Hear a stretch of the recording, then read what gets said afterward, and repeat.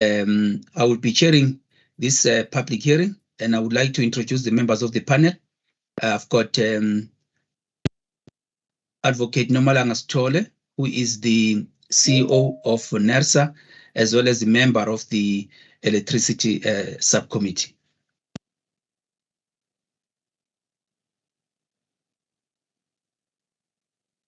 You may unmute, Madam CEO. Thank you, Chair. I will say good morning to everyone present on this platform. Thank you, Chair. Thank you very much. I also have Madam Sibia, Madam Precious Sibia, who is our part-time regulator member, as well as our member of the electricity subcommittee.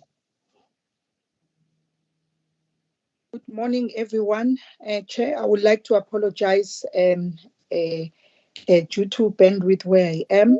I am not in a position to show my camera, but it's not disrespect to everyone on the call, but it's my current position where I am. But good morning, everyone. This is Precious Sibia, a member of the ELS committee. Thank you. Thank you very much, Madam Sibia. I would also like to apologize for Madam Massetti, as well as Mr. Pukula, who could not be part of this public hearing.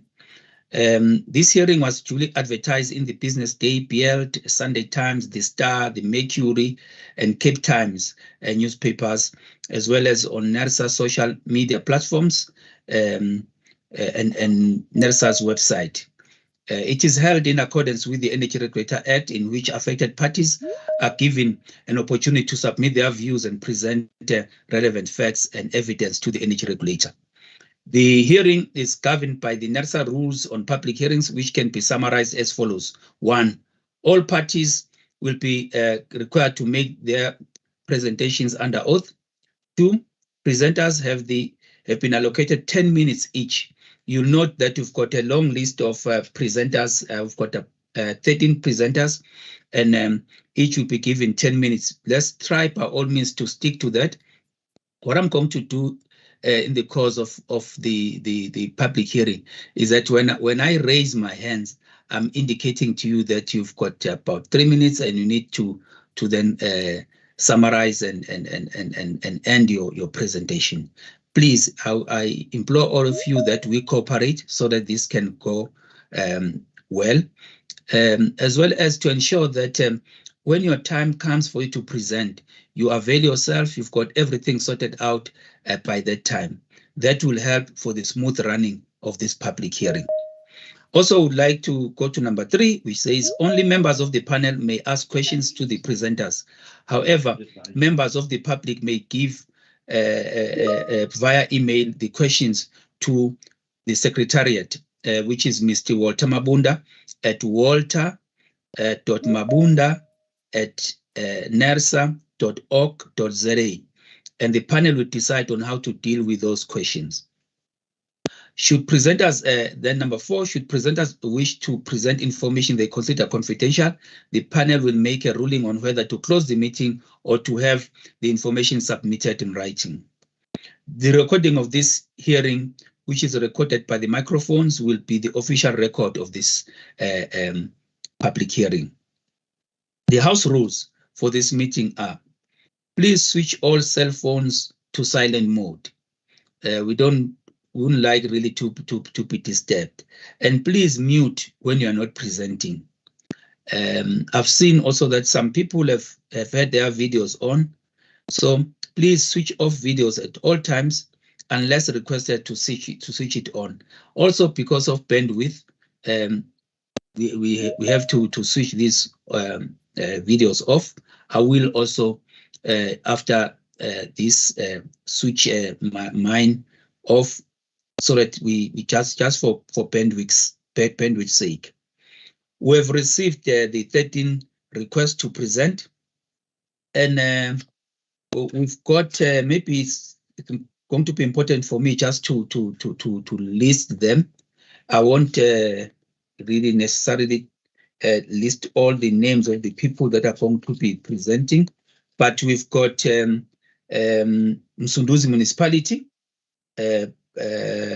Ngobo there, Pietermaritzburg and Midlands Chamber of Business by Venice, and then City of Cape Town, Rencontre, and then Swartland Municipality by Mula, and eThekwini Municipality, Luthuli Governed and Klaba, a University of Johannesburg Center for Social Change, Bond and Ram Ready, and then the UJ for Sociological Research and Practice, Ungwane there, and then Bluff Ratepayers and Residents Association, Skuman there, and then we've got Westville Ratepayers Association by GAFA, and then member of the public, which is Ramsunda, and then member of the public again, Moodley, and then South Durban CEA by Desai, and then Witzenberg Municipality by Mars. The observers that we are having is Network 24 Cape Town, Francois Williams there, then Msunduzi Municipality, and then PMBC also, and the South Durban CEA, and then we also have got Western Cape Provincial Treasury Fiscal Policy Component from Cape Town, and then we've got DOCRA, City of Cape Town, ESCOM, Westville Ratepayers Association, Nelson Mandela Bay Municipality, Bluff Ratepayers and Residents Association, Woodhurst Civic Association Chairman, and concerned residents of Zeferfontein, and Triangle Financial Hub Pty Ltd. Then we've got Overport Ratepayers Association, and a member of the public being Mnetisi Mayembela. So those are the observers. I would then like to then commence with Nelsiwe Ngobo from Sundizi Municipality. If you can just come to the fore and switch your video on. No, thank you very much, Chair. I'm Lulamile Mapoloba, the Municipal Manager. I just want to make a few remarks and then hand over to our CFO to continue with the presentation. I think if you are going to make remarks, you must also be sworn in yourself, please. Okay, then let me allow the CFO then to proceed. Will you be participating in the presentation? I just want to I'm the Municipal Manager. I'm the accounting officer of the institution. Yes, I understand that, but I'm saying, are you going to be presenting here today? No, I didn't know your procedure. I'm not. I didn't know your procedure. Okay, no, that's fine. Of being sworn in. Okay, no problem. No problem. Nelsiwe Ngobo, can you then come forward? Switch your video on. Morning. My name is Nelsiwe Ngobo. I'm the Financial Officer. You're very faint, ma'am, and I'm struggling to get to see your video. It's just all just dark here. Can you see me now? Not.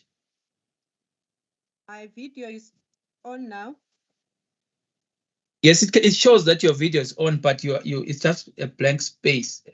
Maybe check your maybe something is obstructing your camera.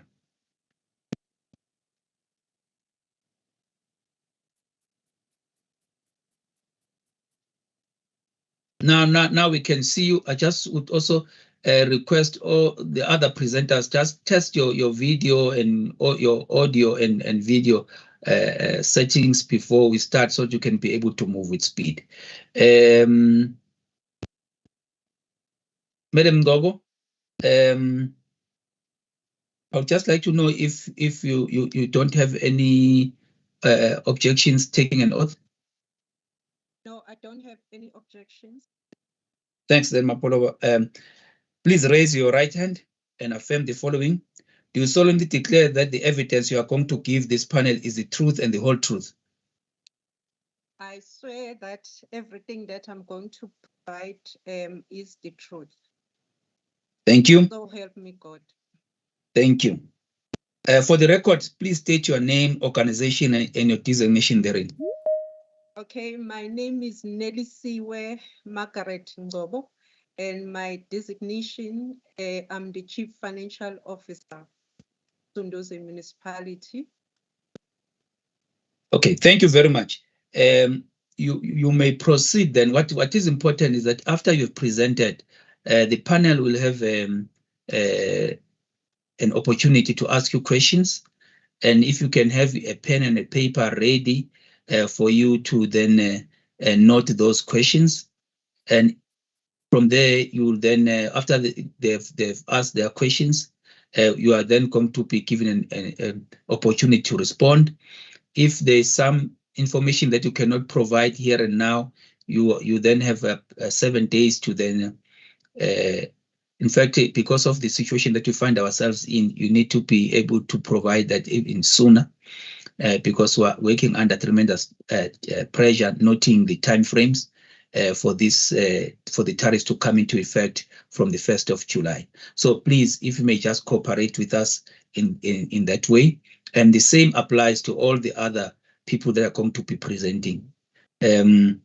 If someone else is going to assist you, indicate early so that they can also be sworn in and respond.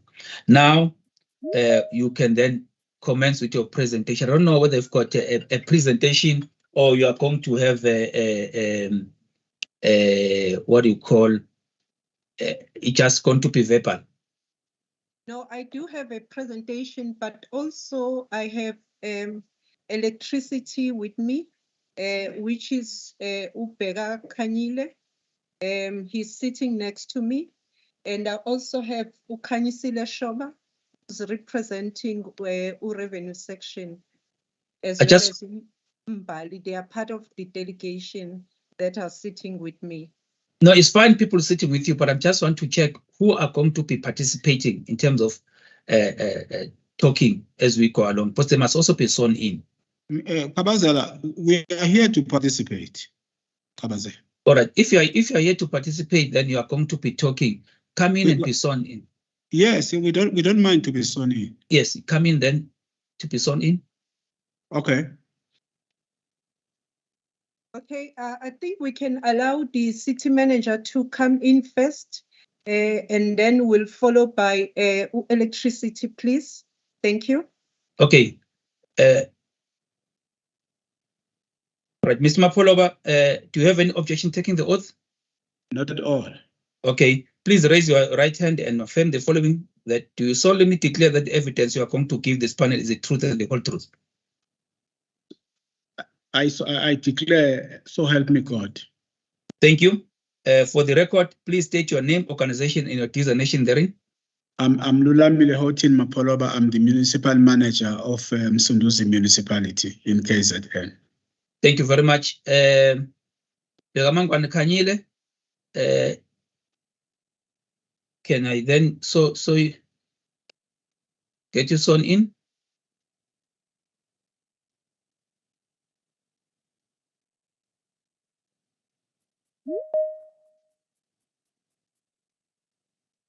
Good morning. I'm Pegamangwane Kanyile. No, I just want to please, just raise your right hand and confirm the following. Do you solemnly declare that the evidence you are going to give this panel is the truth and the whole truth? I do swear. Okay. For the record, please state your name, organization, and designation therein. I'm Pegamangwane Kanyile, Chief Engineer, Revenue Management. Thank you. The next person, please.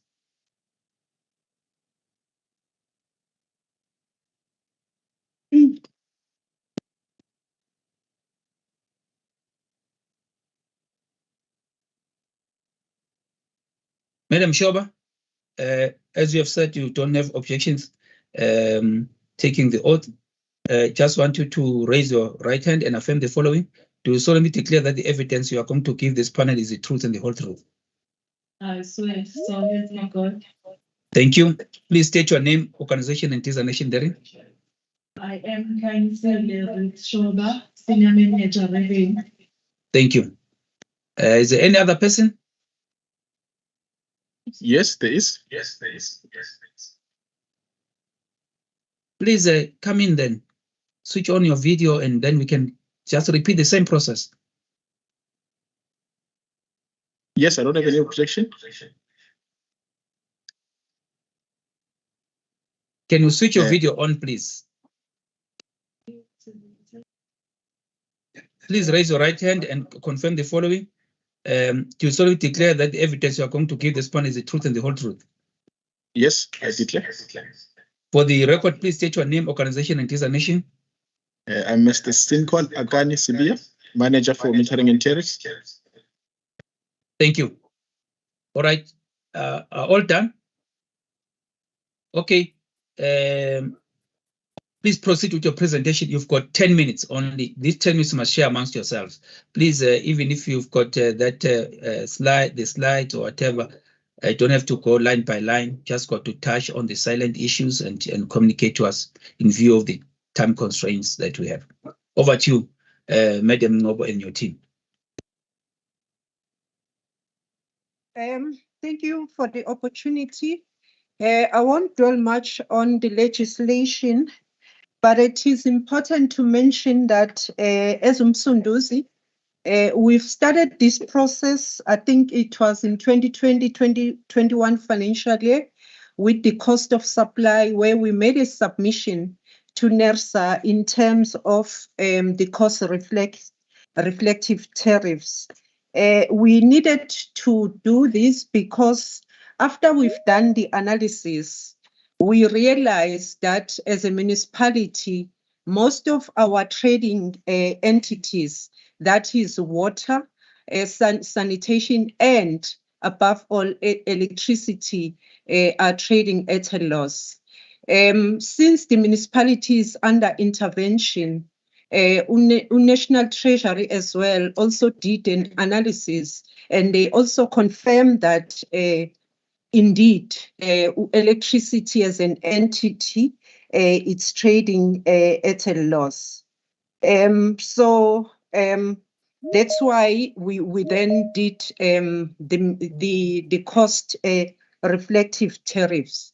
The methodology that was followed in doing this, we were informed by Circular 122, but also we did our own analysis. The municipality conducted a thorough calculations, and in our own calculations, we did ascertain that we needed about 10% more over and above the ESCOM increase. However, the municipality adopted a phasing approach of 3%, of which 7% will be allocated outside the MTF period. The methodology that was used, depreciation was taken into consideration, the finance costs as well as the operational costs. We did not include the transfers and subsidies, grants, expenditure, as well as the losses. In our calculations, Chair, as you can see, our expected revenue, if we use the 18.49, expected revenue, it's 3 billion. And in terms of our running costs, it's 3 billion. And it's clearly can be seen clearly that we are going to realize a deficit of about 7.1 million. If we increase it by 21.49%, we are going to realize a surplus of 69 million. So we are very, very tight the way Chair, you can see in terms of the calculation.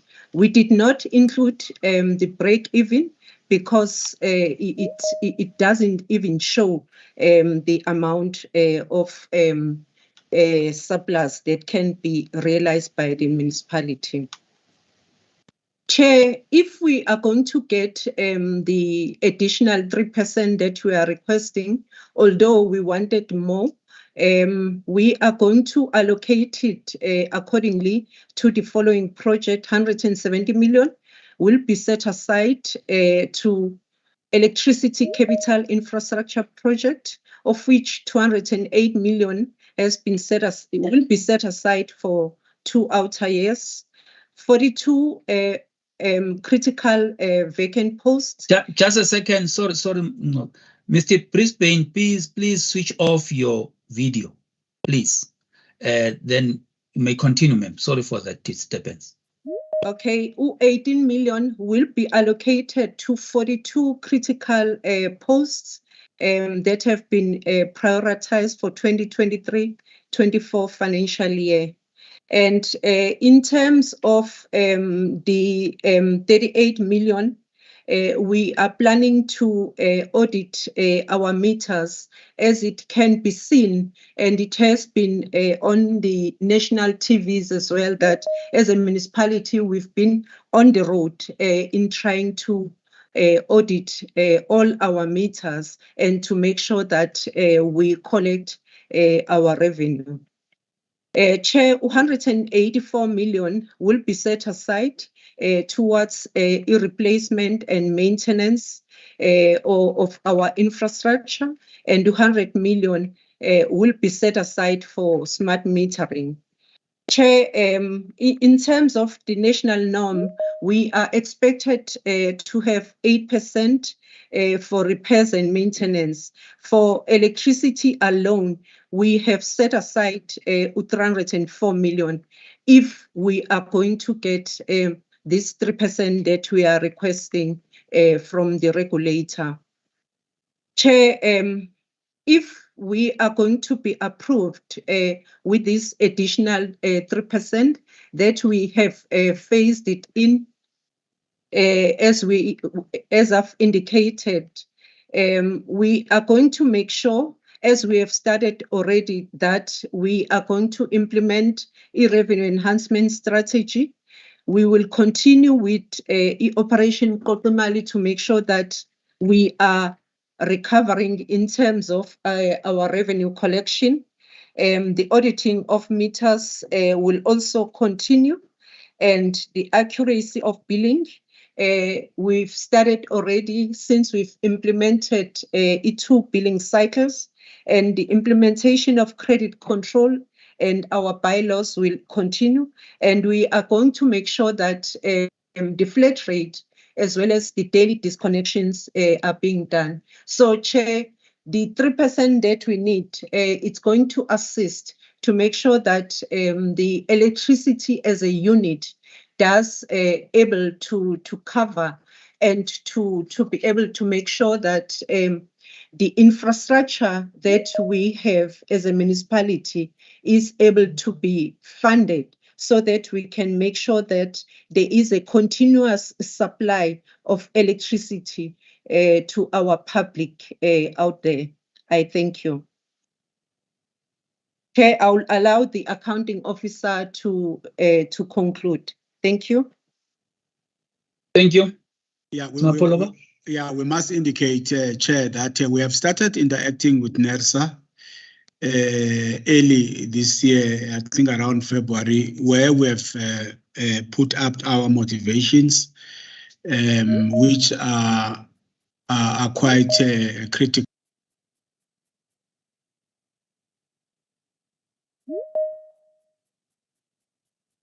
We have been expecting. Yeah, we have been expecting. Yeah, we have been expecting that we would be able to receive a report on the side of NERSA from what we presented. So failure for us to get this 3%, this additional increase that we are requesting, will seriously affect the municipality, and may even affect the budget going forward. So we are seriously implementing a lot of changes in the electricity. We have made it a department. We are in the process of employing a new general manager, and we are filling quite a number of critical vacancies to ensure that we are able. We have also engaged communities in terms of paying. because we have encountered a lot of non-payment, but we have gone into very hard on those residents or businesses that are not paying for our electricity. So we're implementing a lot of measures. So just that 10 minutes is little to be able to give. We have also taken into account, Chair, your very basic principle of public interest. I think in our earlier interaction with NERSA, the issue of public interest came into account, and therefore in doing so, in coming to this additional, we have taken into account the issue of the public interest, Chairperson. Thank you very much. Thank you. You done. Can we then get the panel? I will request Mr. Sbia to come in for 1 minute, and Mr. Kanyile 1 minute, and then Ukanyi also to come in 1 minute.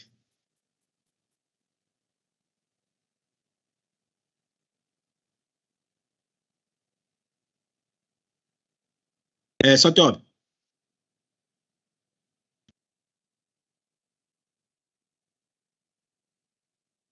Single. Thank you, City Manager.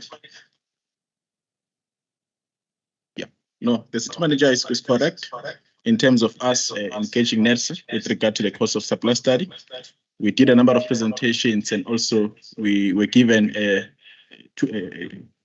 tool that we were supposed to use from NERSA to say, no, it is the one that NERSA recommends. So the cost of supply was done according to the NERSA's tool, and it is the one that resulted to the 10% that the CFO has presented on the presentation. Thank you. Pega?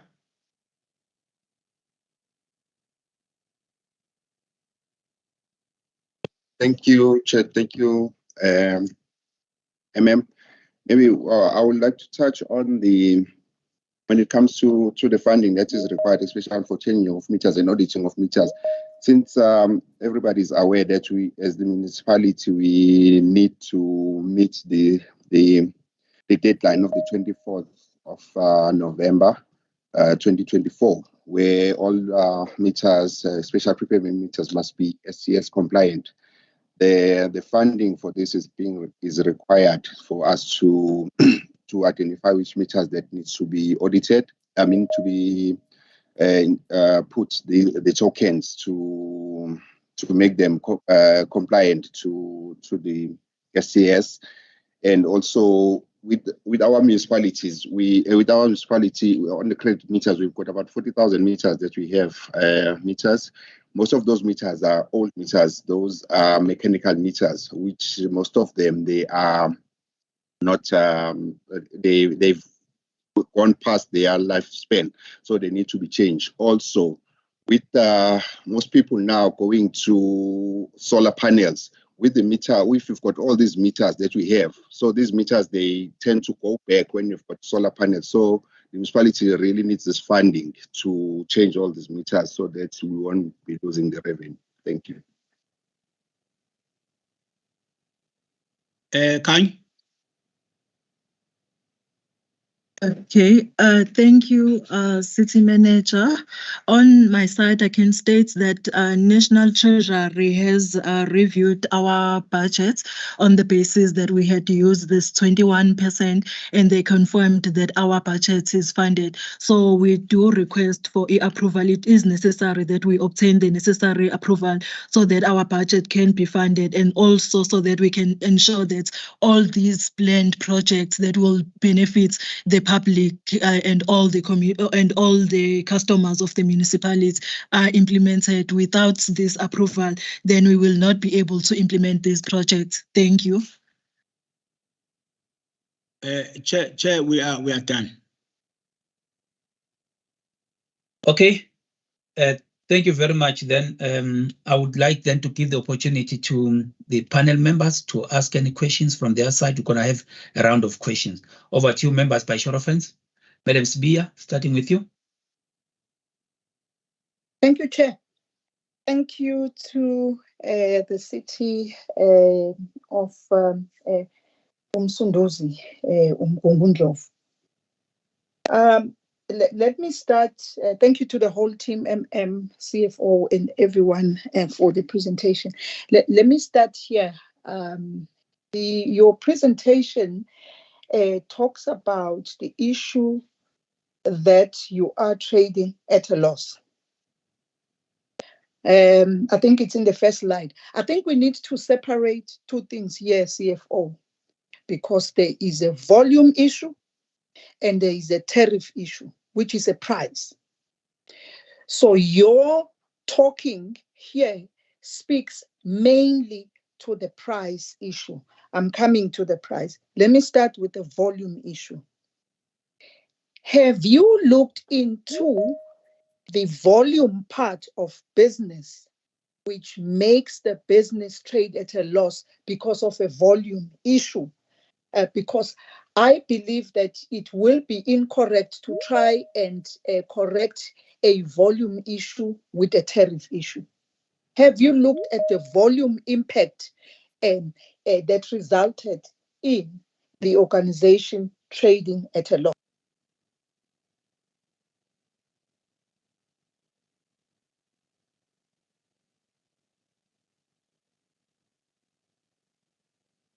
Madam Sibia, you seem to have muted yourself. Oh, just unmute, please. Yes, apologies, Chair. Just, I'm not sure if they've had my question with regards to the volume part. If they can explain to us, have they done a study on the volumes part? Because the tariff part, they say they have done it. The issue of reduction in volumes, have they looked into it? Because it can be impacted by less volumes being utilized from the municipality. The second issue with regards to the tariff, you're saying you've done an exercise and you came to a cost reflective tariff of 10% more than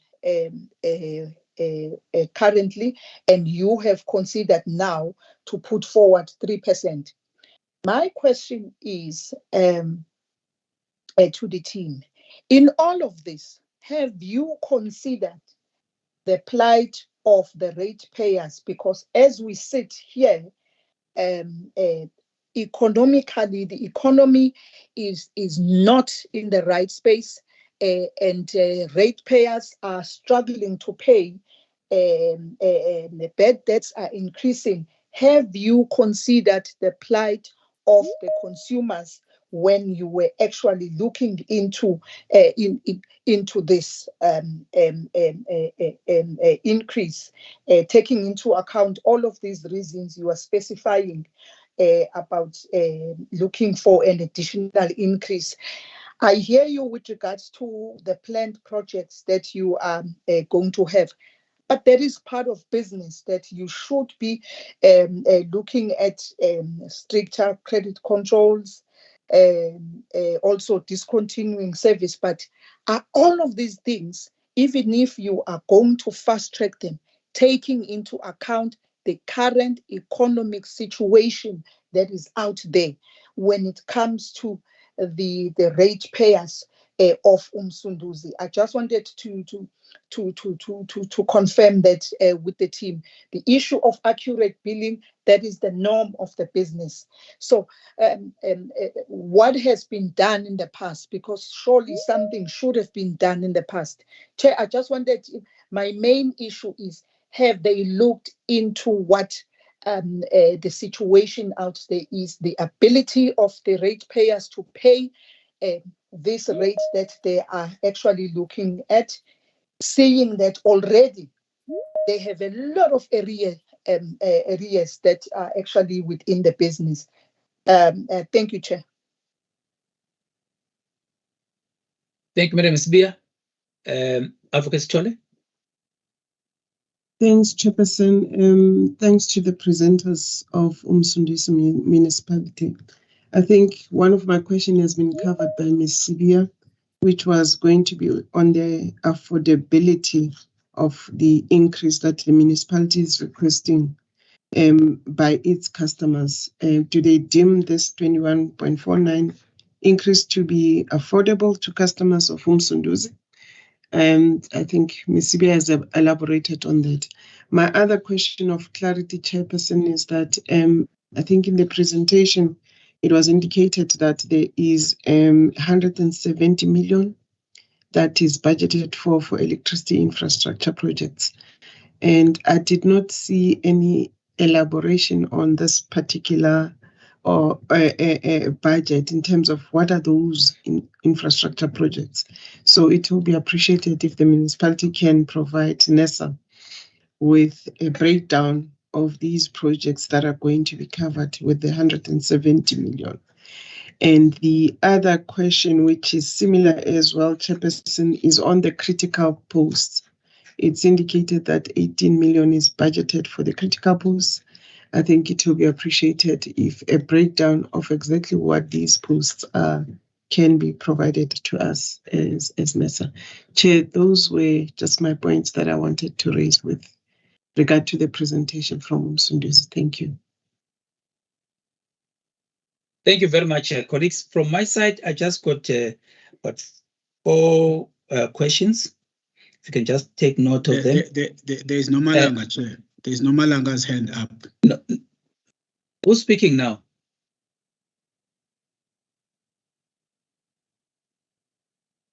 Please, just give me an opportunity, please. There is I've got about 4 questions.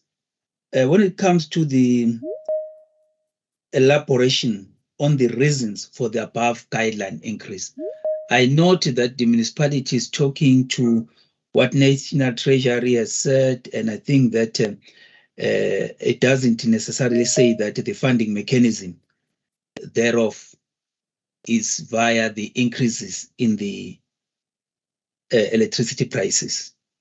So if you can maybe assist, may not necessarily be right here and now, but you need to immediately provide maybe more clarity on why above guideline increase, because the above guideline talks to the methodology that is being employed currently, and therefore there must be clarity as why above guideline, because there's a guideline that is provided which takes into account the increase from the purchases, etc.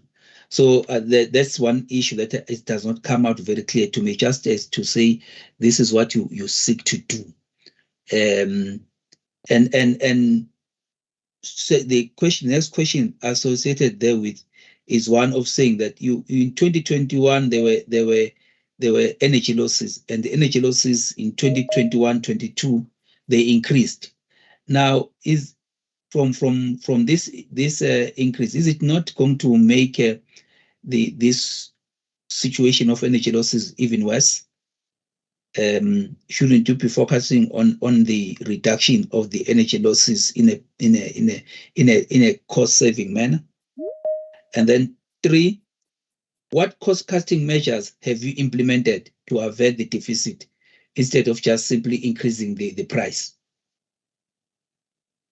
And then the last question for me is, you talked of public interest.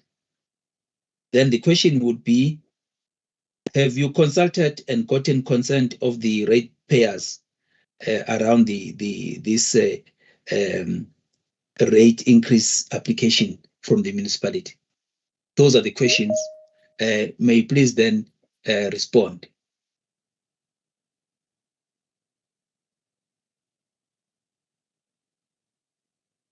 No, Chair, thank you very much. Colleagues will come in. I want first of all to talk about the guideline. Mr. Mkhize, let me indicate that a written guideline was received by the municipality way after the 31st of May, which was the deadline for the adoption of the budget. But there was a verbal indication after 2 o'clock on the 31st of May, after the council meeting had already adopted the budget. So as we were looking with this issue, there was no guidance from NERSA, and I can prove that with the necessary documentation. There was no guidance from NERSA. Actually, we have sent more than 10 emails to NERSA requesting NERSA to give us a guidance, and we did not derive any joy. Secondly, I must indicate that we have been given 10 minutes. So within 10 minutes, there is so much you can present. We will provide all the necessary information that is required in our augmented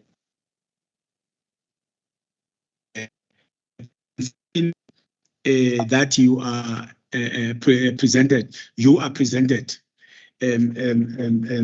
We are presenting here, or the panel that is asking is available. The guideline, Mr. Kabazela, is a guideline. We have to also look into account the needs of the municipality and the need to provide services, because yes, we understand the economic situation, but there is no, it doesn't mean that we must not provide services. These services are a constitutional right that residents must receive, and they must be provided at a level where we're able to recover our cost. And taking into account the decisions that have been taken in the past, and whether they affect ESCOM or they affect the municipalities, those decisions indeed have been below what has been requested. So the issue of the economy also affect ourselves, because some of the parts and components that we are using, they come overseas. So shipping those components, getting them into the country has astronomically increased. Whereas after COVID-19 pandemic, the costs have skyrocketed, and therefore it is very difficult to get them at a cheaper prices. Yes, indeed, we have received submissions. We have put this because it's a legal requirement in terms of the Systems Act and in terms of the Municipal Finance Management Act, that if there's going to be tariff increases, those tariff increases must be put into the public domain. And as you know, the ratepayers are not a heterogeneous structure. We have received views, some of which were totally against the increase, some of them proposing very ridiculous increases like 7% and all that, you see. So we received that. We have that in our data bank for this round of negotiations. Yes, indeed, the issue of the public interest, we discussed it a lot with NERSA at the beginning of the year, of this year, around February, in our engagement. We discussed it a lot, Chair, you know, and then, but we agreed to say we have got to balance that also with the provision of services.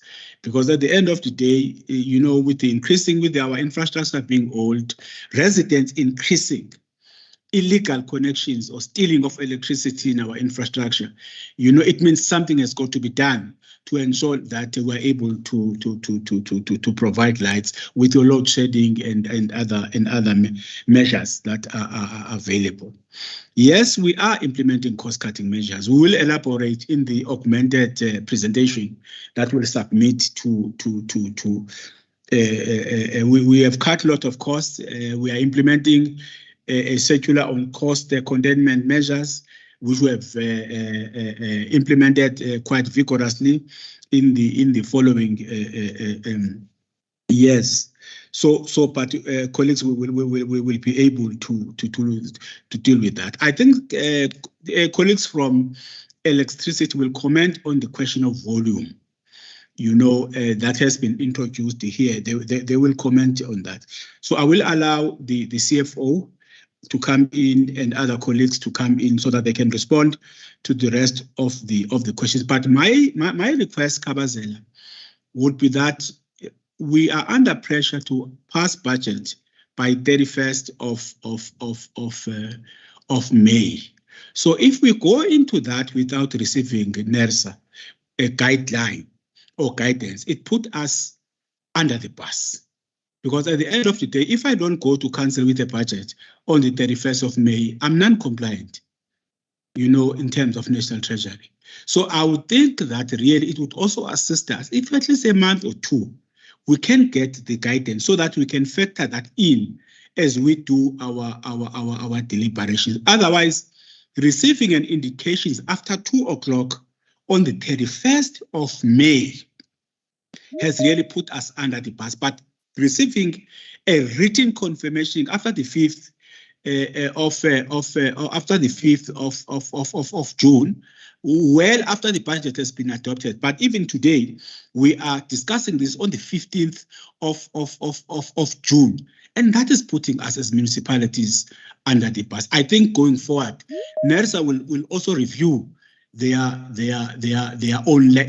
timeline so that we can take informed decisions and don't come here.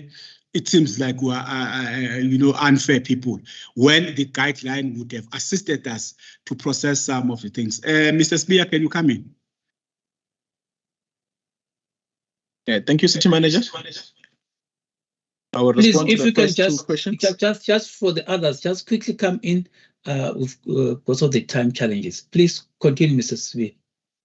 Okay, yeah, thank you. I'll respond to the first two questions. The issue of volume, if we can recall very well from the NERSA's framework, together with the tool that we were given, it does cover the volume when you are doing the cost of supply study. So the volumes were well considered through the tool and the framework. And also, when it comes to us considering how it will affect the ratepayers, we did consider cross-subsidization, and also consultations were done with the ratepayers. But CFO will also add on that one on her response. Thank you.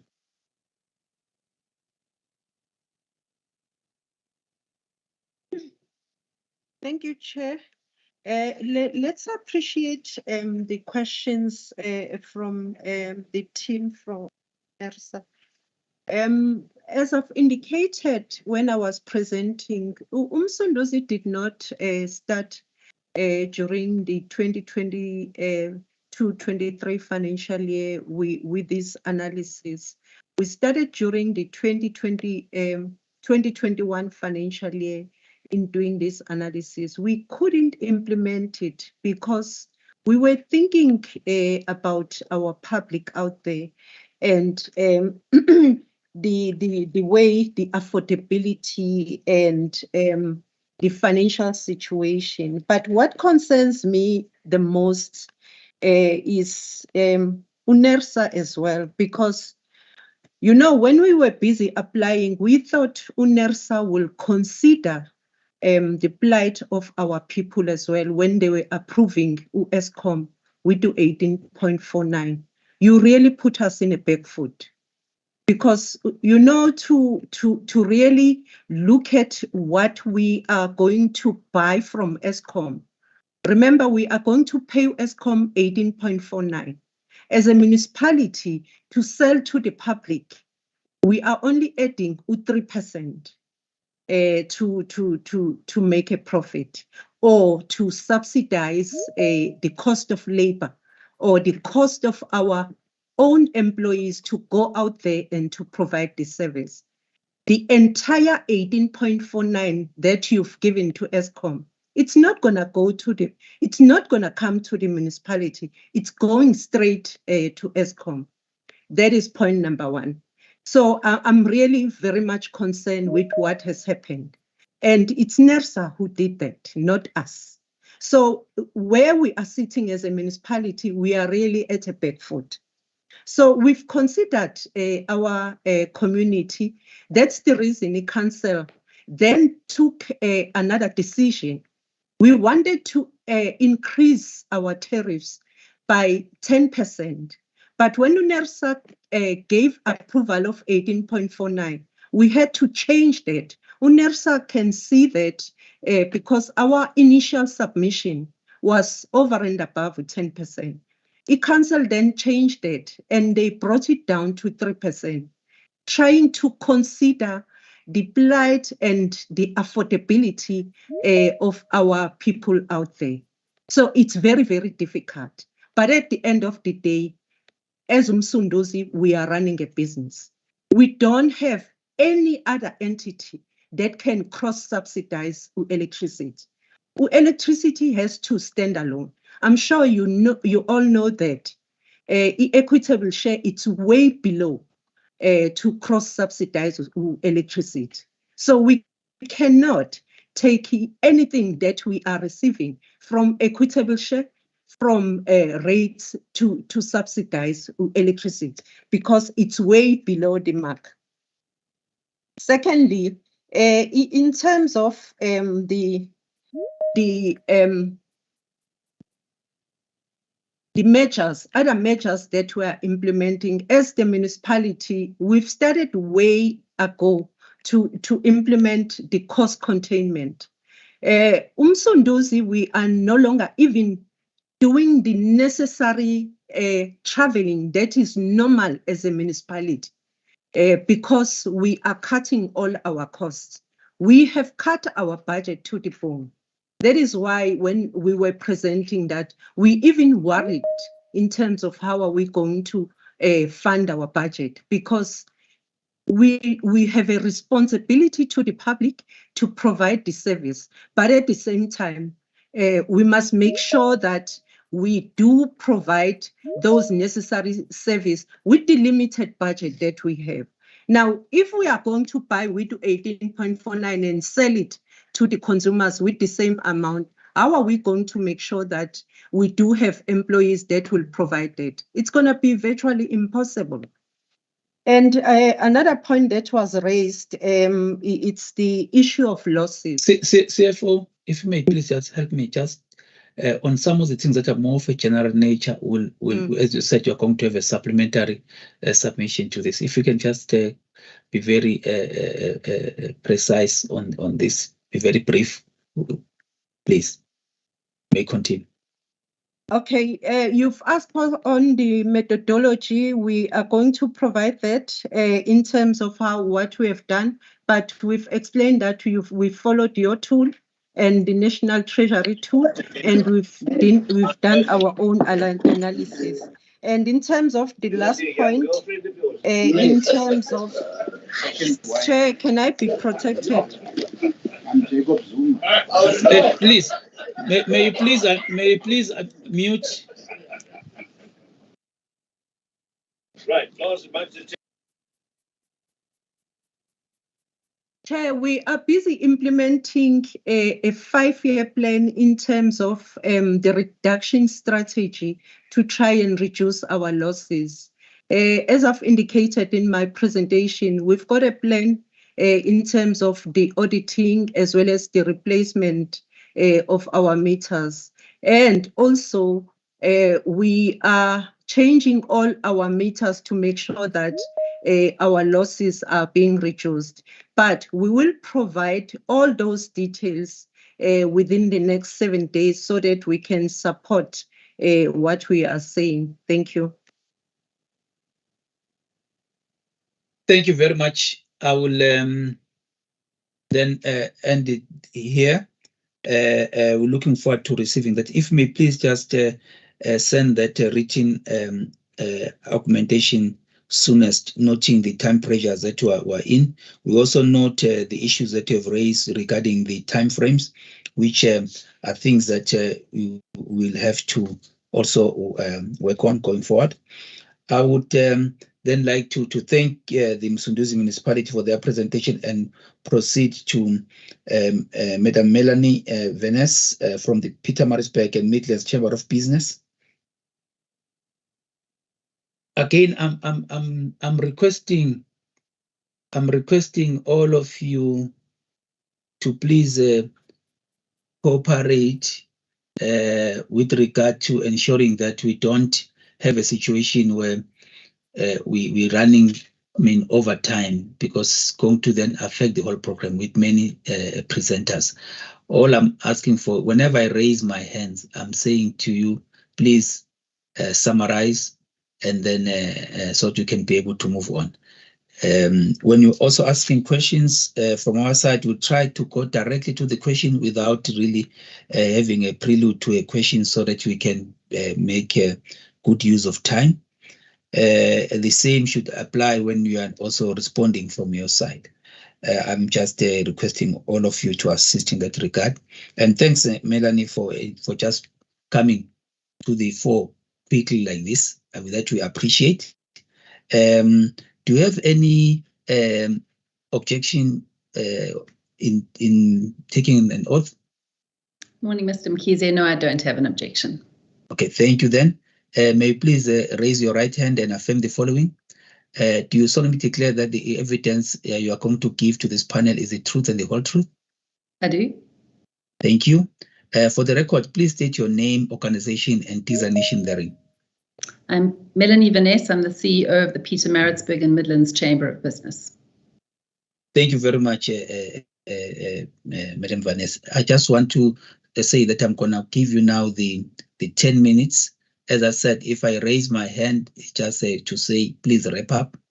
You then have to then take a round of questions after your presentation. Your 10 minutes starts now. Over to you.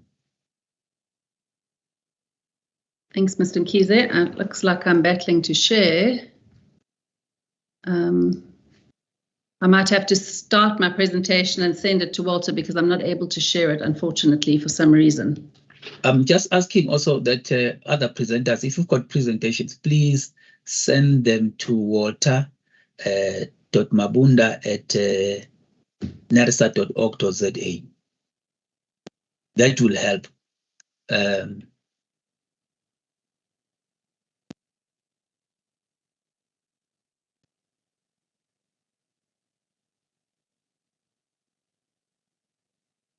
Madam Vaness, are you still there? Yes, I'm still here. I'm just trying to send the presentation. I don't know why. It's the first time I've never been able to share it, but I apologize.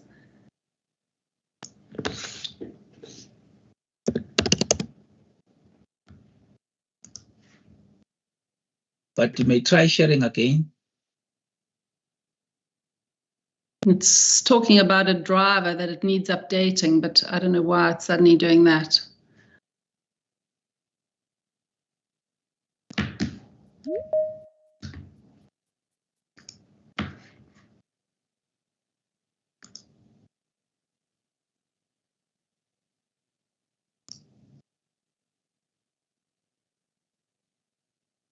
Okay, well, I've sent it. What I'll start doing is talking in the meantime, if you don't mind, and then Walter can put it up when it arrives. It's fine. Walter, are you okay with that arrangement?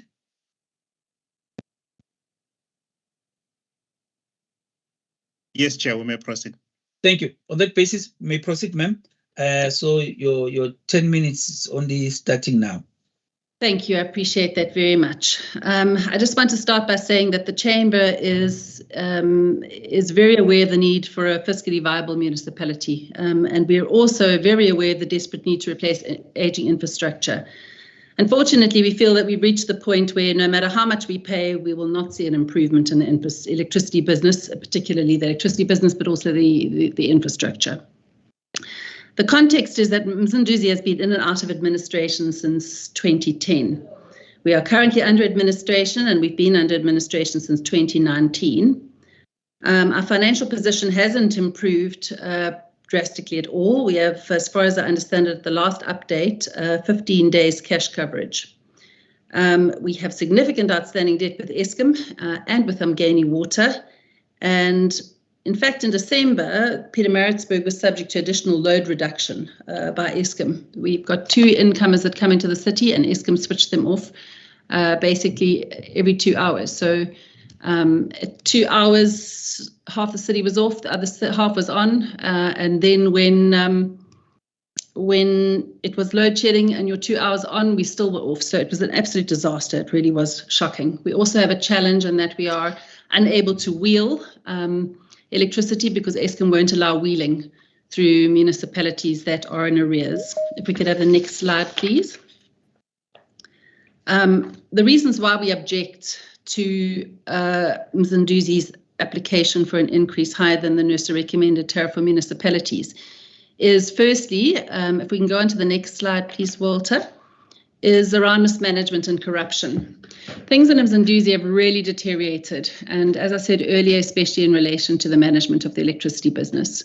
There's astronomical and escalating theft and corruption problem, which is very evident when you look at billed electricity versus bulk purchases. So these graphs show, if we can go back to the previous one, please, Walter. The previous graph shows electricity up until 2017. So if you look at the orange line, that is your purchases. And if you look at the blue line, that is what we build. And you can see very clearly that overall we were making a profit up until 2017. The next slide, please. And the next slide, which is 2018 to 2022.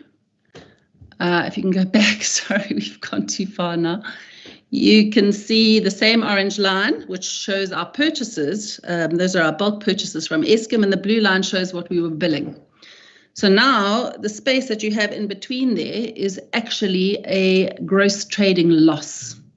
And that trading loss is significant. Next slide, please. So there you can have a look at the actual gross profit and loss graph over there. If you look at where naught sits, you can see exactly where we are operating before we even begin, before we fixed one thing, before we've bought a spare, before we've paid anybody. Next slide, please. So these are the actual figures. If you have a look at it from 2012, that was when we were in the green. From 2018, we started to make losses, and we have got progressively worse. My understanding is the projected loss for 22-23 is in excess of that. So you can see the quantum of the gross trading losses that we're making. So there's no ways that this sort of increase will do anything other than fill that hole. If we can go on to the next slide, please.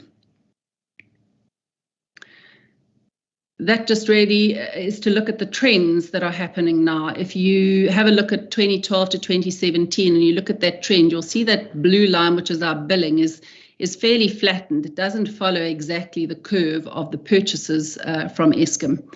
In the second graph, 2018 to 22, it follows that curve. It responds exactly to, the billing is responding to the orange curve. And that really can be interpreted as being most of the billing that is happening is from time of use customers, which are large businesses and fewer residents, because the time of use tariff actually tracks the Eskom tariff, and the normal tariffs to the domestic market do not track it. So that unflattening of the line shows you where the theft problem is sitting. It's sitting in small commercial and residents, and big businesses continuing to pay. But you've seen a massive decline in the billing of residents and of smaller businesses. If I can have the next slide, please. So we've got significant losses from domestic prepaid and small businesses. The level of electricity theft from unbilled accounts is absolutely mind-blowing. The rate at which it is escalating points at best to mismanagement and at worst to condoned theft. Given that businesses and some domestic consumers are the only ones paying, it is unconscionable to expect us to pay an even higher tariff whilst less and less other customers pay. The municipality needs to address non-payment before asking us for any additional increases. And for this reason, we vehemently oppose the proposed increase of 21.49%. Next slide, please. In terms of infrastructure failure, the infrastructure is in an abominable state. Businesses are suffering the impacts of regular extended outages. We have quality of supply challenges. VW and Toyota have actually threatened to terminate supplier relationships with businesses that are based in Pietermaritzburg as a result of the unreliability of our infrastructure. So the question for us is not whether we need to address infrastructure. Rather, the question is, will an increase in tariffs for paying customers achieve any improvements in infrastructure? Our business community prefers to be proactive and to partner. We currently have an MOU where we have offered to fund the coming online of Eastwood Substation and to get refunded through our services accounts. That makes more sense to us than putting money into a situation where it's just going to plug holes. I feel very sorry for the technical team. I have to say the guys on the ground are amazing. I speak to them every day, several times a day. They are severely understaffed and they are severely insufficiently funded. But given our financial constraints, I don't see how that changes with an additional 3% on electricity. So given Mzinduzi's continued failure to manage the electricity function properly, and given the fact that the situation just gets progressively worse every year, one must assume that there hasn't been any real effort to address the theft and corruption, or management can't do it. I'm not sure which it is. It is our view that an increase in electricity will not result in any infrastructure improvement. And for this reason, we oppose the proposed increase of 21.49%. If I can have the next slide, please. In terms of fiscal responsibility of the municipality, we are opposing the proposed increase on electricity because Mzinduzi Council have not been behaved in a fiscally responsible manner always. You know, our council, despite the fact that we're under administration, despite our cash flow issues and our non-payment of Eskom and Mgeni Water, take a decision to sponsor the Maritzburg United Soccer Club. It's a privately owned club, and as far as we're concerned, as a business community, we have no business sponsoring a privately owned club. It's not even an NGO when we are in the situation that we're in. In fact, we have submitted a public protector submission to ask for intervention in that matter. But it's an indication to us that Mzinduzi doesn't always take fiscally responsible decisions. And on that basis, we also oppose the increase that's being proposed. In terms of economic context and affordability, I'm sure you're all aware we have come out of the COVID pandemic. We've faced riots, floods, excessive load shedding. The rand has crashed. Our growth is less than 1%. Business is absolutely being annihilated by the circumstances in the external economy, both micro and macro. We therefore object to the proposed increase of 21.49% because it's unaffordable and it's irrational in the current economic context. It will result in business closures and it will cost us jobs. Next slide, please. The final reason for objection is the future sustainability of the municipality itself.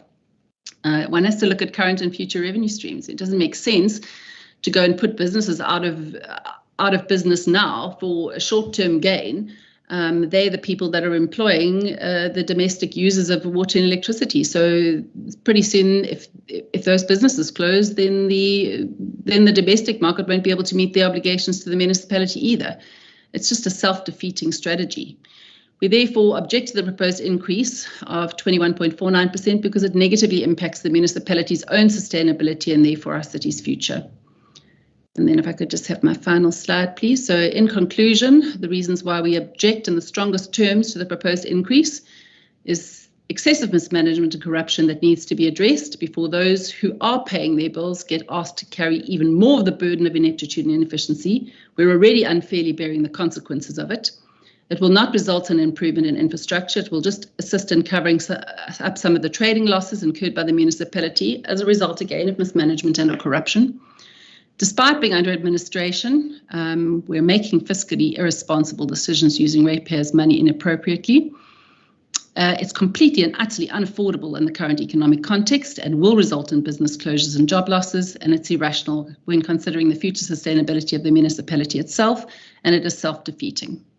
We trust that NERSA will give due consideration to our objection and limit Mzinduzi municipality's increase to the NERSA recommended increase for municipalities of 15.1%. Thank you for your time. Thank you very much, Madam Vanessa. Let's then go to the questions. Panel members, by show of hands, if you've got any questions to Madam Vanessa.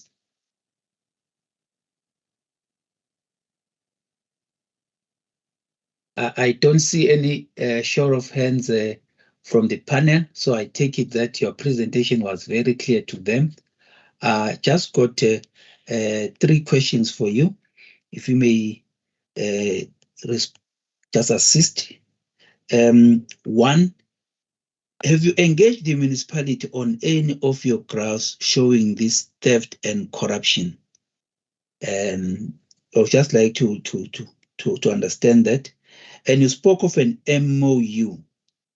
Why is the MOU not implemented? Because according to what you said, it's also providing some you could provide some funding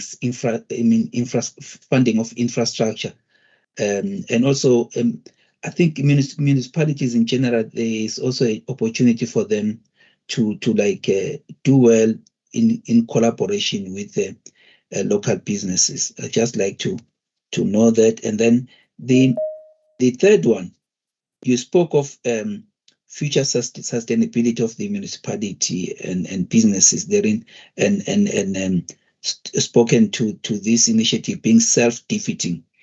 Do you have any holistic cost-benefit analysis demonstrating this self-defeating nature of this application? Those are just my 3 questions. Thank you. Thank you very much. In terms of the graphs, I haven't shared my graphs with the municipality yet, but the information itself came from the municipality. So one assumes that they would have done these and used them as part of the analysis in their cost of supply calculations. They must be aware of the situation as far as the trading losses are concerned. In terms of the MOU, it is in process. It has gone to council, but it is probably slower than we would like to see it happening. There was a complication in that the specification for the improvements at Eastwood, the municipality issued a tender on most of the work, and so we've agreed that we will look at the additional work to try and help bring Eastwood on track, and I'm just waiting for electricity to supply those specs to me, and then we'll move. In terms of the future sustainability, I don't have a model to hand, but I'm sure that we could put together some figures and send those to you, or some. I think there are existing studies, but potentially that look at that. So we'll see what we can find and forward it. I will also send my comprehensive submission on to Walter for your consideration. Thank you very much, Madam Vanessa. I think the latter part will also assist, because depending on how this is modeled, it could not just assist for now, but in terms of going forward to the with regard to the sustainability of the municipality and the businesses therein. But thank you very much. We're looking forward then to receiving your further input as soon as possible, please. Again, thank you very much. This then closes your part of the presentation. We'll then proceed to Dr. Les Rencontre of the City of Cape Town. Dr. Les, are you there? I am here. Can you see me? Yes, we can see you now. Do you have any objection in taking the oath? No, I do not. Okay, please raise your right hand and affirm the following. Do you solemnly declare that the information you are going to give to this panel is the truth and the whole truth? I do. For the record, please state your name, organization, and your designation therein. My name is Dr. Les Rencontre. I'm the Director of Electricity Generation and Distribution in the City of Cape Town. Thank you very much, Dr. Rencontre. We'll then proceed to make the presentation. I'll give you your 10 minutes starting from now. Okay, let me get the presentation up.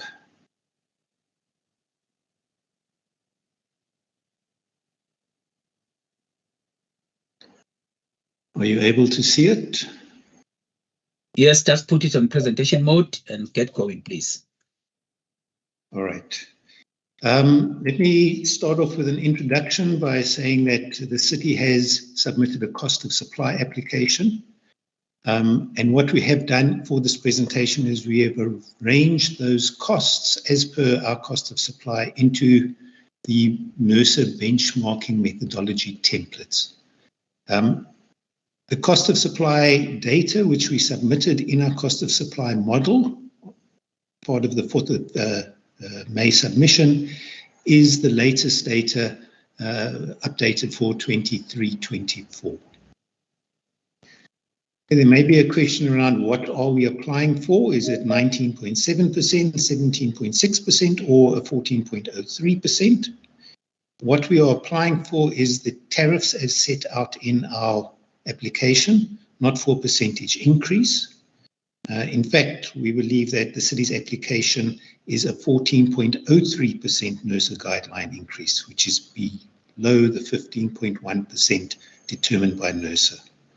The difference between the 19.7 and the 17.6 is due to a legal review of the previous year's decision. What is the cost, or what would be the cost to the city of applying a 15.1% Dr. Les, it seems like your presentation is not moving. May you please just attend to that?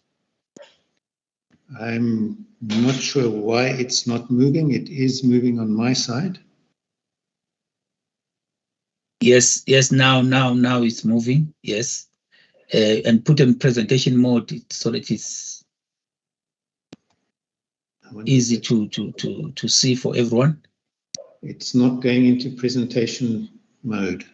Okay.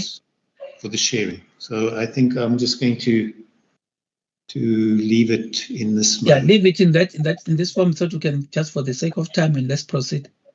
All right. What is the cost if we did apply a 15.1% increase to our tariffs? Well, that would result in an 800 million rand budgeted shortfall for next year, which is 250% of our contribution to CRR, and I'll touch on why that's important, or 70% of our total capital budget, which is planned for next year. See, it's still not moving. I'm not quite sure. No, it's moving. Okay. Chair, perhaps let me project from my side. All right, let me send you this then I'll have to send you this presentation, which has got animations in. Okay, or maybe proceed. Let's save on time. Proceed, yeah. Okay. May we please have all the other presenters sending the presentation to Mr. Mabunda, so that if we encounter these challenges, he can just go ahead and project from his side. Please proceed then, Dr. Rankunde.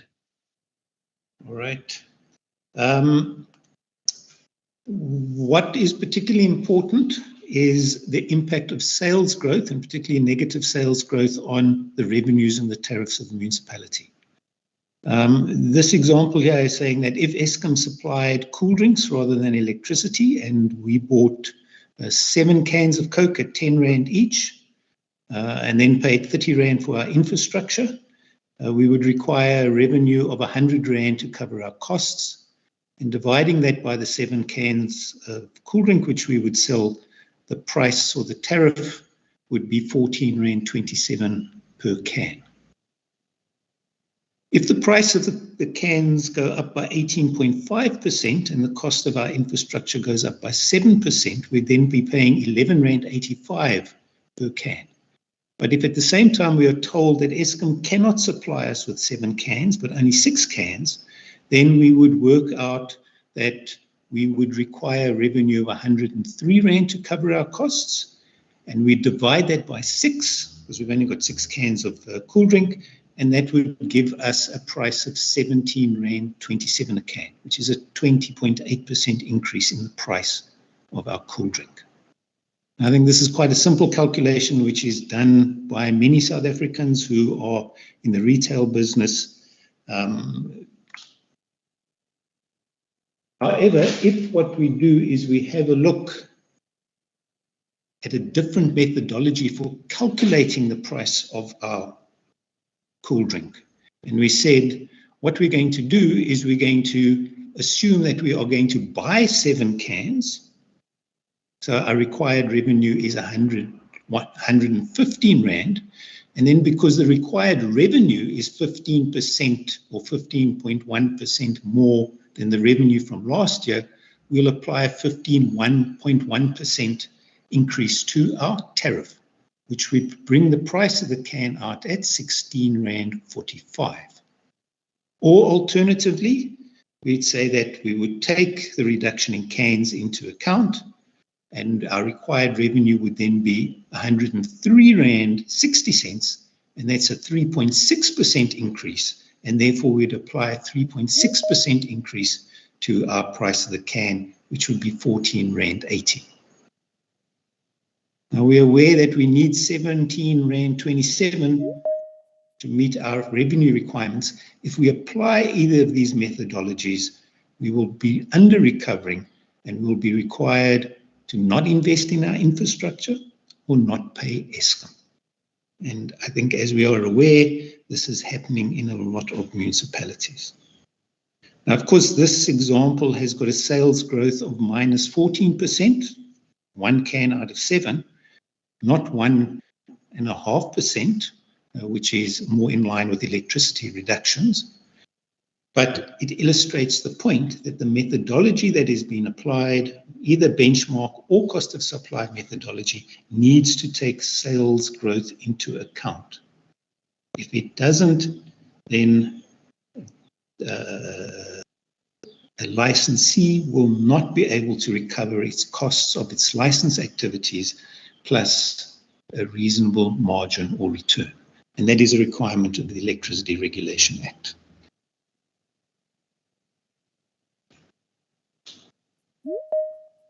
Questions have already been asked around, would such a big increase be affordable to consumers? And would it exacerbate the utility death spiral? I think must point out that distribution costs are going up by 7% in the example, and the supply costs by 18.5%. So are we looking at the right place?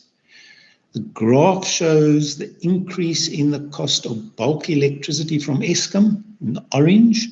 The blue shows the cost of the distributor. So what we can see is the cost of distributor over the last number of years has been in line with inflation, whereas the bulk cost, electricity supplied by Eskom, which has been driving these high increases. And the only way to deal with this is to, in fact, reduce supply costs. Also, what we are seeing is that there are new technologies coming on board, and this is showing the number of applications for small-scale embedded generation in the city of Cape Town. And it's also been important that we embrace new technologies in order to ensure that we do not bankrupt functioning distributors. Now, what has happened to sales growth? And this is a graph that's been shared with NERSA over a number of years. What we have seen from about 2010, 2011 is a steady decline in our sales. This is the amount of energy which our consumers are purchasing from us. And that is in the order of minus 1.5% per year over this period.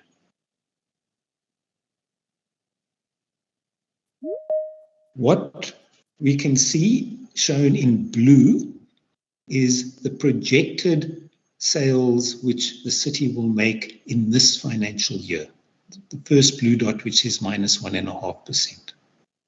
What is shown on the red dotted line is what the actual sales are. So you can see that even in this year, which is almost complete, that we are going to be selling far less electricity than we had planned to do using a negative minus 1.5%. We have planned for next year for an additional minus 3.6% decrease in sales, and the current sales in this year, in fact, are currently below that. So it's likely, unless there's a recovery in electricity sales next year, that we will in fact make a shortfall on our revenue. If there is a recovery, we might or over-recover, and how would we deal with that shortfall or that over-recovery? Well, what we do is we would then adjust our contribution to our CRR, or the Capital Replacement Reserve of the city. This is a reserve which we use to fund our capital expenditure. It importantly reduces the cost of capital, which therefore decreases tariffs in the forthcoming year. And for 23-24, we had budgeted for 461 million Rand allocation to the CRR. As you can see, if we take a lower increase, 800 million Rand loss means we will wipe out the CRR, and in fact, we will have to then cut costs elsewhere, and perhaps also join other municipalities in not investing in our network or not paying Eskom. Why did I say that this is a 14.03% application? We have taken the NERSA guideline, and this is in the determination document, which calculates a 15.1% guideline increase, which NERSA uses using 2021 aggregated municipal contribution rates. We have applied the city's 2021 contribution rates and came out with a 14.96% NERSA guideline, or we've used the city's 22-23 contribution rates, excluding the 3 disputed capital expenditure amounts, and that would give a guideline increase of 15.08%. So in terms of the guideline, 15.08 and 15.1 is quite close. We then said, well, let us then take our 22-23 allowed expenditure, and we compare it to the expenditure which we are now proposing in our cost of supply study. And that increase comes out as a guideline 14.03% increase. Of course, the tariffs increase more than that because of the reduction in sales, as I explained in the previous slides. What's important to note is that if you look at the comparison of the contributions between the city and your aggregated municipal data, you'll see that the city's repairs and maintenance is only 3.9% compared to 8.78%. On the same hand, the finance costs of the city is 4.24% compared to only a 1.6% finance cost in the aggregated municipal data. Now, why is this? This is because the city has decided a number of years ago to prioritize the investment into our grid. What I'm showing here is the capital expenditure over the last 10 years, more than 10 years, 15 years. The green shows the investment into new infrastructure, where we've grown our grid. The blue shows where we've replaced aging, existing infrastructure before it fails, because we have decided we would implement a planned maintenance strategy. What that means is we've been able to curtail our maintenance costs. And our maintenance costs are shown by the green line. And we've also shown what the guideline is, which is 6% of revenue, which is the blue line. So although our maintenance costs are below this guideline, which is set by NERSA, we in fact have maintained and have made the investments into the infrastructure, which are shown by our network performance metrics. Why am I raising this? Because this is one of the performance indicators which NERSA wants to look at before they would consider tariff increases and new tariffs. The other two important performance indicators are the 12-month collection ratio. And I think we have seen slides on that in Muzunduzi. What we're showing here is the red line, this is the upper left-hand curve, shows the NERSA benchmark together with the acceptable range, which is in light red. And the City of Cape Town has consistently, over the last 5 years, 10 years, exceeded the 95% collection ratio. And in fact, in some years, as you can see, we've exceeded 100% collection ratio, which is exceeding the actual acceptable range which NERSA has set. The other important performance indicator is losses. Also has come up in the previous presentation. Here you'll see that our losses, and once again 10% is the benchmark, the red is the acceptable range, and there you can see once again that we have stayed within the acceptable range throughout the last number of years. Also quite importantly is that our electricity price margin, benchmark of 60, is only 47.8, which means that we are not applying as big a margin as NERSA would allow. and also our net surplus percentage, the benchmark of 15%, we are only applying a 3.4%. And as I'd indicated earlier, this is our contribution into the CRR.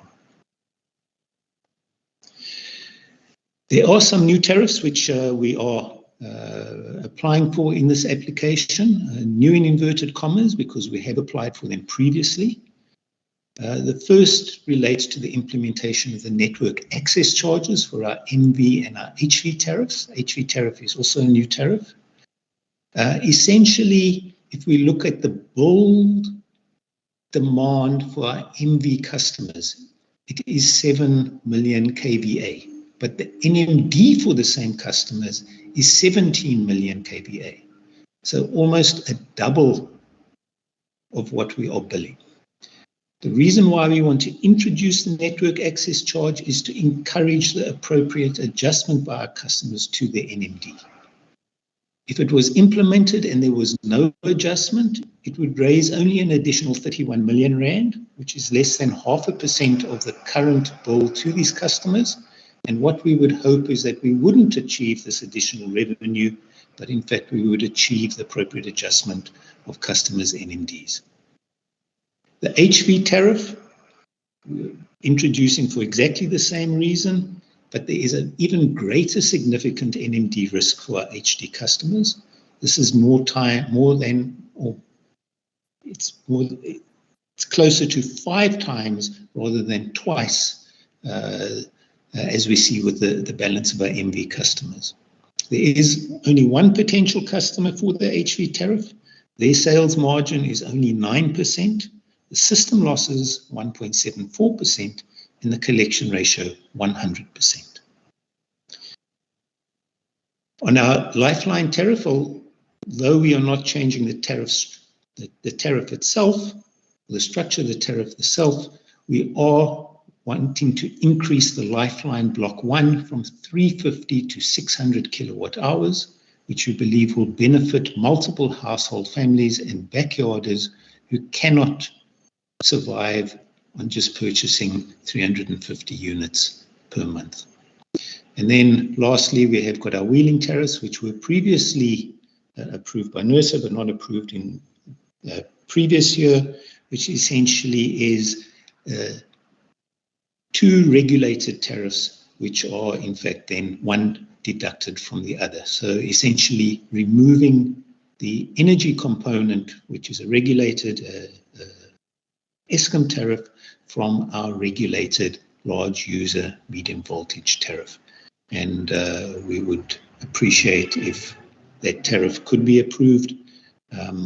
We are willing to sit with NERSA's technical team to go through our wheeling model once again, so that they are satisfied with this particular tariff.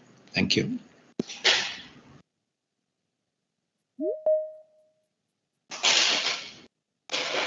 Thank you very much, Dr. Les. You can just take your pen and paper and be able to jot down some questions. Panel members, by show of hands, if you've got any questions. Madam Sibia. Thank you, Chair. Thank you to the presenter for the presentation. Just one question.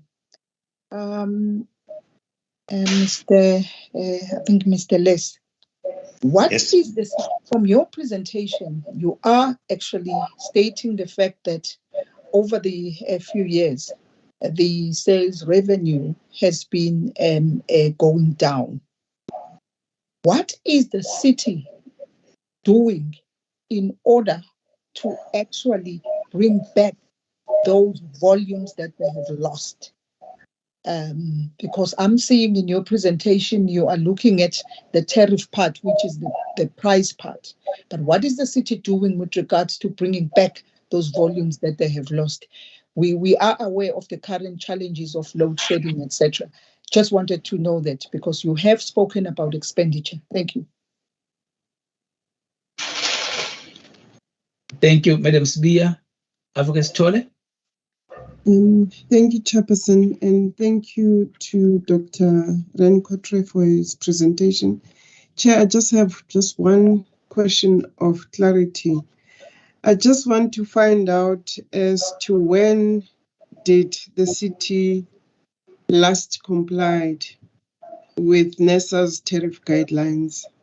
Because what I've noted over a couple of years is that their application are normally way above the NESA guideline, to an extent that when NESA makes its decision based on those guidelines, the city doesn't even comply with that decision. I'm just referring to the last one, Chair, where they have applied for a 9.6 increase and NESA gave them 7.4.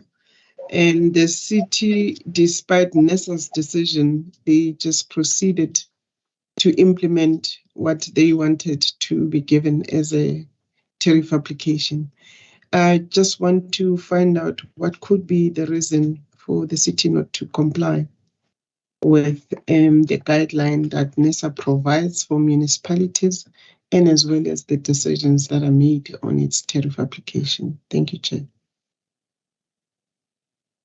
Thank you very much, Advocate Stoller. Just got 3 questions from my side. I've noted where you've put load shedding, because the declining sales as a result of load shedding and people moving from the grid. Why then should the remaining customers on the grid and be the ones that bear the brunt of this decline by way of increasing the prices? Where is the fairness there in terms of looking at the challenge that you're facing with decreasing sales? And when it comes to the slide where you talked of investment to the grid, I was not so clear then as to whether are you saying that are you also trying to indicate that the fees cost are actually higher, and therefore the reduction in the purchases is not compensated by the reduction in sales because you've got a big fixed element? I'm not so sure what actually you meant there, because I also think that because you buy the electricity, if you buy less, it doesn't mean that you only lose on the side of the sales or what is billed. You also lose in terms of you also in inverted commas gain in terms of no purchases. So just want to get that logic of just saying because the sales are coming down, you need to increase the price of those remaining. Because I also think that maybe if you can assist in terms of looking at the logic of those that increase, where in terms of the measures, what my colleague has asked, what measures are you taking to try to boost the sales? Because if the sales are increased by way of maybe lower prices, I just want your comment, just a reflection on that. And I've noted that you talk of 100% collection, more than 100% collection rate. Just want to get clarity to what that actually means. And then that is on your graph. And lastly, on the wheeling tariff, this is not necessarily a question, but to then urge you to then really have those engagement with the NERSA technical team, as you alluded to in your presentation. Over to you, Dr. Rancontra. You may respond. Thank you, Chair. I think that was more than 3 questions from you, but given that you're the Chair, I think you're allowed to ask more than 3. To start off with the issue around the volumes, and I think this is quite an important issue that has been raised. The only way in which we believe that we can increase the volumes is that if we increase the economic activity within the city. What we are seeing, I think, is a worldwide phenomena where we've seen increasing energy efficiency that is being put in place, which means that those volumes are not going to come back when people have meet their energy needs by being more efficient and using less energy. And also what we are seeing is a self-generation taking place, primarily in the form of SSEG. And what we need to do, our view has been, is that we need to embrace these new technologies. We need to, in fact, ensure that whether people are getting their energy from us, buying it from Eskom and providing it to them, or whether they are generating it themselves, they still need to pay the same amount or their equitable share towards the maintenance and operation of the grid, because they still are utilizing the grid. Very much this is linked to a move towards cost-reflective tariffs, which is quite difficult because what it means is we're going to have to increase the fixed component of tariffs to cover fixed costs, which is not very popular, particularly by those people who have put in their own generation. But essentially that is the only way in which we are going to be able to maintain financial sustainability of the utility. We can't try and increase volumes to make ourselves sustainable. We have to look at how do we change our business to be sustainable, because what we are seeing is within this environment of new technologies is that people are meeting their energy needs with far lower reliance on bulk supplied electricity. So I think it's a very complex challenge to the municipality, and that's why as the city we have invested very strongly into how we deal with small scale embedded generation and how we ensure that we recover the costs from those consumers or their fair costs which relate to operation and use of our grid. I think that also covers the question which you raised, Chair, around fairness. How are we ensuring fairness to customers through the same approach by saying that customers need to pay for what they use. If we are supplying the Eskom from electricity to them, they must pay for that cost, and everybody must pay for the use of the grid. I think it does raise a bigger issue in terms of if the price of energy or electricity from Eskom is going to be more expensive than the price of generating it yourself, it is going to cause a problem where we are going to see even more people defecting from the grid. And essentially, people who cannot afford to put in own generation will be saddled with paying these Eskom prices, which are higher than self-generation prices. And that's why the regulation of Eskom and ensuring Eskom is working properly and efficiently is absolutely vital to ensure that we have a benefit for all South Africans. The question around complying with NERSA, the city has always complied with NERSA tariffs. So where we have required tariff increases in excess of the benchmark, we have made application, and where those have been approved, and in fact, I think they have all been approved apart from last year, which is 22-23, which we have then taken on review. And there was a time in, I think it was a number of years ago, about 12, 15 years ago, where our tariffs, what we implemented was higher than what NERSA approved. And we had agreed at that time that what we would do is we would recompensate the customers by transferring the surplus made into the CRR, and we would then do the adjustment in the following year. What we are seeing is that, and I think it was raised by the people from Msunduzi, is that the timing of the NERSA decisions is very problematic for municipalities. So by the time that the NERSA decision is made, we have already started. Remember, the city has already approved the tariffs for next year at the end of May, and we already are loading our systems with approved tariffs so that we can implement 1 1 July. NERSA decision is just coming far too late for us to make the necessary changes before we need to start applying the tariffs in 1 July.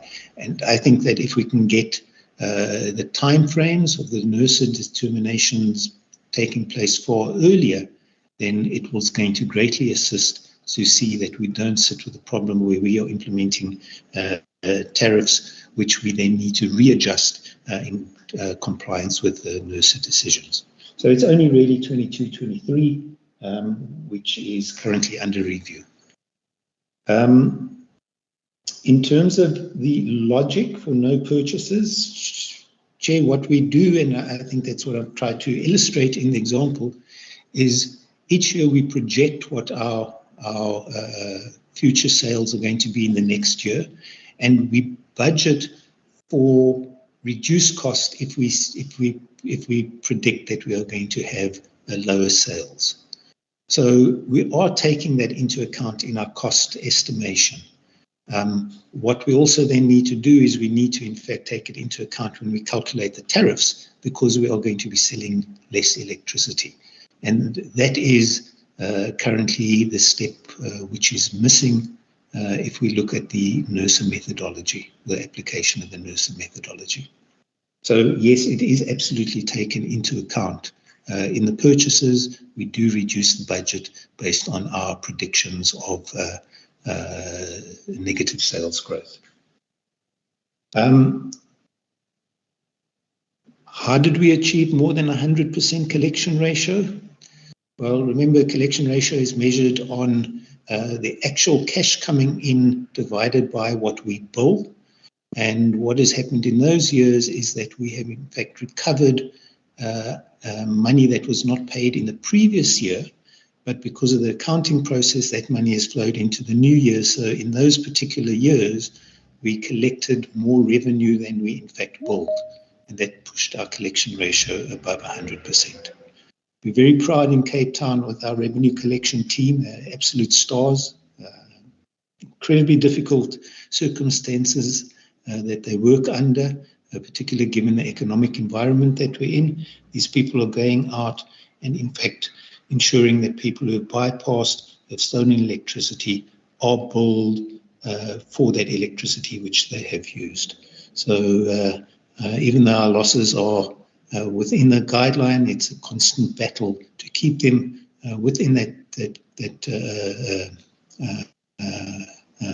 acceptable range, but big effort going into ensuring that we can, in fact, keep those as low as possible to ensure that those customers who are paying and not stealing electricity are not overburdened. Thank you, Chair. I think I've covered all the questions. Yes, thank you very much, Dr. Rancontre. From our side, this then concludes your part of the presentation. I would like then to proceed to the Swartland Municipality with a presentation from Matthias Muller.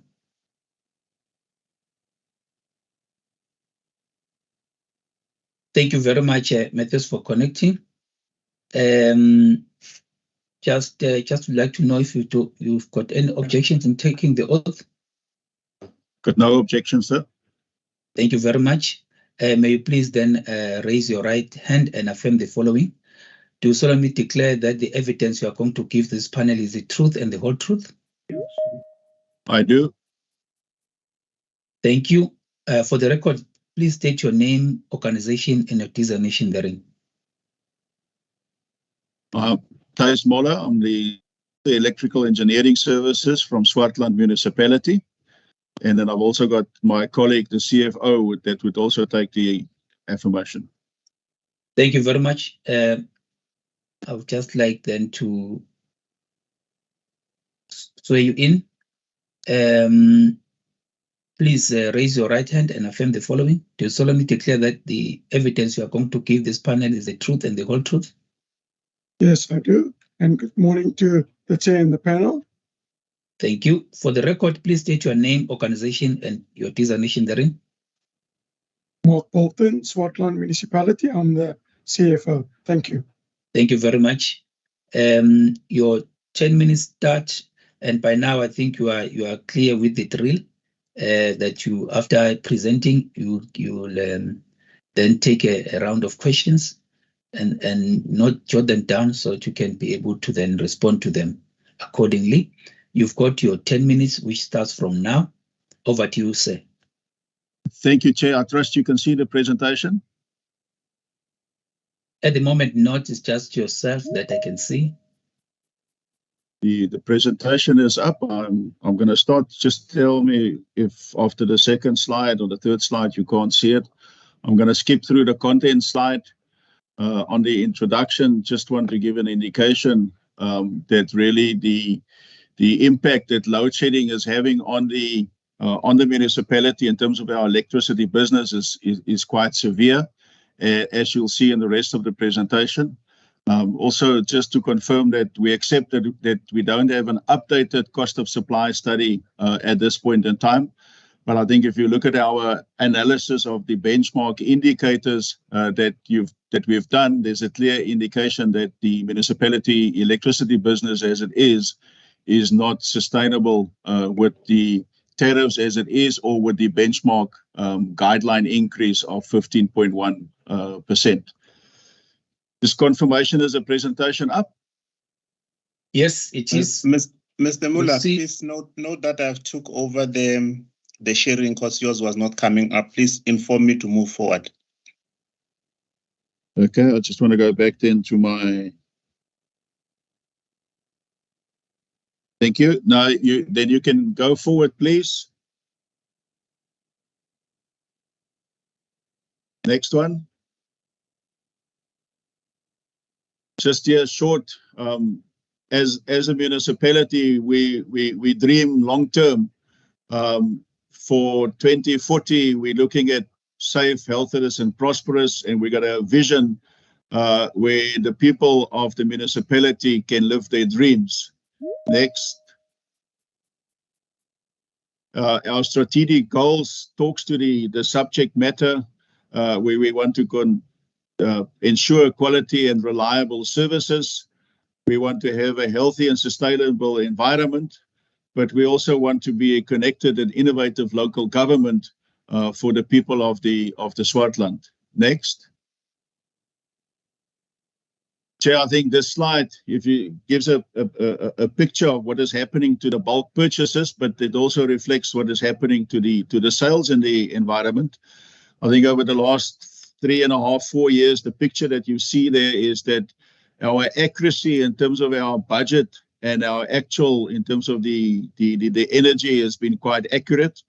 But over the last 12 to 18 months, we've seen a steep decline in terms of what we've budgeted for and what the impact of load shedding is in terms of our business.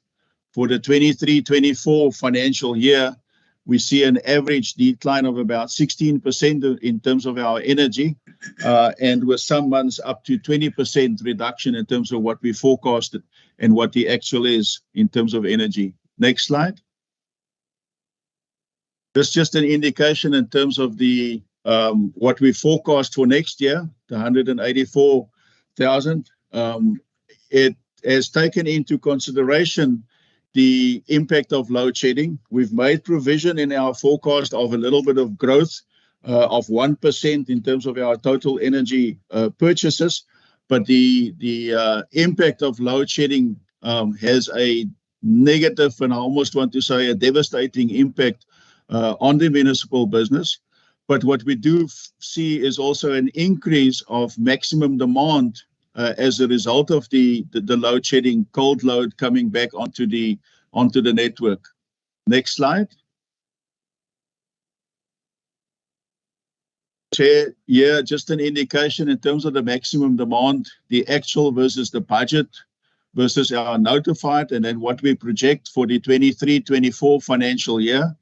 But also to note that since around the November of last year, Eskom was still amenable to give compensation for cold load startup after load shedding, Since December of last year, that agreement is no longer in place based on an instruction from National Office, we believe.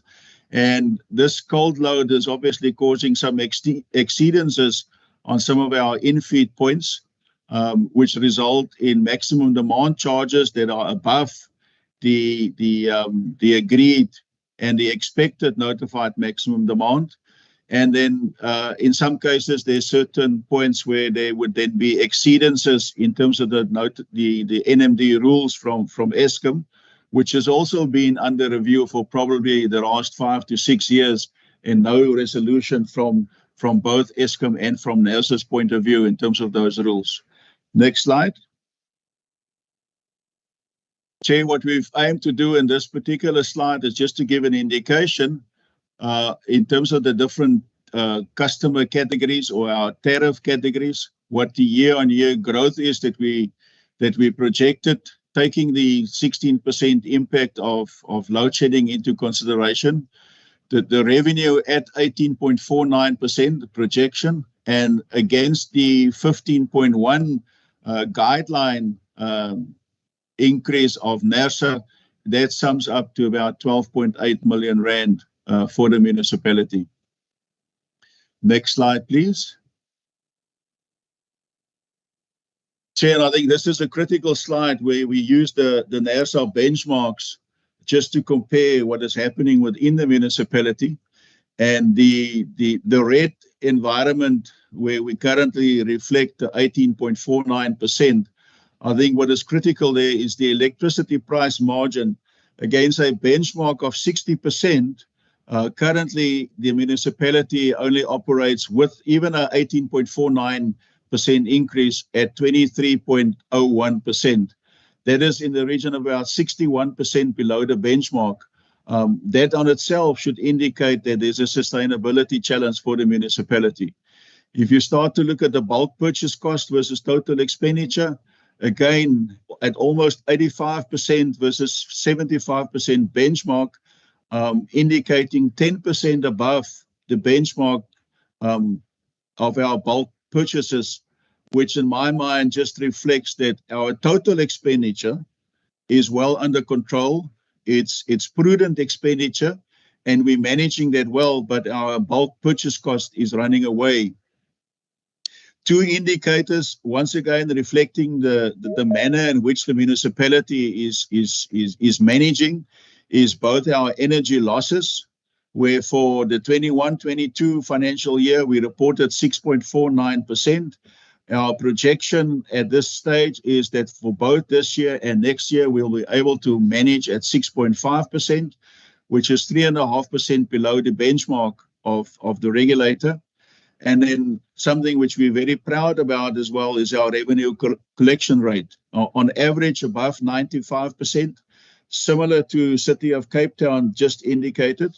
As at the end of April, end of May, our collection rate was in the region of 104% for electricity. Again, the recovering cost from previous years through our efforts that we put in. So from a management perspective, we are doing very, very well.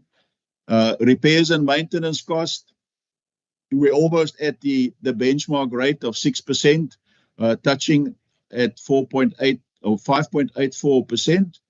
And that with the increase of 18.49, Chair, we would only achieve a net surplus of 2.98%, which is very low given the benchmark of 15%.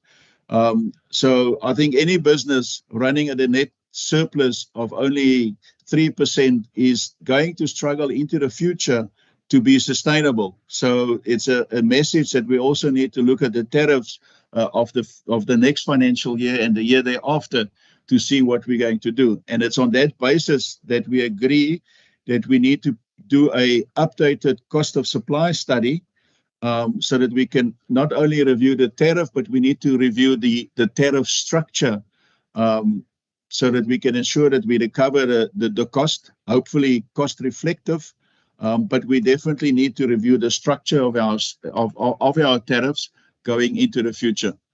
Next slide.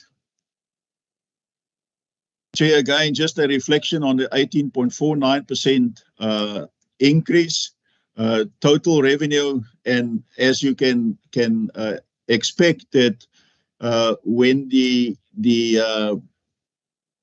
tariff goes up, it doesn't make an impact on your total expenditure. And therefore, the impact in terms of the kilowatt hours that we've seen as a result of the slow or the low growth rate, but the huge impact of load shedding. And then our average purchase price still at 1.9288 cents per kilowatt hour, but it comes off a bulk purchase price that goes up versus the decline in the energy rate as well, or the total energy. Chair, and I just need to also just indicate that in terms of that additional revenue that we expect, the 18.49 versus the 15.1, the 12 million that we spoke about, that additional cost would typically be allocated to additional expenses that we incur, but also in terms of the projects that we anticipate is we need to, in terms of our CRR, we need to go and borrow additional funding for infrastructure projects that we need to execute. So there's an increase in terms of the financing cost of the capital. We've got that cost of supply study, which we need to fund. We're looking at funding an online vending system to make it easier for our customers to purchase prepaid electricity. There's additional cost in terms of running of diesel generators to manage load shedding.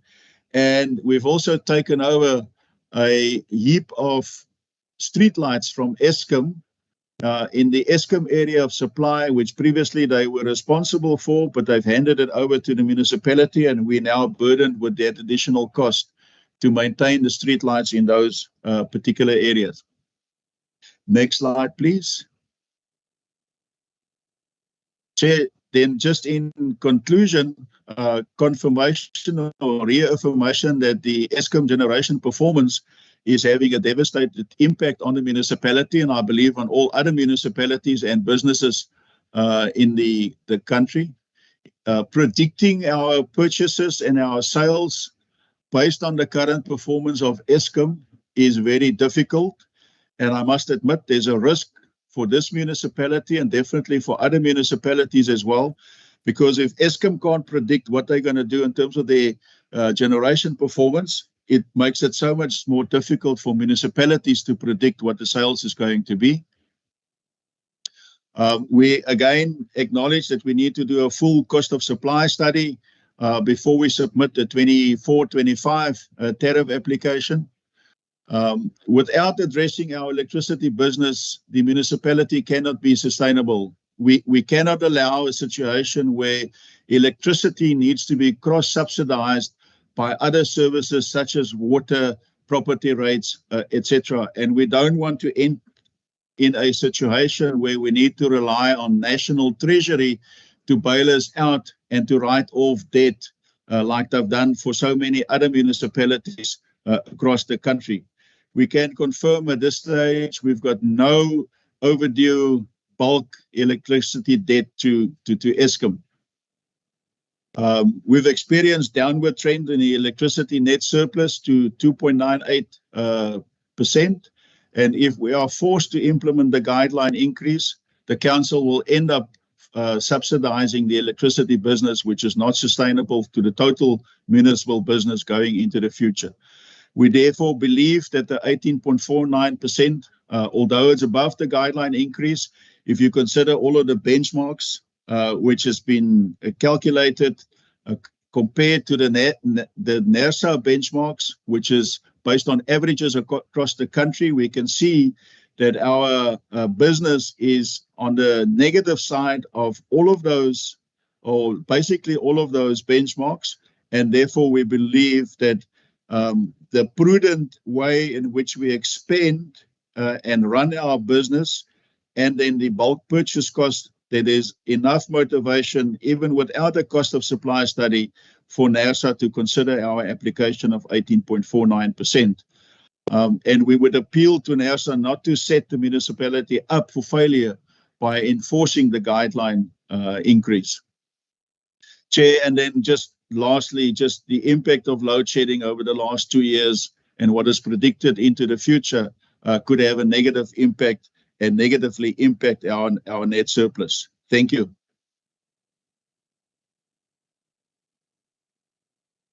Thank you very much, Mr. Mola, for the presentation. Members, do you have any questions?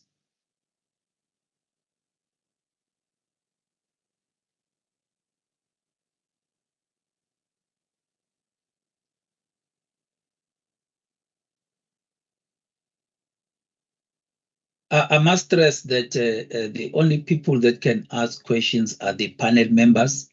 I indicated at the beginning of this public hearing that members of the public that want to ask any question can direct those questions via Mr. Walter Mabunda, who's our secretariat, at walter.mabunda@nersa.org.za. We then proceed. I would get Advocate Stolle, then Madam Spear, in that order, please, panel members.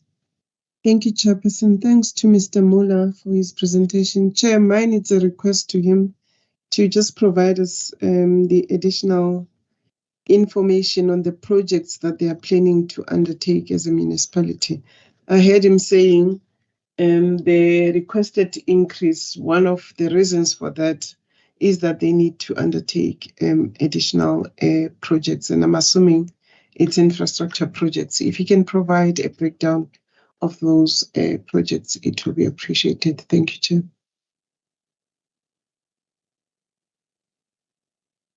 Thank you very much, Advocate Stolle. Madam Spear. Thank you, Chair. Thank you to the presenter, Mr. Mola, for the presentation. Just the first one is the observation. Looking at your slide 10, when I look into your performance over the years and your collection also, and looking at your energy losses, they are on a lower side. I just wanted to ask from you, don't you think that any increase which can be seen as not affordable to your ratepayers can have a severe impact on both your collection rate and energy losses due to the affordability from the ratepayers' perspective? Have you looked into that going forward with regards to this additional request? Because we know the economy is not performing well at the present moment. Thank you, Chair. Thank you very much, Madam Spear. From my side, Mr. Mola, I've got two questions. You speaking to the devastating effect of load shedding. Why should you add salt to injury for the ratepayers? And link to that, if you have also consulted with them and gotten some consent around you, requesting this above guideline increase. And then two, the bulk purchases on your slide, they remain the same. I think it's around 356 million for both 18.49% and 15.1% increases. Can you just clarify that for me? Because I was expecting that if you've got lower sales because of the lower purchases you'll be making, there will be a decrease. Thank you. You may respond, please. Thank you, Chair. Thank you to Mr. Tole. We will definitely provide a copy of the projects, and it's infrastructure projects with the impact thereof.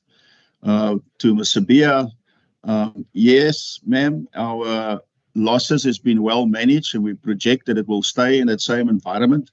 We believe we've got the management processes in place, and we got the oversight of both our council and our audit committee, etc., which will put the necessary pressure on us to continue our performance. And yes, there is a risk that if the tariff goes up, that the pressure or the pressure on the community might be there to start to not pay or to steal more electricity. But we believe with the controls and the measures that we've got in place, we would be able to maintain that. And at 6.5%, like we indicated, it's still well below the benchmark of 10%. So I don't want to say there's a room to get worse, but we believe that our processes and our controls are in place to deal with that particular aspect.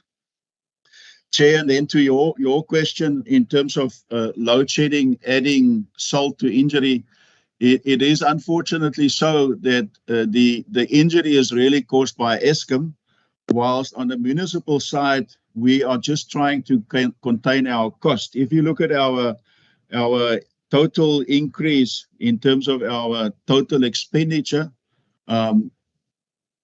even including the bulk purchases, the total increase is below the benchmark figures. So once again, our expenditure is prudent, it's well thought through, and it's under control. It is the bulk purchases that are the increase. Your second question really regarding the consulting with the ratepayers, yes, as part of the process that we go through and before council approves the budget, we have consulted with the members of the public. We have advertised the increases at a 20% at the time, because that was the best available information that we had. We have received some feedback from members of the public, and there was recommendations that we should implement a 18.65% increase, if I recall correctly. And considering those inputs that we received, considering the analysis that we've done and the Eskom increase, we've then projected and we've made our calculations, and council then actually approved 18.49% increase. Chair, and then just your last question regarding the bulk purchases is that say the same for the 15.1% and the 18.49%. One would expect it to stay the same because it's for the same energy, and it's at the Eskom rate, and the Eskom rate doesn't change. It stays the same regardless of what the municipal tariff increase is. So you would expect the 356 million to remain the same for 18.49 and for the 15.1%, because that is what we're buying, that's not what we're selling. Thank you, Chair. Maybe on the last part, if you can just explain, because one would think that you would, if sales are decreasing, you would buy less. That is one, and therefore less in terms of expenditure or the bulk purchase. And then two, when it comes to adding salt to injury for the ratepayers, if you do have alternative means by which this challenge needs to be dealt with, other than increasing the price, I think in your submission to augment your presentation, please do provide that. But you may just reflect on what I've just followed up on. Chair, yes, thank you. As a follow-up, just back to the purchases, we have considered in both the 15.1 and the 18.49 tariff increase, we have considered the sales growth, and we have considered the impact that load shedding has got on the sales numbers. So, and that basically remains the same. And in terms of the second question, how would we, from a municipal perspective, lower the impact? We can confirm that we are looking at buying energy from IPPs. We've got very high levels of interest from potential IPPs in the environment. At this stage, we've only signed one agreement, and it's for a small IPP, only 1 megawatt, and that is only to come online probably in January to February of 2024.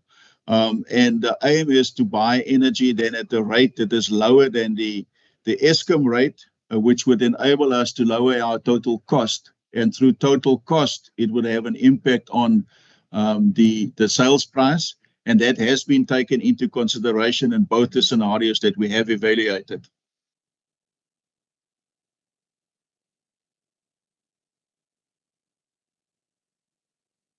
Thank you very much, then, Mr. Mola. We're looking forward to the submission of additional information. Please, noting the time pressures, we'll appreciate to have that soonest. Thanks once again. Thank you, Chair. Yes, this then concludes your part of the presentation. We'll then proceed to eThekwini Municipality. eThekwini Metro, are you ready? We are ready, Chair. Thank you. Do you have an objection in taking the oath? No, Chair. Thank you. Please raise your right hand and affirm the following. Do you solemnly declare that the evidence you are going to give this panel is the truth and the whole truth? I do, Chair. So help me God. Thank you. For the record, please state your name, organization, and designation therein. My name is Siyathemba Luthuli from the eThekwini Municipality, Tariff Engineer within the Electricity Department. Thank you. I see that you've got also your other colleagues, but if you are the only person going to present, let's then proceed on that basis. I will be the one doing the presentation, but my colleague Dina Govender will be assisting me with the questions. Okay, let's sew him in so long so that we can just continue with the responses if he needs to come in.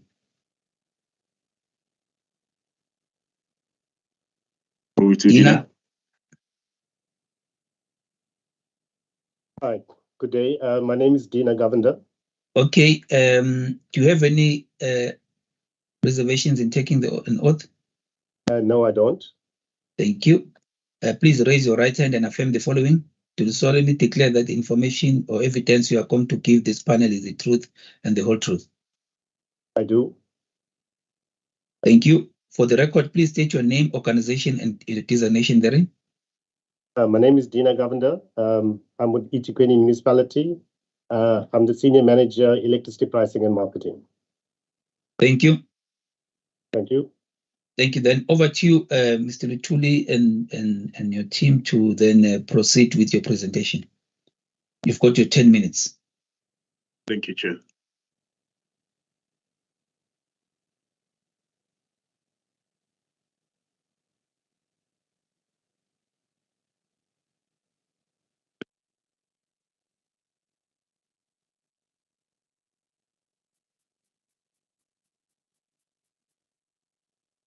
I'm not sure whether the slides, whether you can see my slides. Now we can see your slides. Okay, thank you.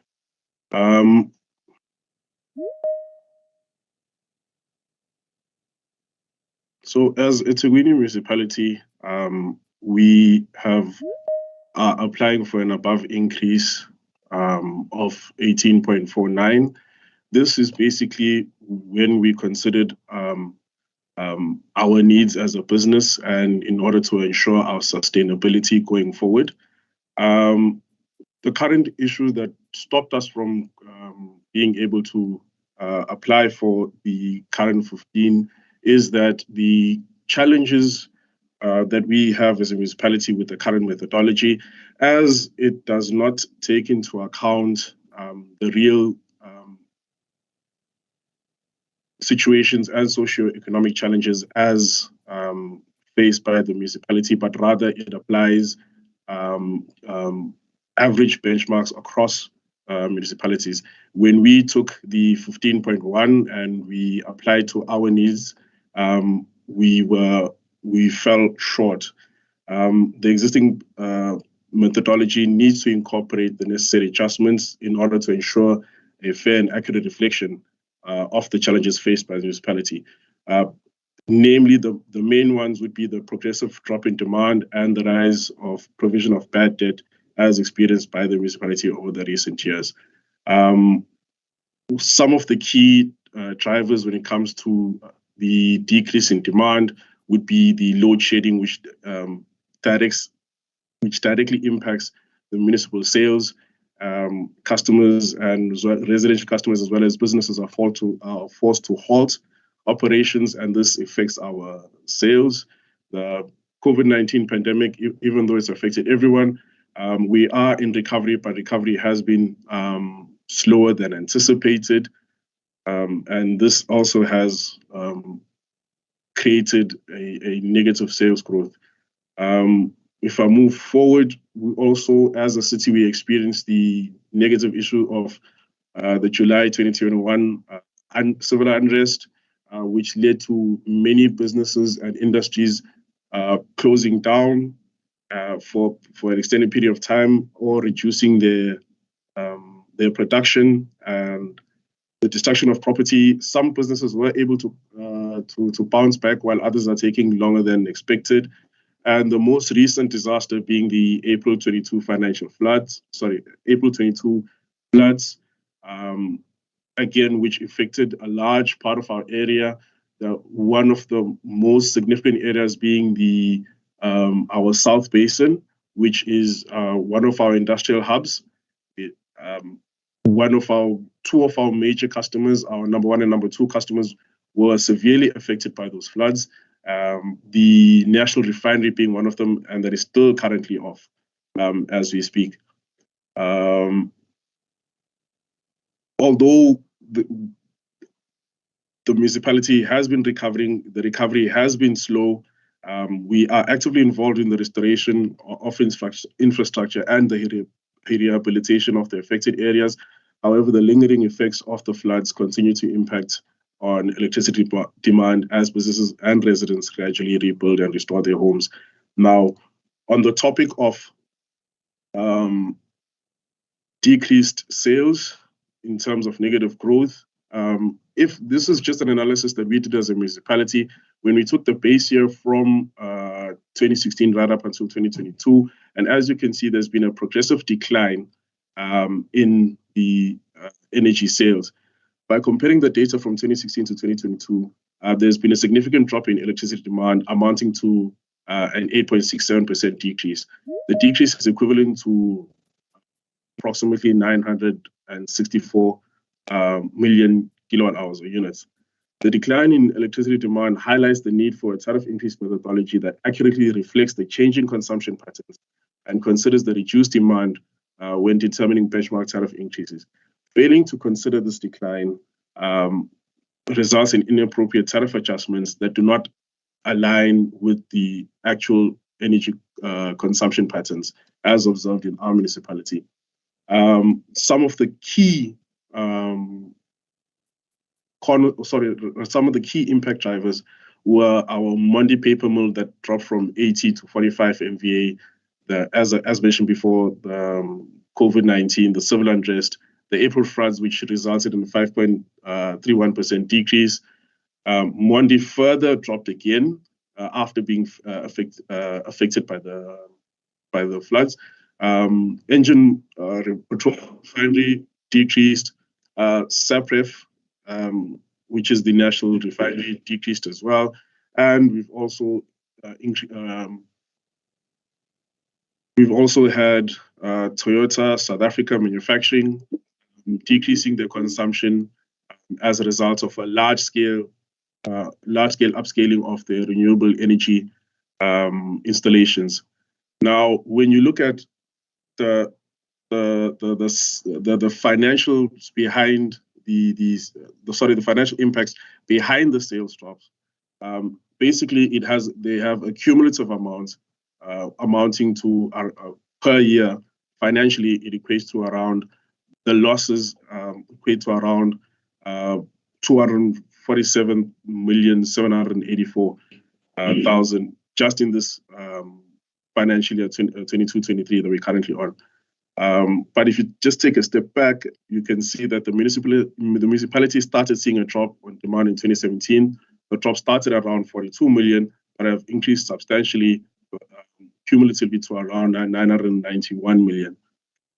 With not buying this amount of electricity, the municipality did not sell this electricity and hence suffered a loss each year. Applying a conservative average markup of 25% on the ESCOM purchases, the municipality has experienced, as I said, the following losses in each financial year. Now, when you look at the second component, which is the impairment of debts, which is the social component, currently the municipality is experiencing a higher contingent of customers that are unable to pay their municipal bills, particularly considering the significant tariff hikes implemented over the past decade. These tariffs have burdened residents and businesses, make it increasingly difficult for them to meet their financial obligations. The cumulative effect of the tariff hikes have resulted in a considerable rise in the cost of living, and this effectively has necessitated us to have a higher provision for bad debts in order to try and safeguard the financial stability of the municipality. Accounting for these potential losses, the provision for impairment of bad debt ensures that the municipality can continue to operate effectively.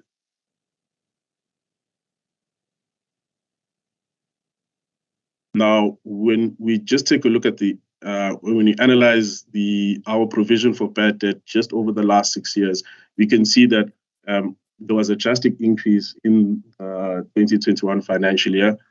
And basically, although we've seen a steady decline, it's still rather high as compared to the previous years.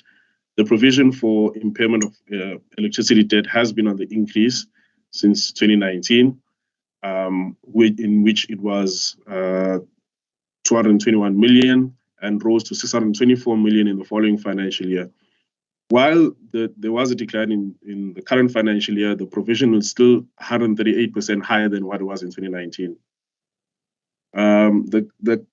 The allocation of CPI increases on bad debt as per NERSA's guideline is not practical, and should the 233 million be excluded from the budget in addition to the drop in sales of 700 million, the tariff increase for the next financial year, basically, if all had gone well, the municipality would have been able to apply for an increase of around 11.78%, which is 3.32% lower than the current NERSA benchmarks. So had there not been the decrease in sales, as well as the need to increase the provision of bad debts to current levels. In closing, the reduction in demand over the years has severely impacted the ability of the municipality to adequately recover costs, as the current regulatory methodology does not cater for the drop in demand in arriving the guideline increases. Over the years, this has had a significant impact in the revenue recovery of the municipality. As a result, the municipality has incurred significant annual losses due to the drop in demand and subsequent upsold electricity. Had the methodology been corrected over the years, then there would be no need for the above guideline increase, because we would have been able to basically survive with a 11.82%. Given the extraordinary nature of these events and their profound consequences, it is crucial for the regulator to take these factors into consideration when assessing the tariff increase for the municipality, as the current methodology does not adequately account for the unforeseen circumstances, and it is not appropriate in allowing the municipality to recover its costs. Thank you, Chair. I'll leave it there.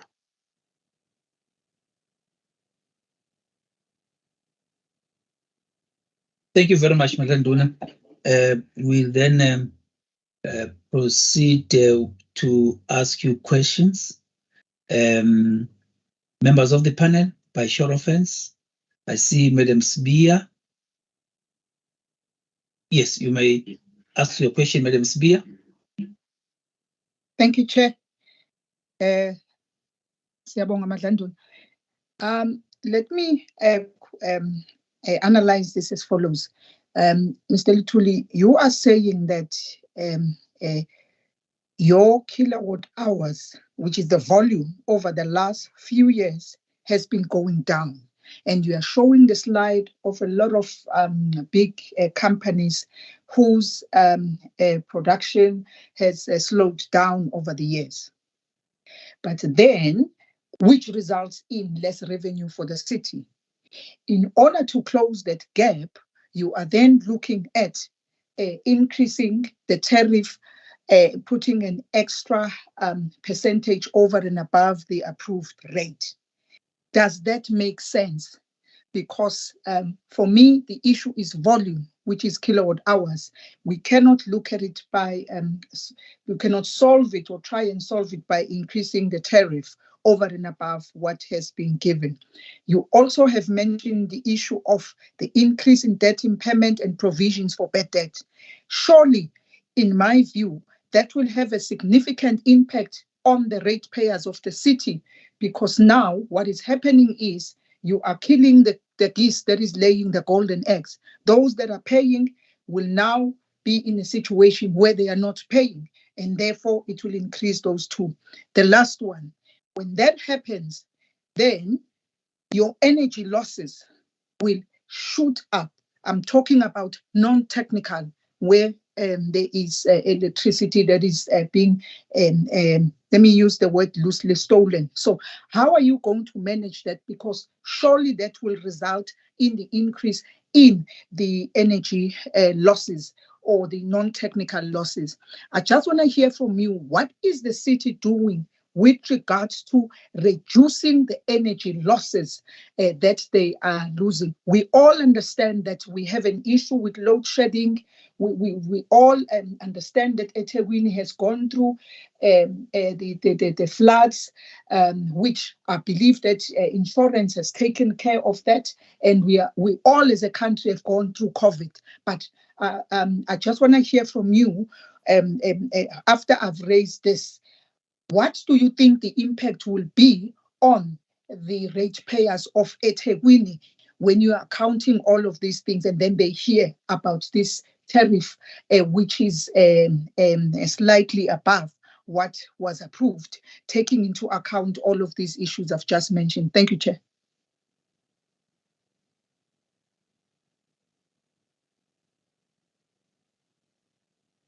Thank you very much for your questions,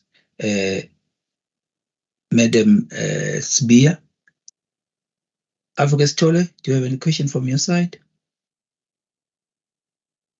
Person, no, I'm covered. Okay, I'd just like to ask you about two questions, more in line with what has been said, maybe three. I would have asked you to say maybe how creatively are you intending to create demand or sales, more sales, but sometimes the challenge is how to create sales for something that is not there to start off with. But do consider that aspect, and say, how do you possibly, the issue that you highlighted also deal with the economic environment at eThekwini, to say then what other means are you looking at addressing the problem other than just simply increasing the price? Because that may seem to be good, but have you considered the unintended consequences thereof? You've got a lower customer base now, lower customer base, who then are not paying also. Some of them, you say they are not paying, which is an increase in bad debts. in turn solving this problem of non-payment and bad debts by way of increasing the price? Wouldn't that do the opposite? Noting that the methodology is not catering for these sales, what reason enough are you giving to NERSA then to say go beyond what the methodology provides actually and bring in this sales decrease into the equation?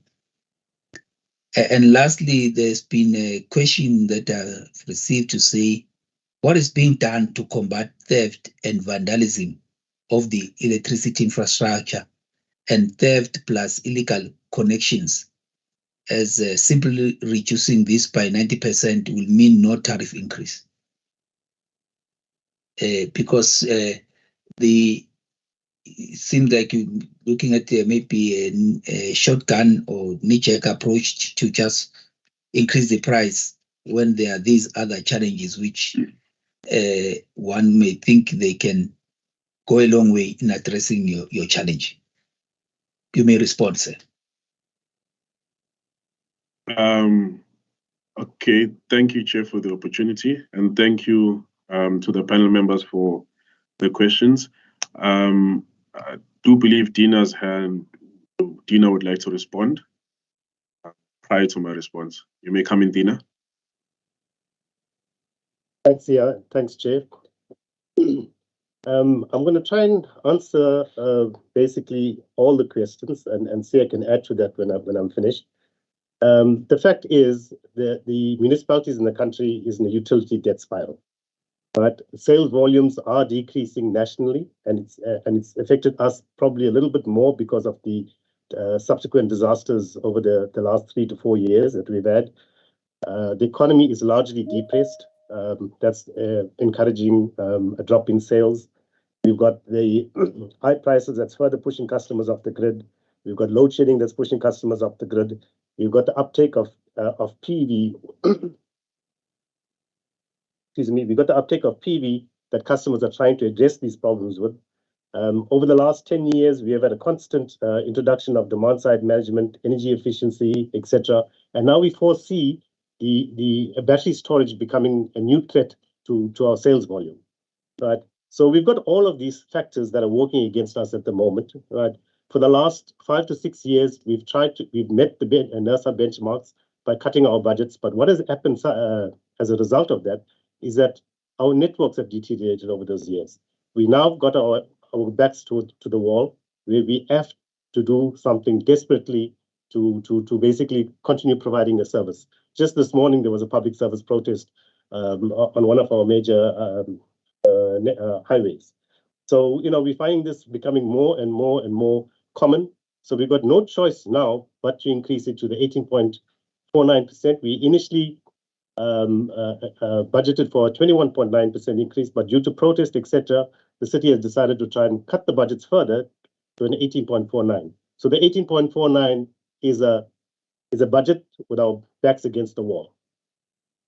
So we're in that desperate situation, right? Now, coming back as to what we are doing in order to try and mitigate the drop in sales. The first thing is we're moving our business from a energy-related business to a grid-based business. Basically, being the transport company that transports energy from Eskom to our end customer. So we're trying to encourage to move away from that. So far, we've got 40% of our sales that are secured. We've got cost-reflective tariffs on all our large customers, where the energy is a pass-through cost. So whether we buy the energy from Eskom or buy it from a renewable generator, it doesn't matter. We will recover our cost of the network in that. It becomes more difficult as you go lower down the chain, because we've got simple tariffs and we've got simple meters that only measure a single rate tariff. And we expect large public outcry if we had to start introducing fixed charges on those meters. So those are some of the challenges that we're battling with at the moment. We're encouraging the uptake of renewable energy. Right, we've got feed-in tariffs. We've got feed-in tariffs that's created for residential, business, as well as in the industry, and that seems to be there seems to be a keen interest in that, and the uptake on that is growing. That will further drop our sales. right? But hopefully, the city's also got some major projects. We've got a 400 megawatt project, 300 megawatt of gas, and 100 megawatt of PV that we want to introduce by 2025. So those are some of the things that we are doing in order to try and move our sales away from Eskom to possibly a cheaper energy source, right? Self-generated or own-generated, right? So those are some of the plans that we've got in place. Coming back on the loss figures, our losses are sitting at currently at about 11.2%. It was 7.5% 5-6 years ago, but it has gone up as the prices have increased. We've got measures in place currently where we're going out and targeting people that have dropped consumption over the last 5 years, right? We're targeting that, doing meter sweeps, meter changes, and recovery of those meters. That will take, that will happen it's happening at the moment and will continue in the next financial year as well. Theft and vandalism. Vandalism is an ongoing problem as the economy goes down. We've got people that are trying to eke out a living and they see value in our infrastructure as scrap value in our infrastructure. We've got contractors, we've got consultants, we've got the SAP on iAlert, we've got a 24-hour call line in order for customers to call in so that we respond quickly to those things. So we're doing our best as far as that is concerned. But it's a bigger problem out there. It's a social problem that we are trying to cope with. I trust I've covered most of it. If I haven't, my colleague will pick up on the parts that I have missed out on. Thank you.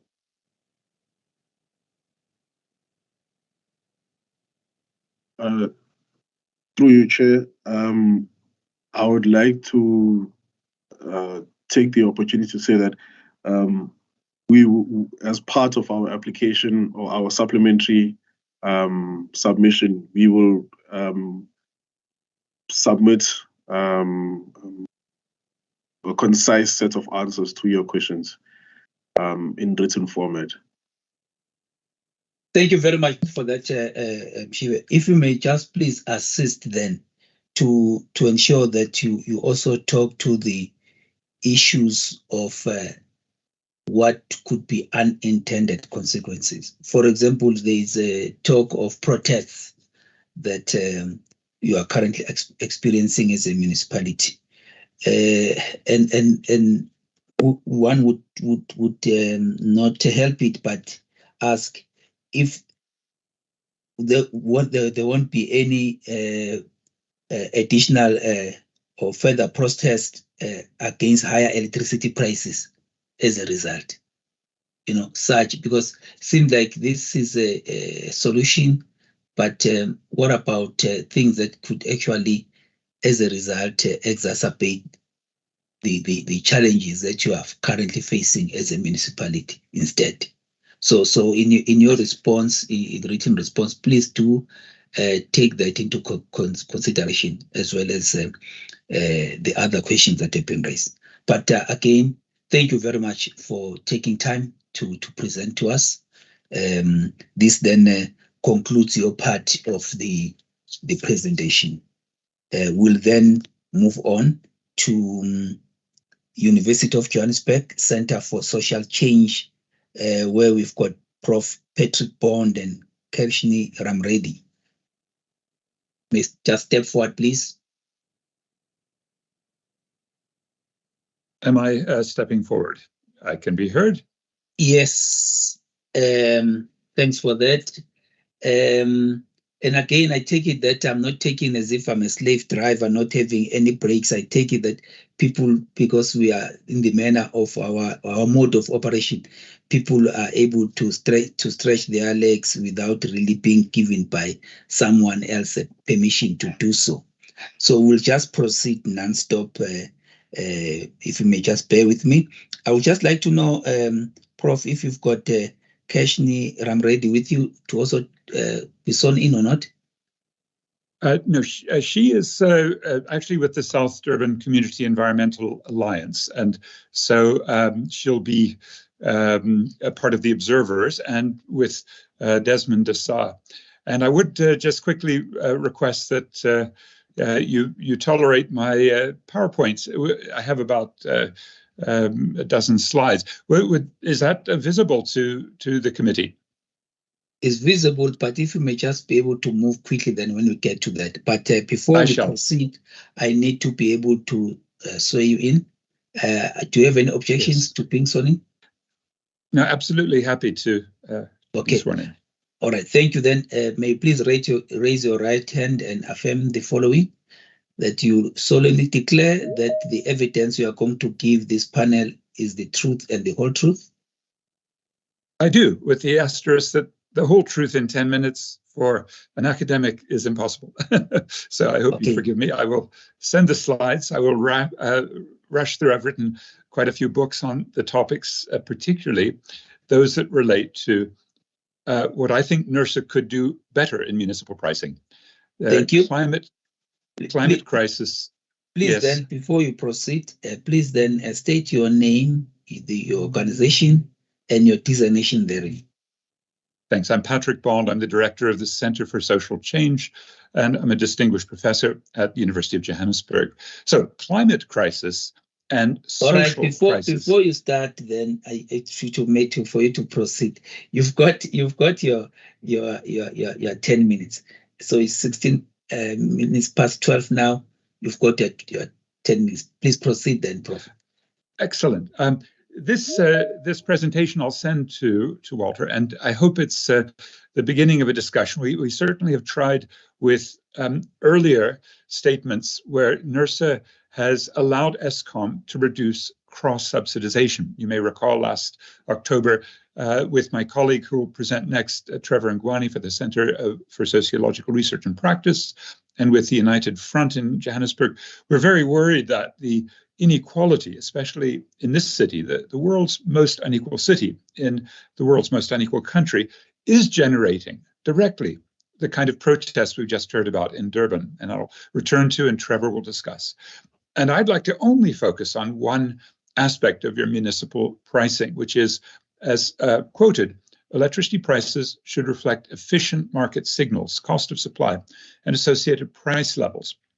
That allows you to deal with electricity in its entirety.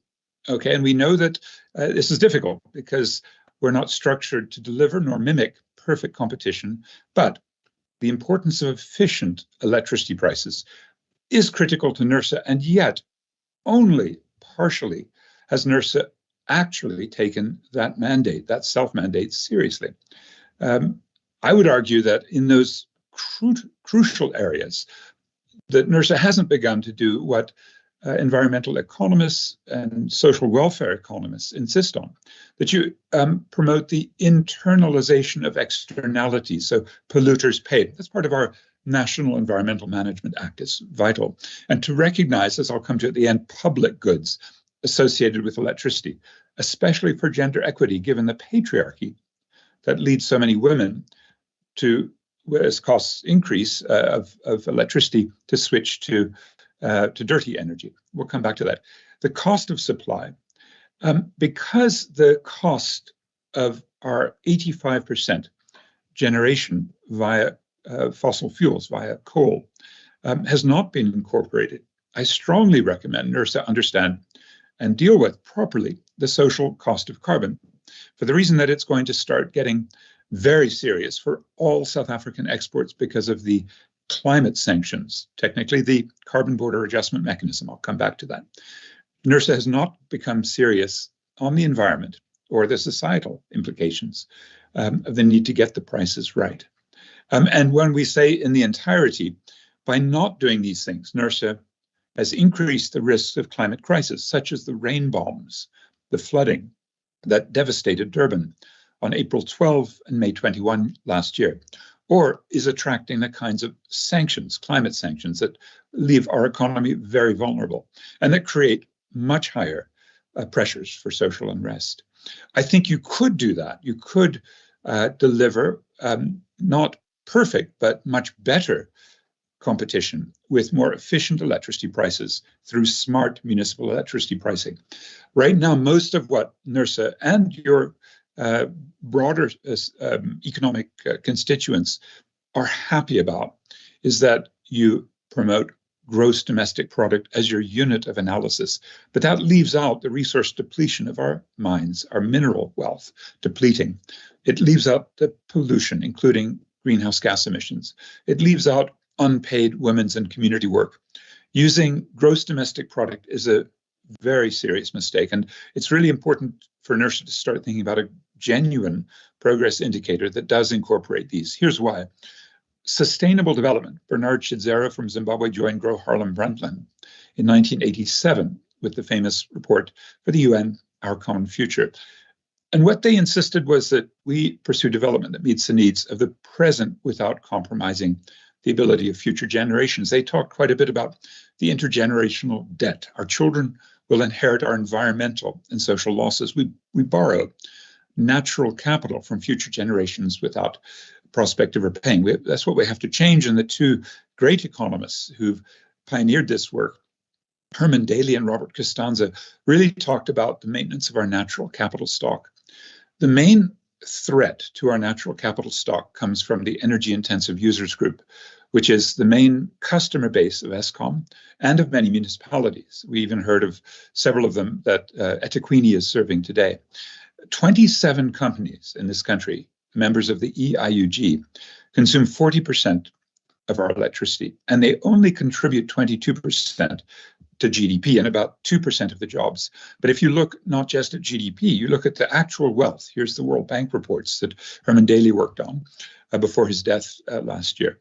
You find that South Africa absolutely loses our wealth without the compensating investment that other countries like Norway or Australia have achieved.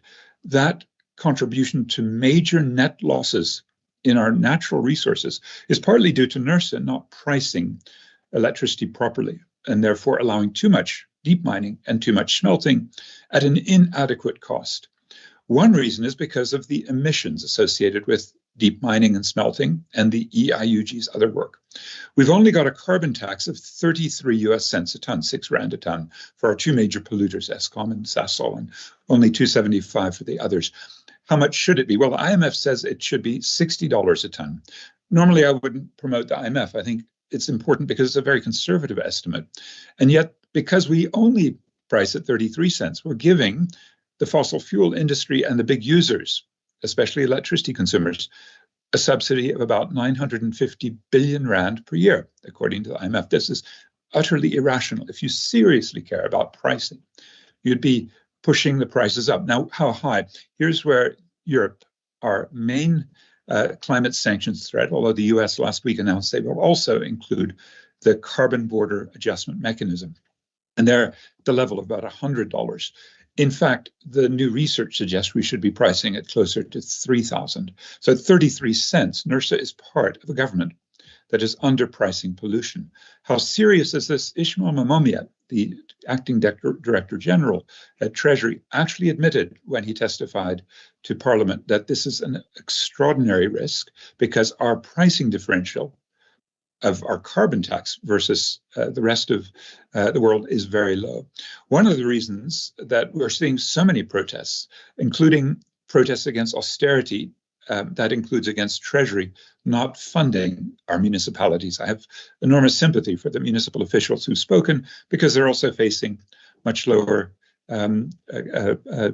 grants, subsidies for housing through the province. The equitable share is shrinking. And so protests all over, including against new fossil fuels, are evident. And they're going into the courts. You might have seen that the Makanda High Court ruled against Shell and Impact Africa last September because of the climate catastrophe in part. And then you see all of these other protests, which Trevor Ngwani, this is just the last week and a couple of weeks. I think it's because NERSA does not allow yet the proper pricing of the public goods. Because if you think of electricity, free electricity, which is currently just 50 kilowatt hours per household per month, although it was good to hear Cape Town suggesting an increase, it doesn't incorporate the public health benefits. Now, especially where particulate matter in the house increases when cooking and heating is done through energy that's coal or wood or paraffin. Well, many more particulates. And I think NERSA really would do well to start pricing in those benefits of public goods. Gender equity, if a woman who's responsible because of patriarchy for more cooking has to use wood or coal or paraffin, then her work is much harder. The danger is much higher of fire. Switching on the lights, switching on a hot plate is incredibly important for gender equity, a major public good in a society still riven with patriarchy. There are many economic multipliers, especially for small businesses, of increasing electricity supply. And then there are the environmental factors when we're not burning dirty energy. And geographical desegregation is another public good associated with much wider spread supply of electricity at sufficient levels, at least 20 amperes supply. Now, if you don't get those, then you get the kind of protests that Trevor and Gwani will now analyze. My very last slide, if I have just time to run through 8 concrete suggestions for NERSA. Make your municipalities give higher amounts of free basic electricity. My suggestion is 2 kilowatt hours per person per day, not 50 per household per month.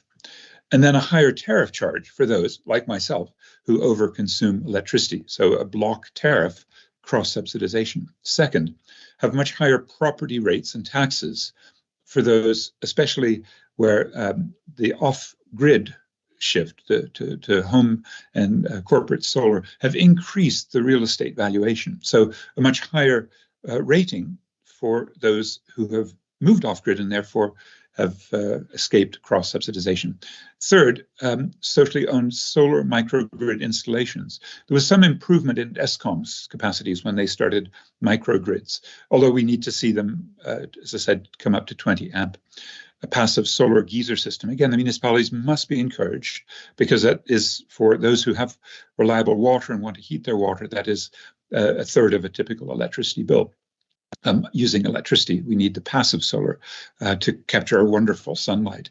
And the load reduction policies, these are the racist policies that Andre de Ruyter introduced in the winter of 2020 when the COVID was hitting hardest, especially in Soweto. It's a apartheid-era mentality of collective punishment.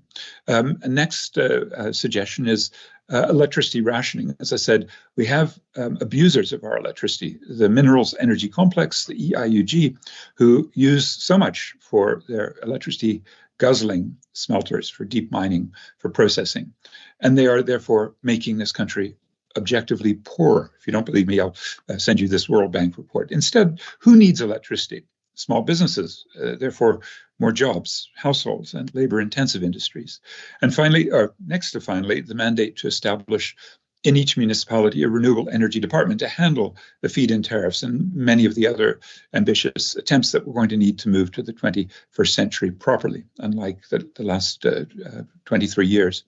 And of course, there will be those affected by changes of the sort I suggest. And so we need to have municipalities hiring currently unemployed workers for just transition and climate adaptation tasks. And you can just see how appalling Durban is, celebrated around the world for adaptation, for climate resilience, but utterly unclimate-proofed. Hence, 500 people died in those 2 rain bombs. And without obviously any data, because it's hidden information, I read there are 500 people of color. Those are Black Africans, they're children, they're women disproportionately. Those are my friendly suggestions to NERSA, but I do think if you want to make the case that NERSA is doing efficient market-related pricing without attention to externalities of the sort I've mentioned, without social considerations like public goods, you're only a tiny step in that direction. Thanks. Thank you very much, Prof. Bon. We'll then proceed to get to the questions. Members, any questions for Prof. Bon by show of hands?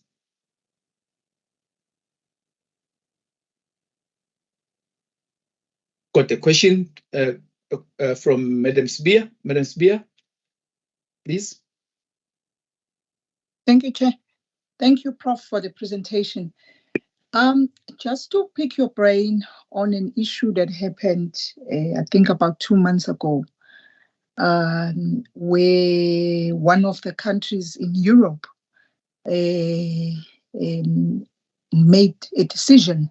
I think Germany made a decision with regards to the wind farm they just closed it down and then decided to say that, yeah, we were fine with coal. Yes, we do understand the issue of the impact on the environment, but such decisions from the first world countries, when we see them, the question that everyone raises is that, should we move that way? Just your view with regard to that decision. I think it was, I might be wrong, I think it was Germany. They closed down the whole wind plant and then went back to coal. Just your view on that. Thank you. Thank you. Chair, should I answer? Thank you, Madam Sibia. Advocate Stolle.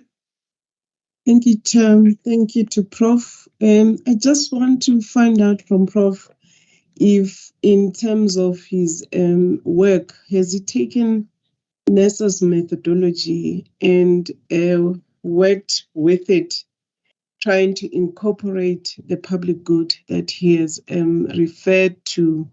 And I'm just interested to know what has been the outcome of his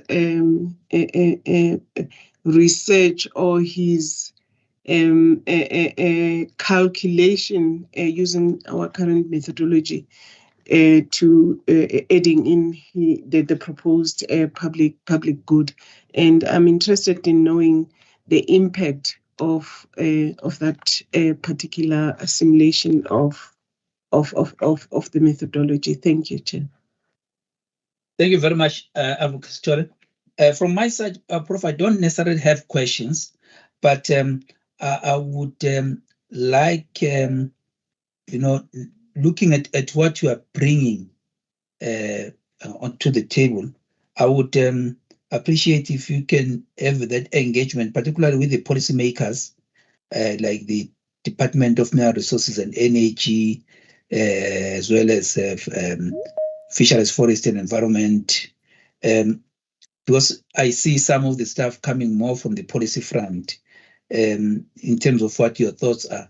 But I think it will also be important if you can provide in that forum, provide what you deem to be maybe possible the unintended consequences, to look at both the downside and the upside.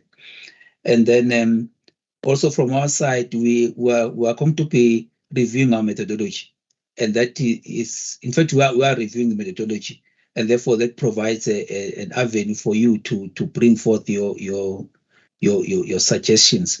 But looking at your argument, as well as providing what you would see deemed to be a possible counter argument, so that you can, at the end of the day, have a solid case. So I would invite you to partake in that, and you may just reflect on that just very briefly, because we are on that road already, and we're looking forward to you even augmenting this, taking him into to contribute in that endeavor. Over to you for a response. Thank you. Yes, Chair Mkhize, I think it's incredibly important that in this era of the climate catastrophe, with rising social unrest, the sort that we saw in Durban in mid-2021 was not caused by the lack of electricity, but it was certainly a factor that we see in so many of the protests increasingly. So anything we can do to assist with the methodological reviews and incorporating environmental and social aspects into the pricing methodology, not only that you're using now for municipalities, but for ESCOM. Now, are there in our regulatory apparatus opportunities? Yes, I often will submit to DMRE and to DFFE and to municipalities these arguments. The dilemma, though, is that the power structure in this country, the EIUG, right, the biggest companies, the multinationals, they really rule.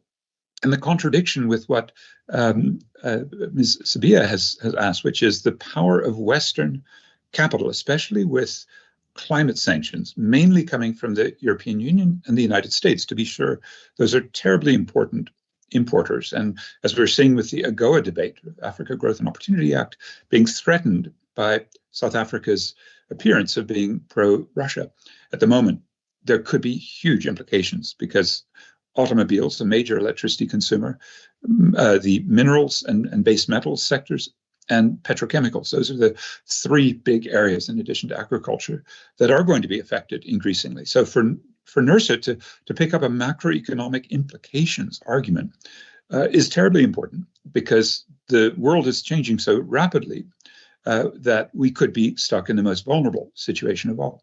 And that would bring me to the question that is ultimately on everyone's mind. Why has our extraordinary sun and our excellent wind and the storage, the energy storage called pumped storage, that hydropower that exists in South Africa, that in the Steenbras scheme in Cape Town, in several other schemes along the Drakensberg, such as in Gula, we're already beginning to take advantage of through Eskom.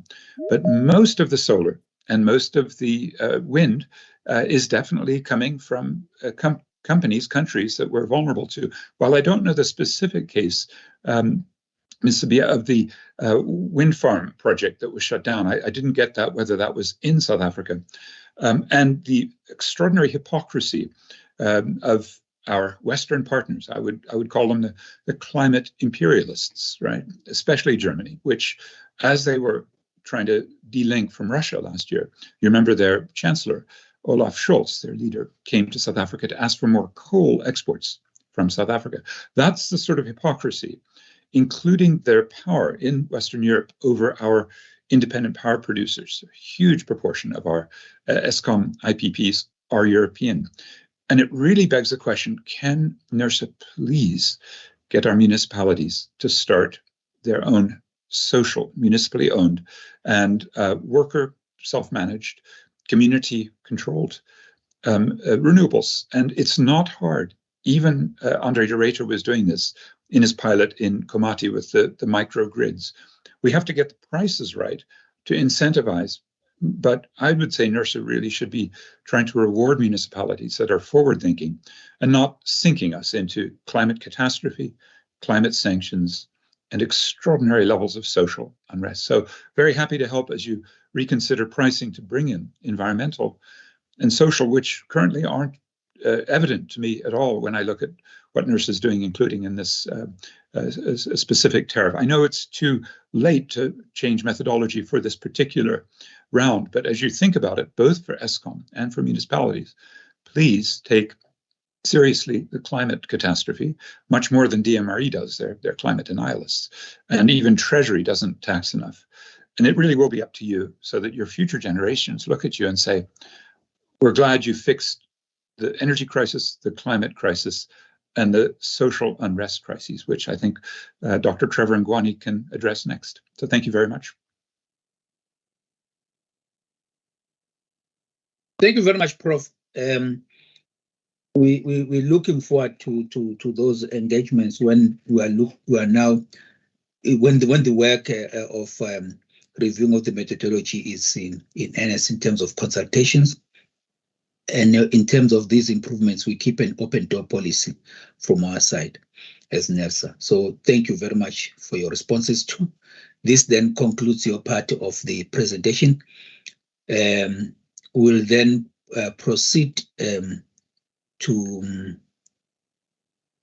we'll proceed to Mr. One I have here, Dr. Trevor Ngwane of the UK Center for Social Research and Practice. Prof. Ngwane, do you have any objections to taking the oath, Dr. Ngwane? No, sir. Okay.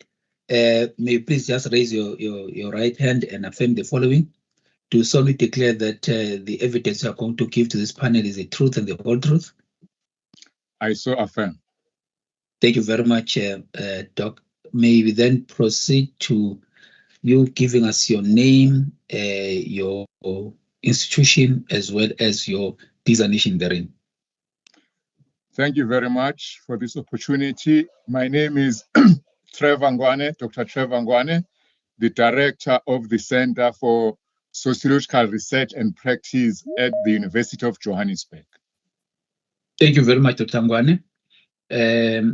You've got your 10 minutes. I think by now you know the drill. Please proceed then with your presentation. It's 20-1 now. Over to you, sir. Thank you. I did email, although recently, my presentation because I think it will work better from Mr. Mabunda's side. So if he got it, can you kindly put it on?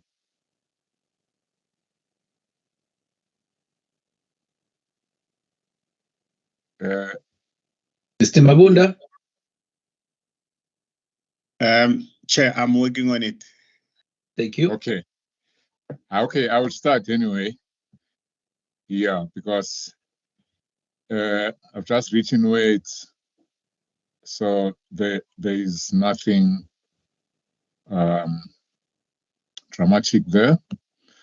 So thank you very much. Firstly, I'd like to say that the Center for Sociological Research and Practice, it uses a research methodology which we call participatory action research, if you like, the research of praxis, uniting theory and practice. It's non-extractive research, so we don't just want to take from research participants, but also to give something back. So we also want to do socially useful research and also to contribute to social justice. Now, my presentation is based on many things, but primarily on a report which we wrote last year called the Energy Racism Report, where we reported on how, in fact, Black working class areas suffer more from the energy crisis in terms of load shedding, and a special program called Load Reduction by ESCOM.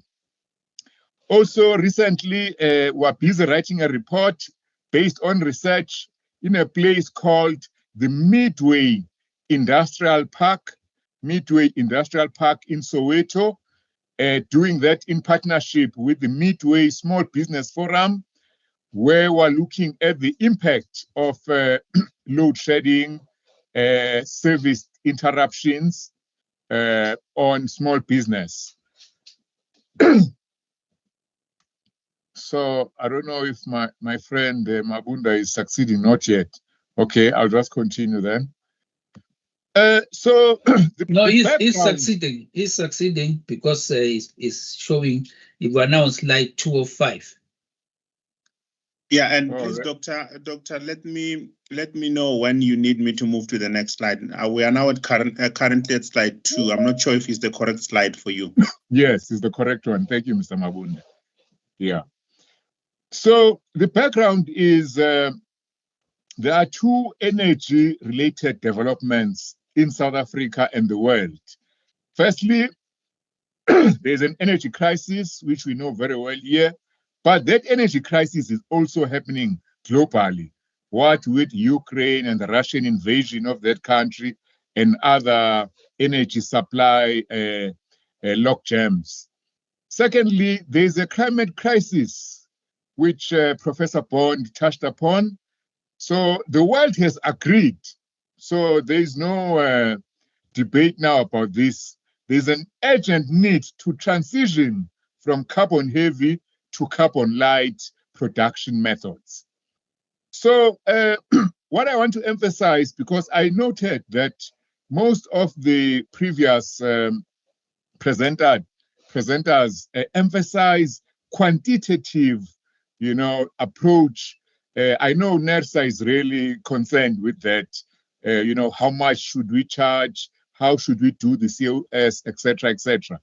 But I thought, let me also focus on the qualitative aspect of energy provision and use. So I'm not saying that we shouldn't do the quantitative, but I think we should also pay attention to quality. So the background is that there is a global capitalist system. So the world economic system, which is capitalism, is in crisis. And then when there's such a crisis, there is a class struggle where the question is, who must pay for the crisis? Is it the rich? Is it the poor?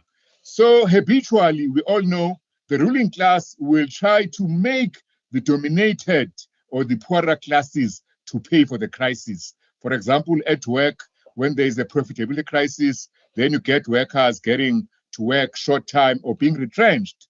Now, South Africa is a capitalist state. This is not an insult, it's just describing what it is. And it's characterized by class divisions and class inequality, complicated by race, gender, nationality, physical ability, and geographic dimensions, to name just a few. I think Professor Bond touched a bit on gender. So we have a crisis of unemployment, poverty, and inequality, and the consequences are dire. So we have the breakdown of the social fabric. I live in Soweto in Pimville. I can see it with my own eyes. Everyone is complaining, drug abuse, alcohol abuse, the youth milling around in the street. There's frustration and anger. There's crime, loss of hope, not to mention gender-based violence, etc. So the question is, what is the role of NERSA within this context?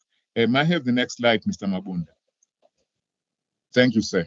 So the socio-economic context. Now, the post-apartheid government of the ANC has tended to favor the rich against the poor. It has adopted what you can call pro-capitalist, pro-big business policies, in summary, neoliberalism.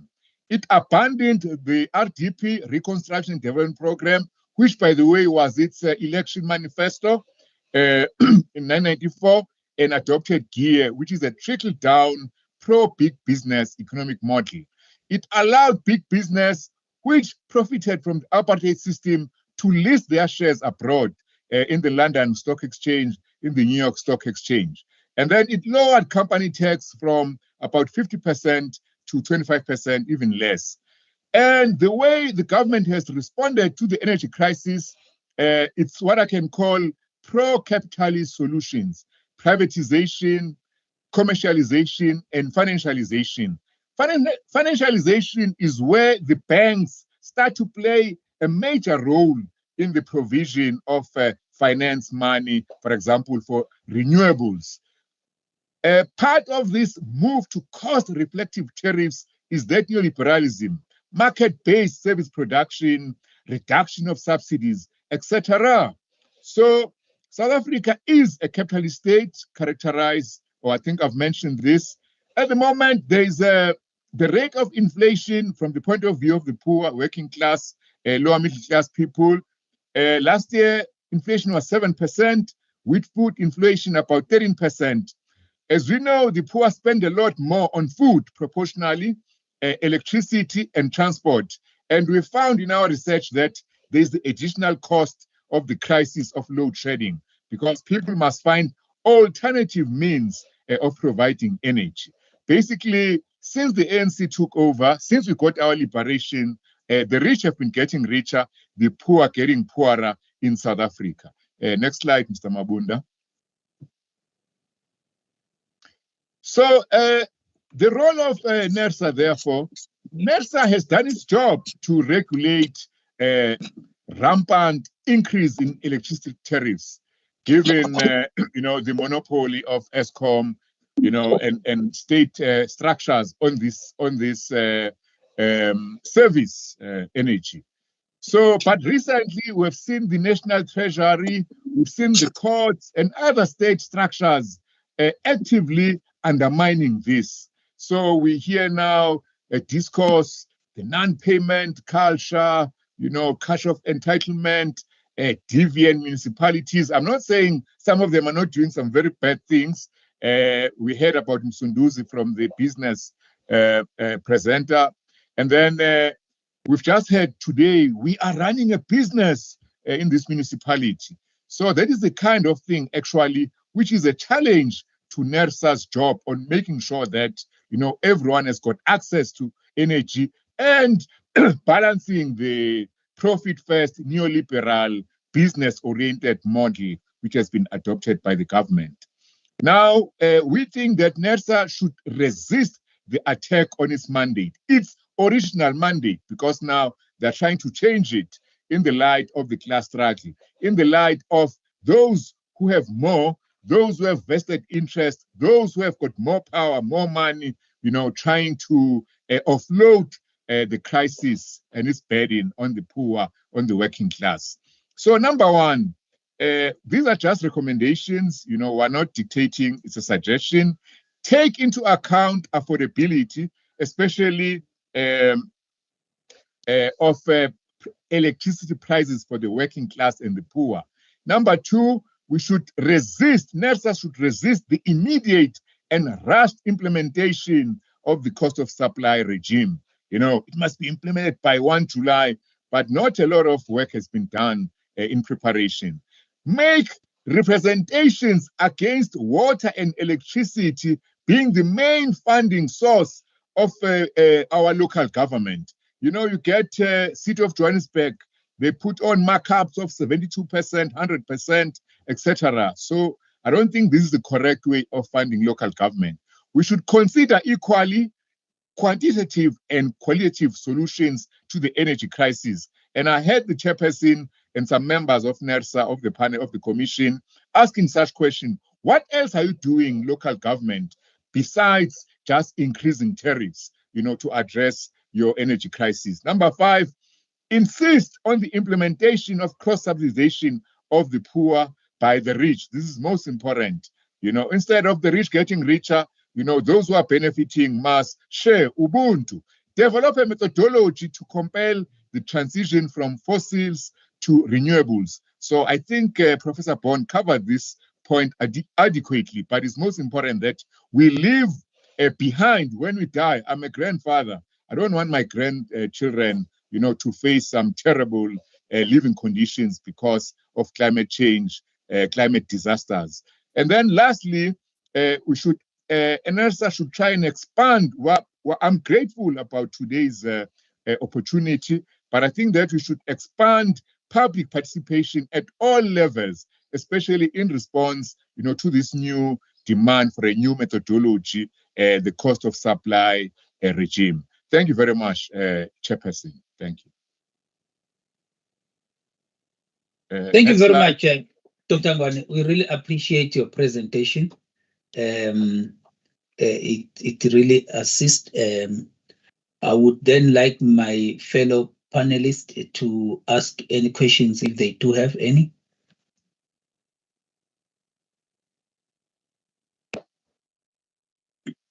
Madam Sibia, over to you, ma'am. Thank you, Chair. Thank you to Mr. Ngwane for the presentation. For me, as one of your recommendations, just your comment on it, your recommendation number 5, you say should be implementation of crop subsidization of the poor by the rich. Is that in your, I understand it, pay for whatever are you trying, whether I am rich or poor, and to insist on the implementation of cross-subsidization. Thank you, Madam Sibia. I think there was some breaks here and there, but I think, Doc, you heard the question. From my side, I only have one question, which one can say is associated with the abuse of my chairmanship. Do you promise then that you are going to participate in the in providing research inputs to our change in methodology, the methodology that we are reviewing in this regard? I will leave it at just like that from my side. Thank you. Over to you. Thank you, sir. So the question of insisting on the rich subsidizing the poor is most important because, as you know, we come from a history of Black people, working class people, people living in rural areas, women, youth indeed, getting a raw deal. So there is a need to roll back, that history. There's a need for redress, but where will the money come from? It must come from those who have more. So I think it's important to have cross-subsidization. I know that this is a thorny issue for business, for upper middle class people, even for all taxpayers. But I think that there are various mechanisms, such as I think Professor Bond discussed the free basic electricity. So free basic electricity is based on a cross-subsidization model. So we should have a tariff structure, whereby there's block tariffs, where also, there's an amount of free electricity for those who use less or who cannot afford. So that is what I'm talking about. I'm saying insist on the grounds that I see a concerted attack on this approach from various angles, including indeed from the courts, with all due respect to our judicial system. And then, yes, sir, Kabazela, I'm willing, and it will be an honor to participate in contributing to your changing methodology, coming up with a system which will make everyone happy and have access to energy. Thank you. The member for the part of 96, specialty members of the provincial government.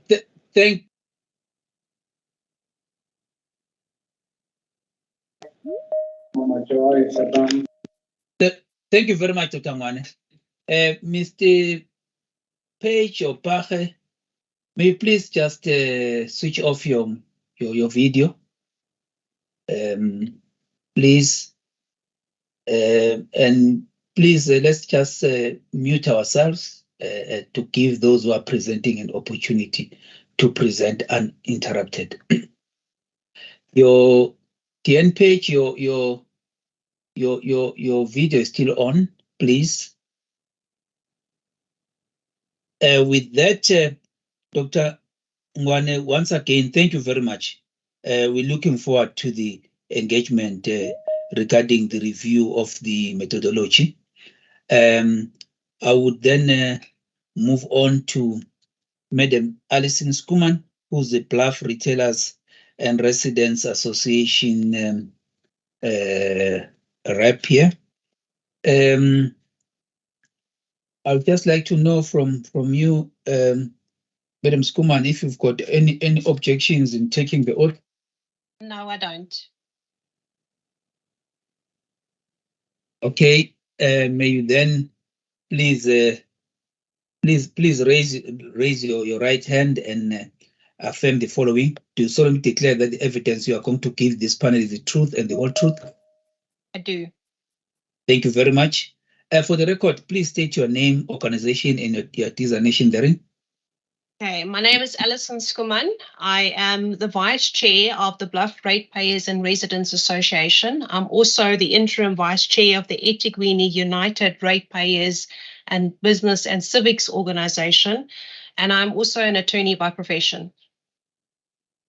Thank you very much.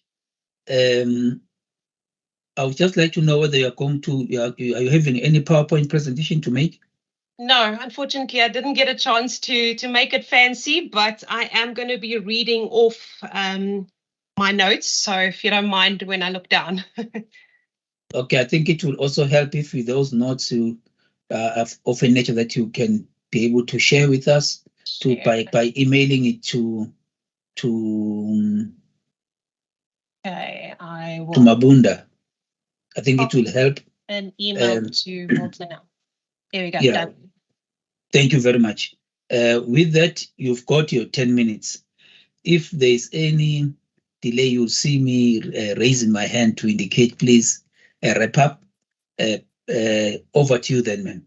Thank you. So much.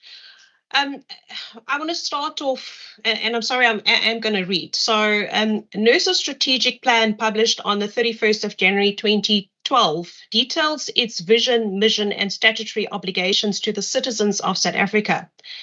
This plan identified the various challenges that South Africa may face in the future and included a plan of action to prioritize the most pressing problems to prevent these challenges from becoming a reality, including addressing the issues of security of supply and aged infrastructure.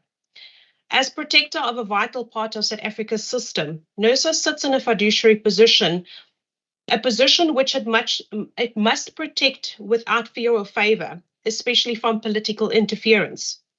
It is therefore incomprehensible that 11 years later, we find ourselves in a far worse situation with the country on the brink of collapse. What happened? The question begs, has NERSA been successful as an independent energy regulator, or has it allowed political interference at the expense of the South African citizens? Turning to a specific NERSA objective, competitiveness, and this is prescribed in Section 2 of the Energy Regulation Act. Eskom has retained its monopoly in terms of electricity supply to South African citizens throughout the country. Despite NERSA's prescribed objective to ensure a competitive environment, a concept that is also expressed in the South African Constitution.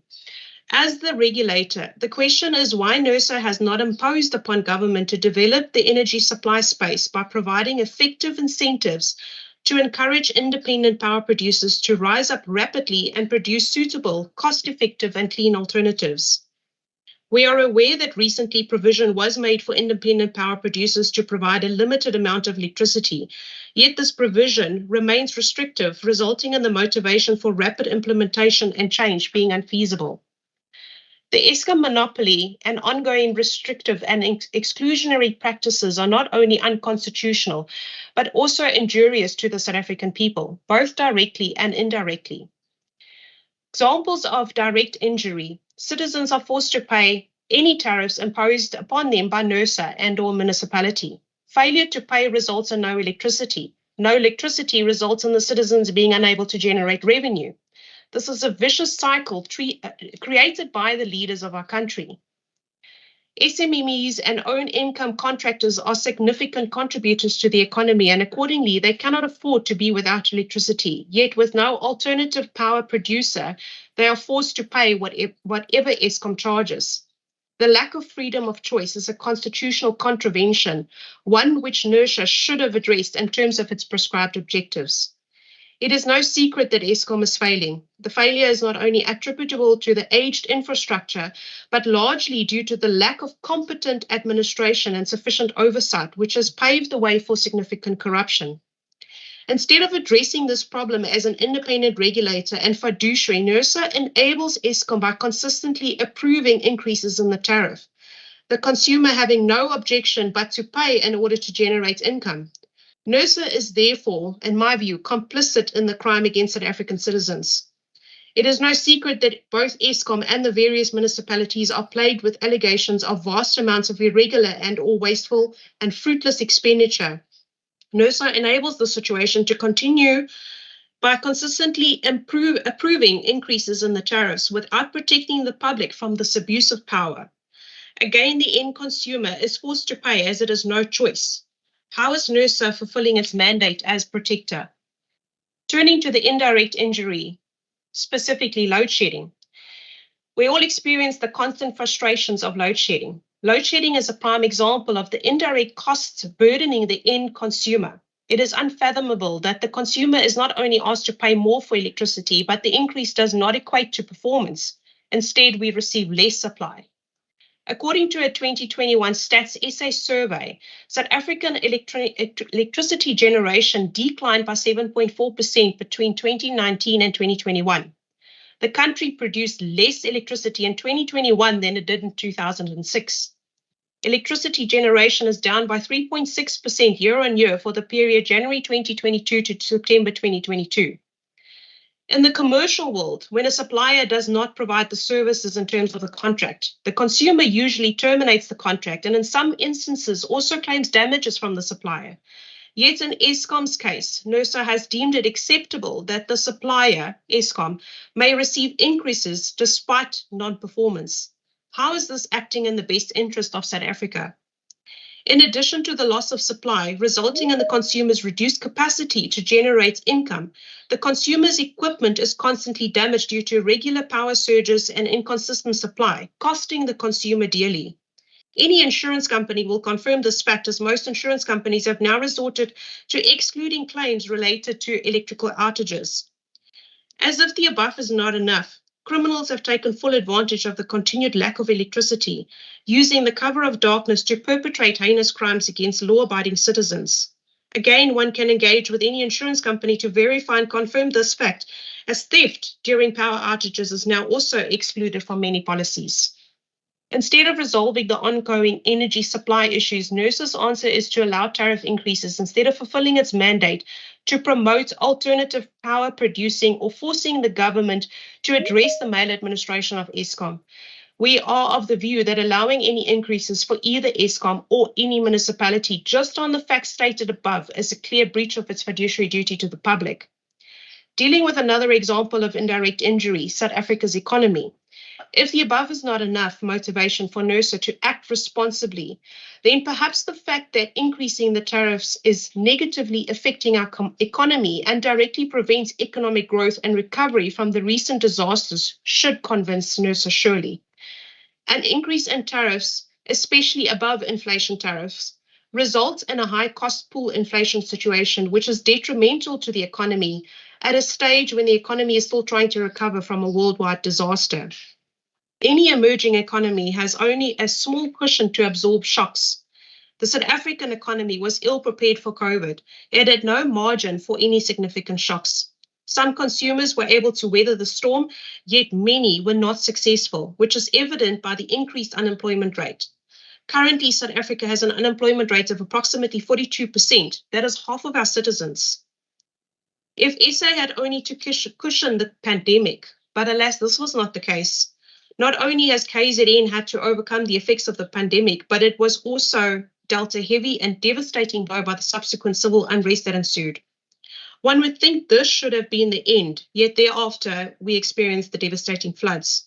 Whilst I appreciate that NERSA cannot concentrate on a particular province, but rather acts for the greater South Africa, it must understand that it sits in a fiduciary position in relation to all South African citizens and cannot ignore the hardships that KZN residents have suffered.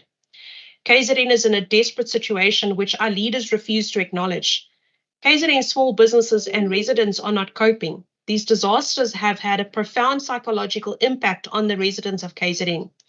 This is exacerbated by the financial stress of ever-increasing tariffs far from what we can afford. At 14% food inflation has reached its highest level in 14 years.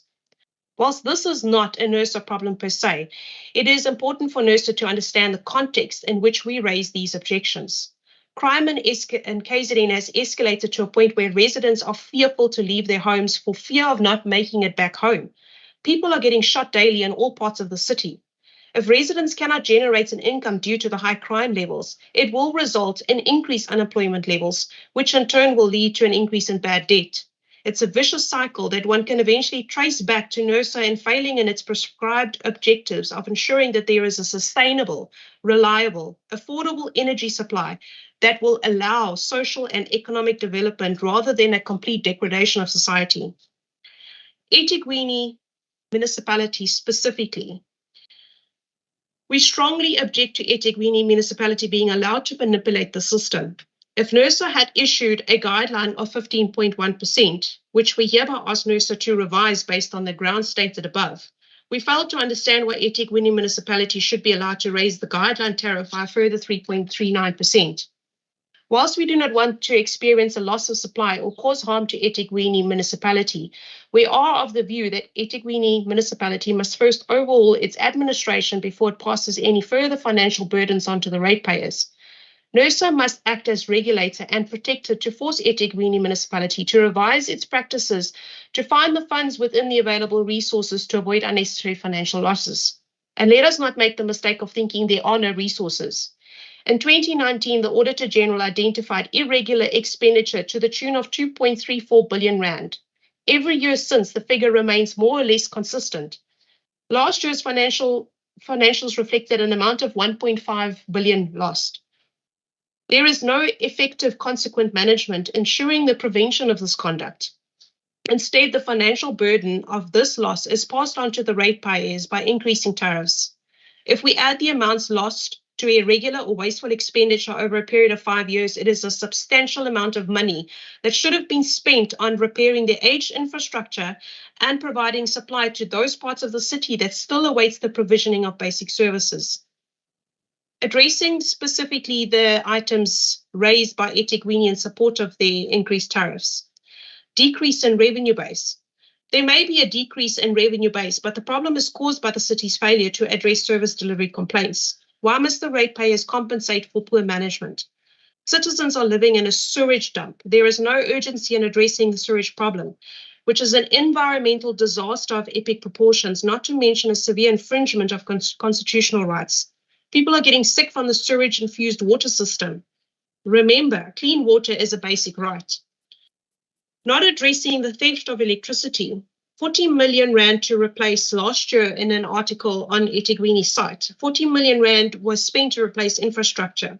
785 million rand was lost due to dangerous and illegal practices. The residents are not unreasonable, with many understanding that the need for financial resources to run the city is required, but many of the governmental financial duties are unreasonably passed on to the residents, despite residents paying for a standard of service not being received with limited resources. Simply put, the city is trying to squeeze blood from a stone. Another analogy to accurately describe the current situation, the city keeps pouring resources into a leaking bucket without first fixing the leak in the bucket. So literally, resources are flushing down the drain. The concept of fixing the bucket and then pouring the content into the bucket, which will eventually result in overflow, is a concept that escapes the city leaders completely. It is simple. Fix the city with the funds collected in terms of rates and taxes, then it won't have any pushback from the ratepayers. The civil unrest. It is unbelievable that the city would see this as a justification. It seems to have escaped the government that the unrest was caused by hungry, unemployed residents due to the failing dispensation, i.e. the government failure. So its answer is to cause more anger by forcing residents to pay more to deal with the problem caused by maladministration. Is NERSA going to be complicit in this or protect the citizens as it is supposed to do? Also, they're not forgetting that a large portion of the city's financial contributions or contributors are small business enterprises or own income contractors who in some cases lost everything during the civil unrest without any means to restore. Bad debt. So the city's answers to solving the bad debt crisis is to increase the tariff, causing more bad debt as consumers cannot afford to pay for the services. We have been reliably told that many SOCs and provincial departments have sizable bad debt accounts. Why are the funds not being collected from these entities? The answer to this problem cannot be to make the citizens carry the financial burden by increasing the tariffs. We appreciate that there is a cost of supply. We submit that this is the only cost that should be passed on to the consumer at this point, especially where KZN is concerned, but also more especially once the maladministration and Eskom has been addressed. In conclusion, we believe that government in all spheres have abused the power entrusted to it by the South African citizens. SA is on the brink of complete collapse. A select few have positioned themselves and their close connections to benefit from the public funds at the expense of most South African citizens. The masses are hoodwinked with promises of a better life, yet 29 years later, they are no better off unless connected to the select few. When rumbles emerge due to unkept promises, which could lead to civil unrest, apartheid is the convenient excuse used to pacify and buy more time. In the meantime, the country almost died. In the meantime, the country is becoming poorer and poorer as the financially contributing members of society pack up and leave the country never to return, tearing many families apart. We don't even have to do any in-depth investigation to support anything mentioned above.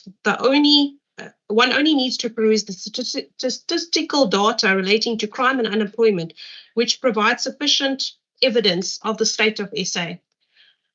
Those that are unable to leave have reached their limits. We as the ratepayers associations advocating for the rights of ratepayers and residents will no longer sit idly by and allow contingent infringement of our constitutional rights. The judiciary is a pillar of our democracy. As an independent adjudicator, the judiciary can and must protect the rights of the citizens of South Africa. if the responsible parties like NERSA as the energy protector do not come to the aid of the citizens, we will have no option but to force redress to ensure course correction using the resources available to us. NERSA, if this is not clear, the system is broken. NERSA is a protector of a vital part of the system and accordingly sits in an important fiduciary position. This position comes with significant responsibilities to the people of South Africa. NERSA can no longer ignore the extent of the disrepair and must act as prescribed. We plead. Thank you.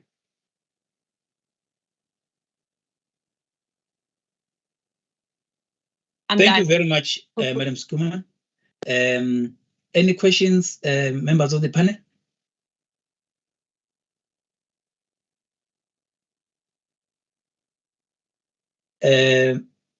Advocate Tore? Thank you, Chairperson, and thanks to Ms. Kuman for her presentation. Mine is just a question of clarity. My understanding in terms of the process before a municipality takes its tariff proposal to its council, it goes through a public participation process. And I just wanted to find out from your side whether your association did participate in that process and how were your comments that you are raising in relation to eThekwini municipality's tariff application, how were they taken into account in that particular process before being tabled to eThekwini's as council? Thank you. Thanks, advocates. From my side, I just one I'll say it's a question. You know, the adage of a dog wagging the tail, it will be a situation of a policymaker being the dog and the tail being NERSA in terms of defining the perimeters within which the game needs to be played. And then the NERSA then rely on initiatives that could be classified as regulatory advocacy. So in that context, I'd like to understand from you if you have engaged the policymaker in this regard, the issue of the municipality, even government departments that would be responsible in defining the perimeters for the regulator, who then remains operationally independent, but still having the field defined by the policymaker. If you may just come in there. That's all from my side. Thank you. Advocate, the answer to your question is yes, we did engage with eThekwini. In fact, I was present at the Moses Mabhida meeting and we presented a memorandum. My colleague Asad Ghaffar would probably speak in more detail about it. He's up next. So we have been very vocal in our objections from the Bluff Ratepayers Association. We lodged written formal objections. Despite the objections on the 31st of May, I was in the council meeting the entire day. The eThekwini Council still by majority voted in favor of the adoption of the tariff hikes with a small concession to pacify again. There was no substantial public participation, or shall I say effective participation, because our objections were not really taken into account. We raised substantial reasons for the objections, but as you can see from the presentations that were delivered from the various municipalities, their focus is a business. It's not concerned about whether the consumer can actually pay for the product being supplied. It is just supply the product and charge whatever. The reality is that it is a service industry to a public, to citizens. It is not the exact same as an ordinary commercial transaction. But going back to that example, if it was, then why is the same principles not being applied to an ordinary commercial transaction, i.e. if there's no supply, if there's no service delivery in terms of the contract, why does the consumer still have to pay? Because that is what would happen in an ordinary commercial transaction. I hope I've answered your question. In regards to the policy making, so I have only been involved in advocating for the needs of the social members of society from February. Up until then, I was very much a small conveyancing attorney focusing on my little business. But the last year has been extremely difficult. I've had to retrench half my staff component. That is 6 staff members that I had employed. And unfortunately, as a result of everything that we are experiencing, I've had to retrench those people. It was the toughest thing I've had to do in my entire life. So the experiences of what we've had over the past year, together with everything that has been happening this year, I have decided I need to take up this mantle and fight for people, because many people are not in a position to raise because they don't have the knowledge. So up until now, I have not been involved in policy making, but I will definitely consider that going forward.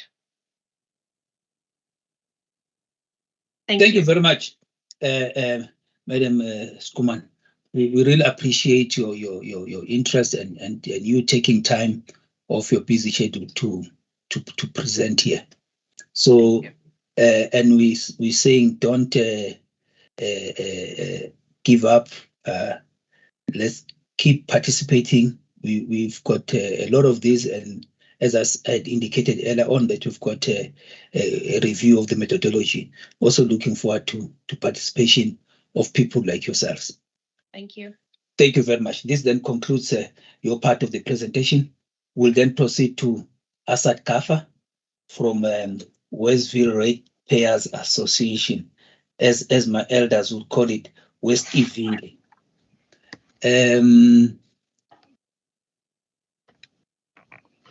Welcome, sir. Do you have any objections in taking the oath? None. Thank you then. Please raise your right hand and affirm the following. Do you solemnly declare that the evidence you are going to give to this panel is the truth and the whole truth? I do. For the record, please state your name, your organization, and your designation therein. My name is Asad Ghaffar. I'm the chairman of the Westville Ratepayers Association. Thank you very much. Are you going to make a PowerPoint presentation, or you just gonna be making an oral one without oral presentation, Chair? Thank you very much. You've got your 10 minutes. When I raise my hand, it's an indication to say to wrap up. And now it's 13:22 on my watch. Please proceed then with your presentation. Thank you very much, Chair. Firstly, I'd like to express our concern in regards to the day that we're having this meeting. We know, and you are aware as well, that the municipality, or eThekwini municipality, has already adopted the budget on the 31st of May, and that was the deadline. So the submissions and recommendations should have happened prior to this, and I agreed with the previous speakers that we should have done that. The other concern I want to raise is in regard to the reasons why eThekwini municipality is requesting an over and above recommended tariff increase as recommended by yourselves, NERSA. And the reasons they put there is excessive decrease in the revenue base, an increase in the expenditure due to residual effects of the July 2021 riots and the floods, increase in bad debt, increase in overall expenditure.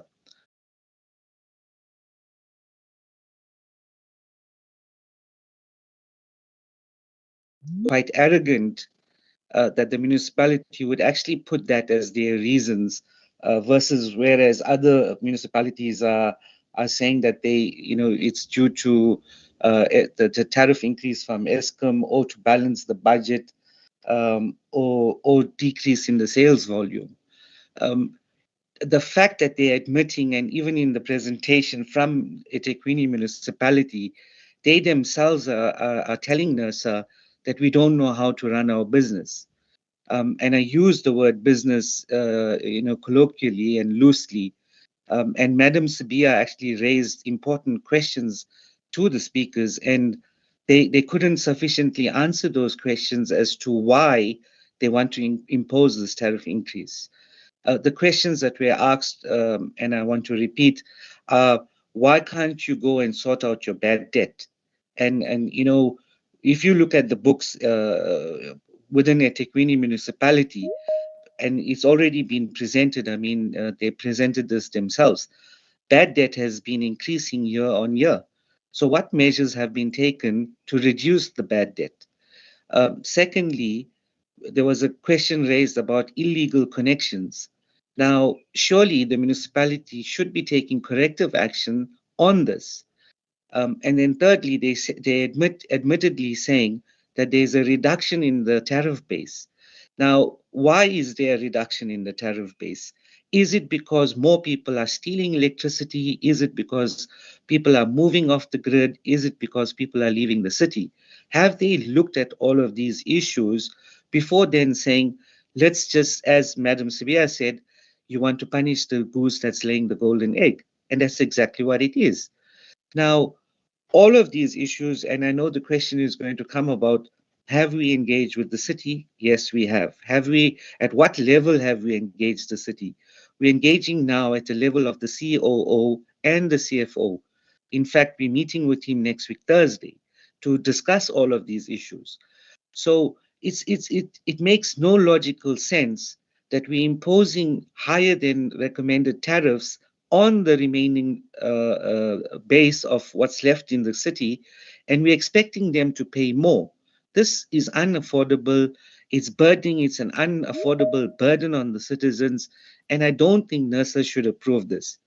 I would prefer, and I'm hoping, and I know that you'll be past the deadline, and you would still have to put a recommendation on the table to eThekwini.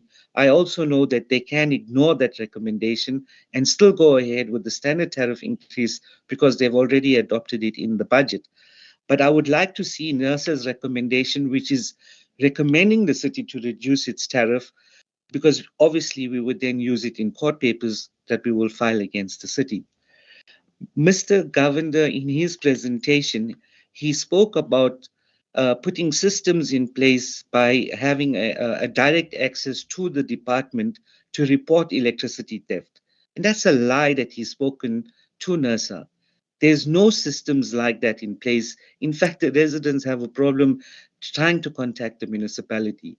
So for them to sit here and say, no, we're doing all of these things and this is what we've done, we put a hotline in place so that people can report. We see the theft as residents. We see the theft as ratepayers. We tell them all the time. We write emails to them. When we meet with them on one-on-one, we talk about all of these things. But we are unable to immediately report it when we are seeing it. So for Mr. Governor, he's definitely not aligned to the systems in the municipality. He's probably sitting in a nice aircon office, and he doesn't have the reality of what's going on in the ground. The other concern that we have, and I'm sure this would actually touch on in regards to the aspects that was raised by the academics in this platform. You can drive across eThekwini, the entire city.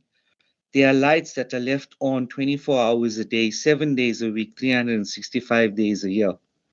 And the reason that the municipality puts out is because they are unable to buy those photoelectric cells that cause the electricity lights to go off during the day and come on at night.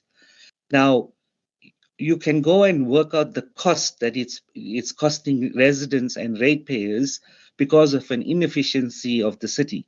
They need to take corrective action within their department. They need to go and it's been documented for a while now. The overtime or the excessive overtime that each of these departments are putting through month on month. The city is trying its level best to actually reduce it, but it's facing resistance. But they can't expect us as ratepayers to actually pick up this burden. They need to do what they need to do. It's unacceptable that they allow all of these things to continue, and we have to pick up the tab. And then lastly, I would like to say that we as the ratepayers, we've entrusted the city to look after our finances. They need to take the corrective actions. It's our monies that they're collecting from us as ratepayers. We understand that there's a need to address the imbalances of the past. In fact, we support that. But it needs to be done in a responsible way. In fact, we advocate for that. Whilst we as the Westville Ratepayers Association, we talk about the issues that face us as people of Westville, next to us we have communities like Chesterville and Claremont, etc. And we work with these communities. They are in no better situation than us. Unfortunately for those communities, they are unable to be in this meeting and explain to you the difficulties that they are going through, how challenging it is for them to get electricity. We are fortunate enough, we have access to technology and to WhatsApp, etc., etc. We are kept informed of these forums that we can come and speak and address these issues. Which platform do we give, whether it's NERSA, whether it's the municipality, what platform do we give to the less fortunate communities to express their concerns? And surely the city cannot continue like this. And I'm pleading with NERSA, you guys cannot grant them this increase. Even if they don't abide by it, which we understand that they're not compelled by law to abide by it, but as long as it's on paper, we would really appreciate it. Thank you very much, Chair. Thank you very much, Mr. Kafa. We appreciate your presentation and you taking time to be part of this public hearing. Members of the panel, do you have any questions? I think that there are no questions coming through. And from my side, really noting that there have been presentations prior to yourself. I think your message is very clear, well understood. I also don't have questions as such, but much of the appreciation and to say that whatever you put forth there, it doesn't just go unheeded by NERSA. We remain of the view that you don't have the monopoly of wisdom, and therefore members of the public like yourselves are those that are the people that contribute into us getting into a more informed, a proper decision at the end of the day. So thank you very much. This then concludes your part of the presentation, and we'll then proceed to Bisham Ramsunda, who is also a member of the public. Bisham, if you may step forward, please.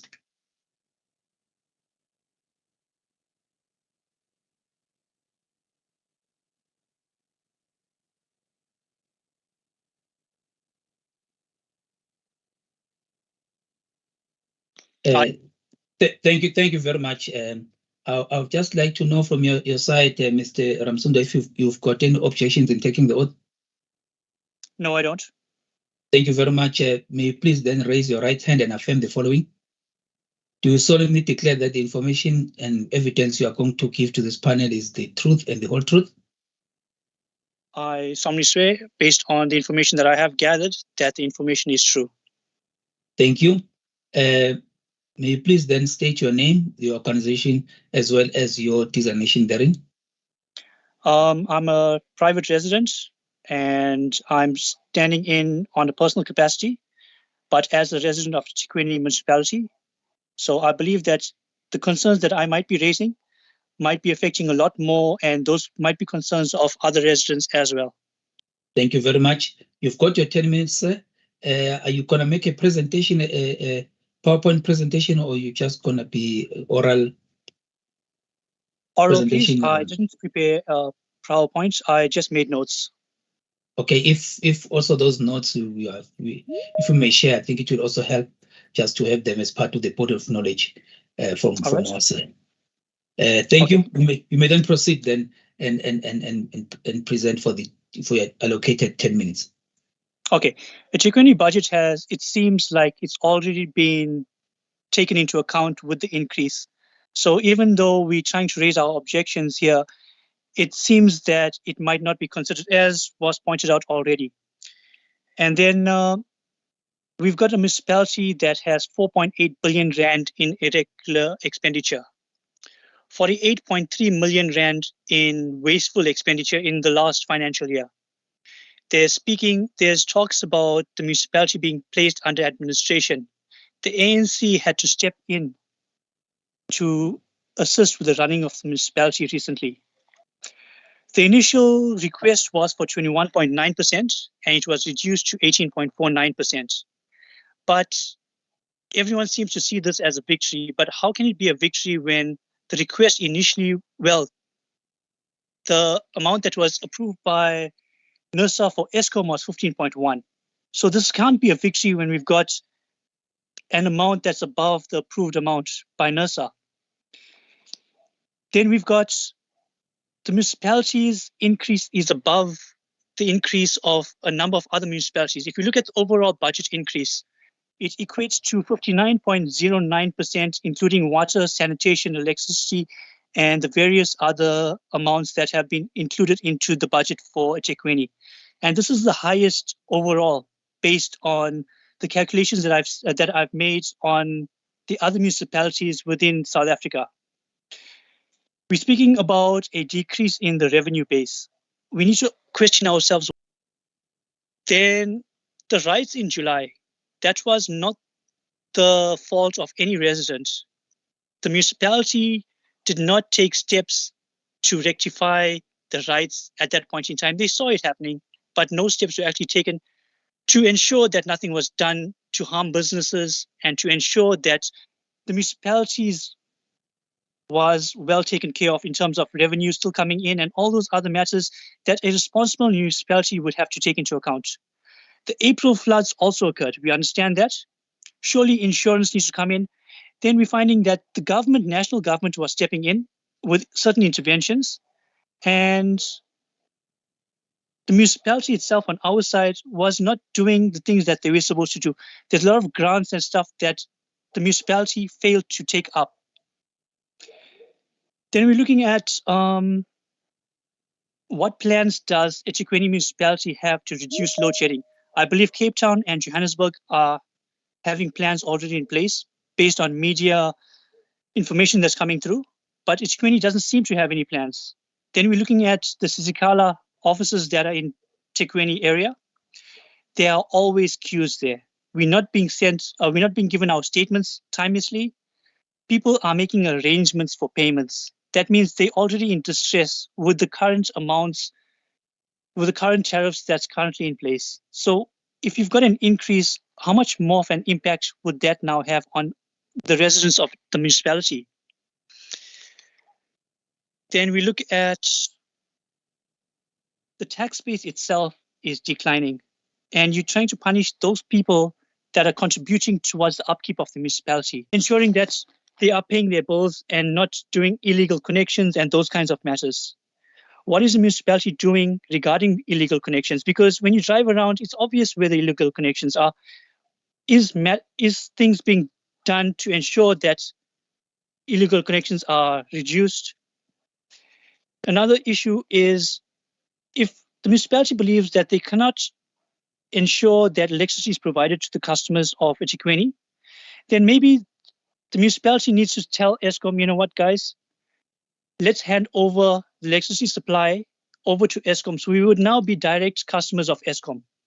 And then we won't have increases that are not in line with what Eskom is being granted. And then you won't have a situation where the municipality can come across to NERSA and tell them that we're not obligated to make these, you're not obligated to listen to what NERSA is saying. Then we're looking at state capture. What has Eskom done to ensure that monies that were looted out of Eskom is being recovered, so that we don't sit with a situation where we're sitting with now with continuous load shedding and those kinds of issues? Then the Dr. Trevor Ngwane mentioned that we need to look at the richer compensating for the poorer residents. What load shedding has now resulted in is that we have a situation where the richer people are able to now ensure that they have constant supply. They're moving away from the grid. They might be ensuring that they've got solar or whatever source that they're managing to get to ensure that they've got a constant electricity supply. Even businesses, big businesses are moving away from Eskom. So this is reducing the base of Eskom's money coming in. So it doesn't seem that Eskom is actually doing anything positive in terms of with load shedding. It's actually doing more harm to the country. And when we speak about trying to ensure that there's this equality, Eskom is actually ensuring that there isn't equality. They're ensuring that the richer people are able to source electricity from other sources, get off the grid, and not contribute to the revenue base of Eskom, while the poorer people are forced to continue being obligated to Eskom to ensure that they have electricity supply. Thank you.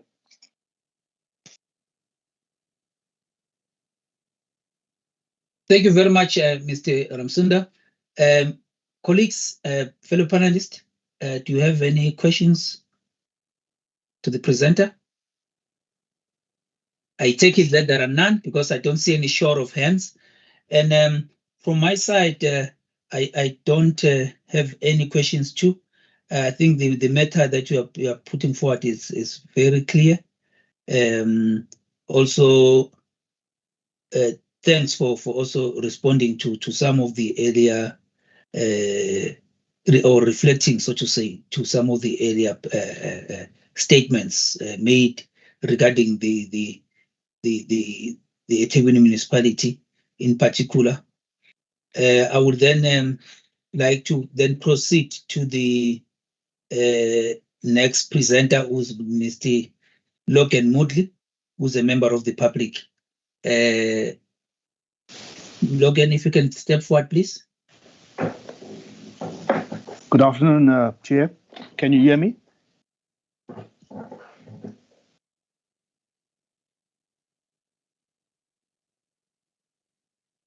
Good afternoon, Chair. Can you hear me? I can hear you, but I can't see you. Yeah, I've put my video on, but maybe, yeah, can you see me now?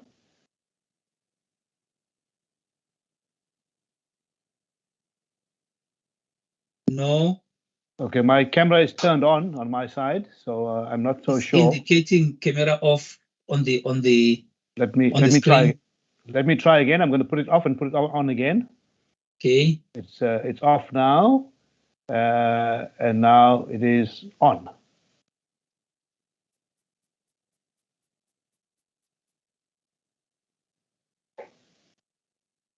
I don't see anything on my side. I don't know, Chair. Maybe a technical problem. Can you switch it on again? It's now off, and it is now on.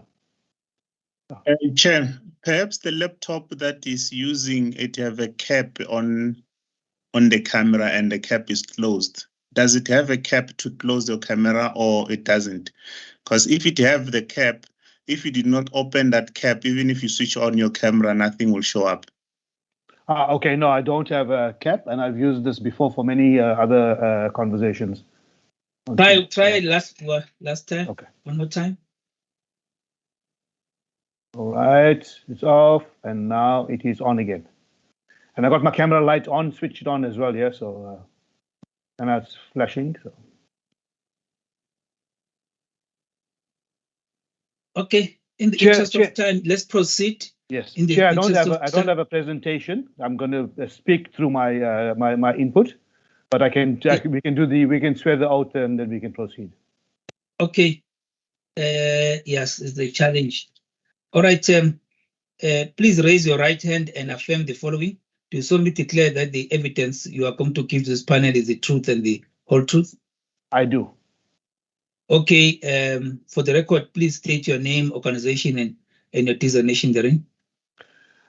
Good afternoon, everybody.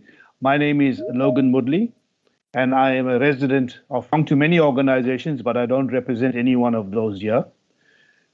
I'm sure I do, however, speak without a mandate, but I speak on behalf of of thousands and thousands of other residents in eThekwini municipality who find themselves in the very same situation that I do.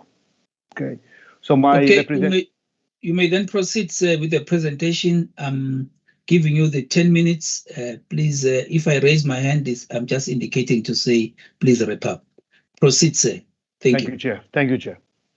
As I said, I speak on behalf of thousands and thousands of people without a mandate, though, but I'm sure that many of them feel exactly the same way that I do. As I said earlier, I am a resident of eThekwini municipality. I want to firstly say a very big thank you to NERSA for giving me this opportunity to share my concerns on the electricity tariff. It is through your oversight that we hope to reach an amicable solution to this challenge of unreasonable pricing of electricity by the eThekwini municipality. The motivation for an increase of 18.49% provided by eThekwini municipality is due to loss of revenue and increase in expenses. Revenue, it is claimed, is lost to bad debt as its citizens cannot afford to pay their debt due to the current economic situation most of our residents find ourselves in. With an increase even at 1% will result in a further increase of bad debt. 18.49% is the suggested increase. This is a lot higher than our current rate of inflation. Also, it is important that whilst we've seen many academic presentations here today, it is important to take a simple look, like any ordinary citizen would do, and look at the increases in rand terms. So let us use a simple example of an electricity bill of 1,000 rand. With an increase of 18.49%, the new bill will be 1,184 rand and 90 cents, an additional 185 rand just for electricity per month. Whilst this hearing, I understand, is about electricity, in the case of eThekwini, I kindly request NERSA to consider the electricity increase in relation to all the other services for which the municipality has increased. Water, 14.9%. Sanitation, 10.9%. Refuse removal, 6.9%. Property rates, 7.9%. And of course, let us not forget the increase in VAT that will be brought about by these increases in the tariffs. This situation means that the ordinary citizen, just on the bread line, will in future have less food to eat and may not be able to pay their municipal bill, and thus a further reduction in the revenue base of the city. Let us consider the pensioner for a second. They will not be able to avoid these increases. Yes, I agree with the situation of the rich subsidizing the less fortunate. I fully support that. However, with such large increases, there will be a decrease in those that are perceived to be the rich. This will no doubt give rise to the quantum of bad debt to be written off, and the revenue base will shrink even further, killing the goose, as explained earlier by other speakers. eThekwini municipal officials claim to have a caring city, yet they do not care a damn about the elderly and those less fortunate. Our city is currently under administration, so it's been said, because its government officials fail to ensure clean governance and diligent spending of the people's money. Let me give you just two very simple examples. In the neighborhood that I live in, there is abandoned municipal buildings. And in these municipal abandoned buildings, the lights come on every single night. I must repeat, it is an abandoned building. This has been going on for around 2 years, possibly now. Many complaints have been sent to the municipality, and to date, nothing gets done. Just last month, Chair, we had a demonstration in the city center against the electricity price increases. And guess what happened with what we saw when we went to the City Hall? The lights outside City Hall were on in broad daylight. We pointed this out to the official that was present. And at the time of leaving, the lights were still on outside the City Hall. So why do they do this? Is it a lack of incompetence on the city? Is it a don't care a damn attitude because citizens will pay for it? Is it part of the wasteful expenditure that's referred to year in and year out after we have audits done by the Auditor General? We were recently invited by the Mayor of eThekwini to consult on tariff increases. We attended only to find out that it was not a consultation, but it was a question and answer session.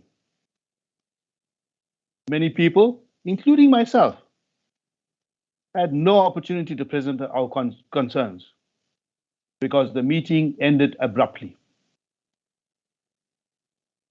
I appeal to NERSA to demand that the eThekwini officials have proper consultation meetings with their citizens. We're referring to consultation, not question and answer sessions.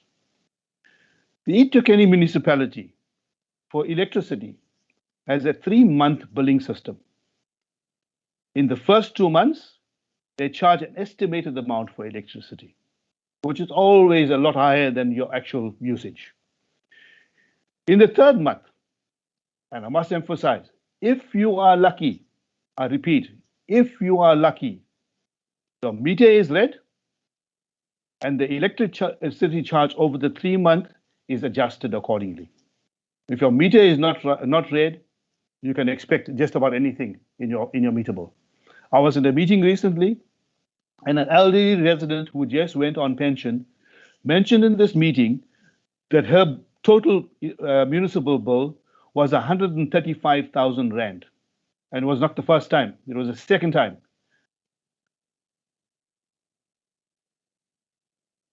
With 8.49% increase in electricity, together with the increases in all the other charges, with this situation, most citizens will not be able to live in the city. I appeal to NERSA. I repeat, I appeal to NERSA. Please kindly do a detailed study into the electricity billing system in the eThekwini. Citizens have had enough. It is time for serious change. It is also very important for NERSA to consider that this consultation meeting that we're having today should take place during working hours. If it was done over a weekend or after hours, then there would have been much more participation in this meeting and you would have surely gathered a lot more information. I kindly appeal to you, Chair, and your team to please reject completely the request for an increase by eThekwini municipality. Instead, the city officials must be requested to have thorough engagement with its citizens and a reasonable solution be reached, preferably through consensus. I thank you. Thank you very much, Mr. Mudl. Any questions or comments, members of the panel? I take it that there are none with no show of hands, but from my side, very grateful that you've taken time, Mr. Mudli, to step forward and contribute to this public hearing. I will then proceed to the next presenter with your presentation now coming to the close. Thank you. We've got Desmond Desai from SDCEA. long-standing contributor to NERSA public hearings. That is very much appreciated. Mr. Desai, do you have any objections in taking the oath? I don't. I do take the oath. Thank you. Please raise your right hand and affirm the following. Do you solemnly declare that the evidence you are going to give to this panel is the truth and the whole truth? The truth and nothing but the truth. Thank you very much, sir. For the record, please state your name, organization, and your designation therein. Desmond Desai, the coordinator of the South Durban Community Environmental Alliance, a member of the Coalition of the Poor in Durban. Thank you very much. Are you going to make an oral presentation only, or you've got a PowerPoint presentation? So we sent NERSA a statement on the 26th of May to Walter and Eliezer Dlamini. They have the statement already, but I will make a whole presentation on this whole issue. Proceed, then. You've got your 10 minutes. It's now 10:55. Please proceed, sir. Thank you, Chair. Good afternoon, members of the panel. Let me just say from its inception, NERSA's inception, we have contributed a lot of information around the role NERSA has to play. And you heard Trevor Mngwane, Patrick Bond and others talk about it today, and I think it's critical to re-examine yourselves. What's your role as NERSA? As an independent statute of government, you're supposed to play an important role in regard to how all citizens are treated in this country equally. If we want to have a just, equal society, then NERSA has to play that role. It can't be that the people who have been, who are calling for all these increases every year get away with things, and we are treated less important. I think that's why we can't create the society that we need. And we have, since the outset of NERSA, provided all the evidence about the uses of the energy, that 77% of the energy used in this country is used by big industrial complexes. And we spoke about BHP Billiton, and a host of other people like Eulitz Aluminium, the mines, the petrochemical, refine the paper mills, Sasol, all of them. Eskom included as well. We also highlighted that this was done during an era where a lot of the CEOs of Eskom, after the agreements they made to charge the industry less than 12%, that was then they shifted over to Eskom as they shifted over to these big companies as CEOs. So that preferential treatment was already from the outset developed inside of Eskom, and then they went out and became CEOs of these big corporations. We also said that from the outset, do not give the loans. And you recall, we said the big loans to develop Medupi and Kusile will cost us dearly. And we know now all the corruption, as well as the interest that our children and grandchildren and great-grandchildren will have to pay. We provided all that evidence to NERSA. We also went and exposed, and we showed NERSA the big bonuses and salaries that the CEOs at Eskom were employing. Diamonds was there, Molefe was there, and we name you all of them that were there, that were earning this huge amount of handshakes, golden handshakes that were given, 30 million rands they were given that. We also said that there should be a cap on all these things. They cannot be the rich are getting richer and the poor are getting poorer. And the poor in this country has been the cash cow for Eskom, for municipalities. We warned NERSA about that as well. And we said poverty is increasing by over 50%. The Oxfam report showed that poverty in our country was getting worse, and that people just could not afford the tariffs. We also warned NERSA about the disconnections. We said in our cities that the other cities in Durban and other places where poor people live in the townships, it's blackouts. It's blackouts. Now, we also did not realize that all the investment to build Medupi and Kusile will lead to blackouts. Now we've seen that the load shedding and all that has created more harm than anything else. So poor people who buy a fridge and a stove, maybe in here and there they got a TV and all just for their own comfort. All that is blown up. There's been no compensation, nothing at all. The only thing NERSA talks about is tariff increases. We need to give them more money. They need to get more money from us as ordinary citizens in this country. So I think that's where I say NERSA, and I brought it to your attention. You're all aware of it, as you said, rightfully said, that I've been participating in it because I have a passion that poor people should not be the losers in this whole thing. And while rich people are benefiting out of this. And I agree with the researchers here that the poor should not be paying for the rich. The rich, they must be paying for all this. Then when it comes to eThekwini municipality, eThekwini has failed drastically, and the officials here today really do not do us a service by coming here and misleading NERSA. You've been misled. They haven't come with the facts. Their consultation has been pathetic.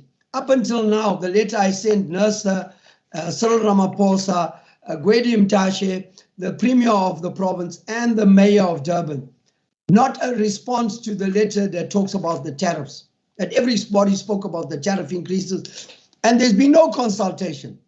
Only consultation was a tour of every township, every hostel, every area by me, and said the South Durban Community Environmental Alliance to alert people that the eThekwini municipality had put in the mercury in January. Yeah, they put it in the paper that and the mercury paper, not even in isiZulu, Radio Koza or Ilanga, to increase the electricity bill by 21%.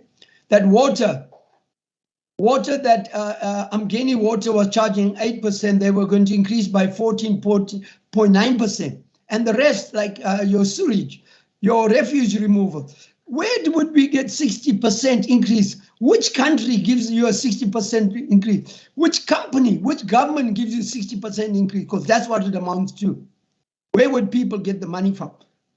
Let alone the VAT that would come on top of that. And rightly so, as people have said here, there's been so much of disconnection. What we need to consider as NERSA is that the Auditor General has given a report that the coffers have been looted in eThekwini. There's been no government in eThekwini for a couple of years now. eThekwini's presentation does not show how much of money was stolen, how much of money was taken from the electricity department and other departments in eThekwini and used for something else. Their presentation about that the refineries and other chemical companies have closed, it's not true, because the Engen petrochemical refinery blew up on the 4th of December 2020. They have never raised this as eThekwini, never raised that as an issue. Why only today to say, well, there's supply and demand? Same thing with Sapliv. It happened on the 12th of April. Last year, we had hearings on NERSA, and the year before. Why didn't they bring it to the fore? Why now? Why are they using that? What has increased in the usage of electricity for the big companies in Durban? There's been a host of logistics, trucking companies where you store all the goods coming in from all over the world. Hosts of logistic parks being developed where electricity is being used. Why didn't they bring that on the table and say that we are paying for all that? Why is their infrastructure budget so huge for Durban? So you want the poor to pay for building development for people that make profit. NERSA needs to look at all these things we are bringing up to the fore. We are prepared to challenge it. On the 26th of May, thousands of people came out to Durban. Like I said, and others have spoken about it. We, led by us and led by the Coalition of the Poor in Durban. And let me say, there's been no response from the mayor's office as of today. So how do we have a government that's supposed to be working for the people that's absent? And they're completely absent in Durban. Everything has collapsed. Sewage, water, you name it, electricity, our substations are blowing up. They don't talk about that they haven't maintained them over the years, and that's why they're blowing up. The other thing would, they want the poor to pay for it. Yet they were getting maintenance budgets and all that over the years. What happened to all that money? The other view I have as well is that I'm being intimidated, Chair. Just protect me here, please. Please protect me. I will close now. I just want to say also is that the government supposed to be engaging with the citizen. Batopile, that's our slogan in Durban, Batopile, people first.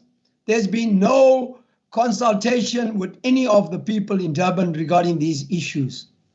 That it took us to do something about it and create a big stink in the media and all over the show that forced the mayor to come to one area and never invited everyone. He never went all over the show, to the townships, to people in over 500 informal settlements that don't have access to electricity. They've not gone there. They've made promises over the years that they're going to light up the informal settlement. It's never been done. Where's that money? The other thing now, finally, I want to talk about Eskom. Eskom has got huge amount of money over the years through NASA. You guys have pleaded when we presented that Eskom should never be given the money. You guys have pleaded, no, we need to develop and ensure that Eskom operates. Well, the present regime at Eskom is fully aware of it. They're aware of all the things that happened over the years, the load shedding that has affected the people and all that there. But what did they do? They done nothing. They allowed Eskom to be looted. They allowed Eskom to be the organization that is collapsed.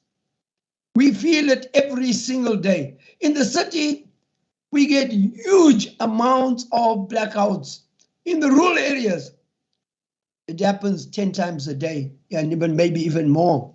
And those people don't see Eskom at all. So they're going to depend on wood and imbaulas and coal and charcoal to burn the fires. And Eskom is getting away with murder. They've had huge budgets to roll out renewable energy in this country.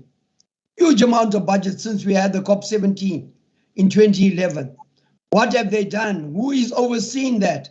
Who's auditing all that to make sure that the money that they got is being used for its intention? Instead, we don't see that being rolled out. Instead, we see that the renewable energy is not a big issue at Eskom. We want to know, we want NASA to take ownership of this and involve us so that we can put in place laws like you offered Patrick and Professor Patrick Bond and Dr. Trevor Ngwane and others. I think that we should also play a role. Civil society must play a role in determining and drafting up new legislation that will make changes, that will bring about an equal society and make energy accessible to the poorest of the poor. I thank you, Chair. Thank you very much, Mr. Tisai. I remain of the view that we've got well and capable customer education officers at NERSA, the person of Moni Souza and Tinswara Maluleke, as well as those that are dealing with complaints and dispute of Viola Posa and Amanda Mtemba, amongst others, just to mention the issue of consultations, because shouldn't be like it's only when we are getting to these platforms that we consult. The further consultations takes place even outside of this kind of public hearings. Just want to mention that, and that so that the members of the public can then make full use of that opportunity. But without much ado, I would like to give my fellow panelists an opportunity to ask questions, if any. Okay, I take it that there are none. Mr. Tisai, from my side, I also don't necessarily have questions, as you appreciate that the presenters coming from your area have been very vocal about certain issues here, and we appreciate that, because you are able to see things from different angles, and therefore we will be able to then take what we have and be able to come to a decision. But if something comes to mind, again, don't hesitate to write to us to augment what we have just presented, knowing that you have already got your script in this regard. And again, to say you taking time to present to us and participate in a myriad of our public hearings. We really and truly appreciate. So don't give up on us. Don't give up on the process. Though sometimes it can be a daunting task, but we do appreciate. With that, then this closes the presentation. I would then like to proceed to go to William Mars from Witzenberg Municipality. William is our last presenter. The members of from NERSA will then, after the meeting, still need to switch over to our pre-hearing connection so that we can have a post-hearing engagement. From my side,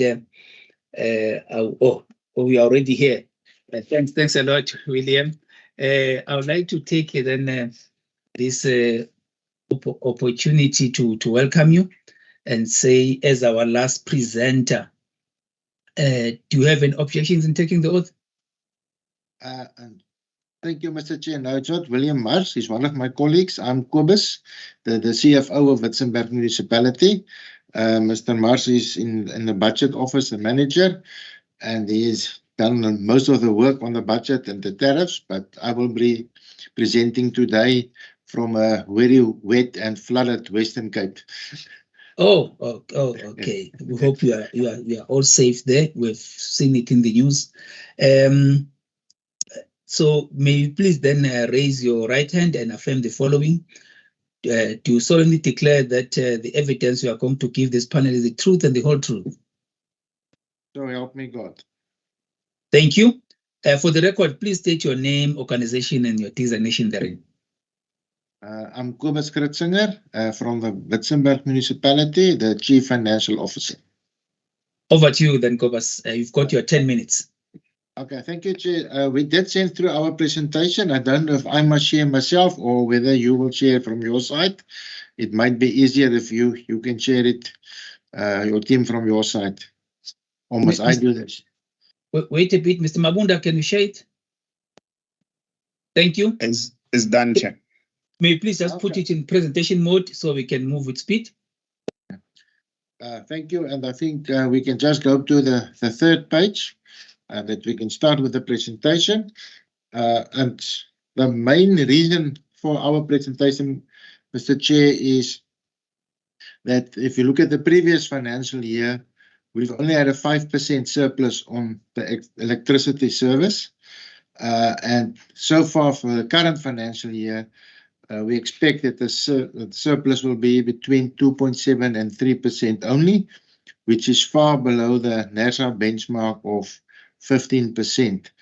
And with that minimum surplus, we do not have the necessary funds for maintenance and so forth of our electricity network. And therefore, the expenditure on maintenance is not what it's supposed to be. And the decrease of the surplus between the two financial years can be attributed to the negative effects of load shedding, where for certain periods of time, we all know that there is no electricity available to be sold to our consumers. We can continue to the next slide, please. And then if we look at our figures, Mr. Chair, 90% of our electricity expenditure is in terms of bulk purchases, which once again is well above the NERSA average of 74%. And therefore, the effect of the increase in bulk service cost on the net surplus of the electricity service are more detrimental. So the 18.49% increase as supposed by NERSA on the municipalities, basically that's all our expenditure that then, or 90% of our expenditure that will increase with the 18.49%. Now, just on our current status, we've got excess notified demand from Eskom of 46.2, and unfortunately, we must admit that sometimes we go over that. Although this applications has been made to Eskom long time ago, to upgrade it. Up to date, it's not possible. Eskom should upgrade their network, and we all know those the kind of upgrades that we need involves EIA studies and a lot of money. And the next due date that Eskom gave us is 2030 only. The previous one was the year 2022, which is come and gone, and still no upgrades. And unfortunately, because of this, that we're already over our notified maximum demand, no economic development is attainable in our municipal area. Thank you. Next slide, please. If you look at our budget process, now in terms of the MFMA, we need to table the budget by the end of March. At that stage, the increase from Eskom was still unsure that would be allowed for municipalities, and our budget was based on 20.47%, and then a 20.7% increase in all electricity tariffs applicable to our consumers. And then we received later the good news that the increase from Eskom to municipalities will only be 18.49%. And then the budget was amended accordingly, and also then the proposed tariffs has been amended downwards to the 18.49%. Just for background for you as well, in the current economic climate, the municipality wanted to limit all increase in revenue and tariffs to 6%. But with electricity, unfortunately, it was not possible. So even if you look at our poor people and look at the affordability to them, all other tariffs except electricity has been limited to 6% in our budget. And next slide, please. Now, if you look at the budget in total of Witzenberg, our budget expenditure exceed budgeted revenue, and we're using our cash-backed resources then to fund the shortfall. And from provincial treasury side, they assessed our budget as funded with threats, once again due to the cash-backed reserves being utilized to fund shortfalls. So we really need to address this so that the municipality can be financially viable as well. Thank you. Next slide. Electricity losses. Now we've appointed a service provider for a revenue enhancement project to legalize the connections in certain areas where there's a lot of theft of electricity or then illegal connections. And the municipality is subsidizing the cost to the consumer for this process in an attempt to try to get all the consumers legal. So the customer is only paying for the material used in changing his connection to legal. The contractor who's doing, installing the new meters and or whatever is needed are paid by the municipality, just in an attempt, once again, to get people that their electricity service are legal, and we are making use of the what we call the split prepaid meters to make it a bit more difficult for people to tamper with the electricity in future. Thank you. Next slide, please.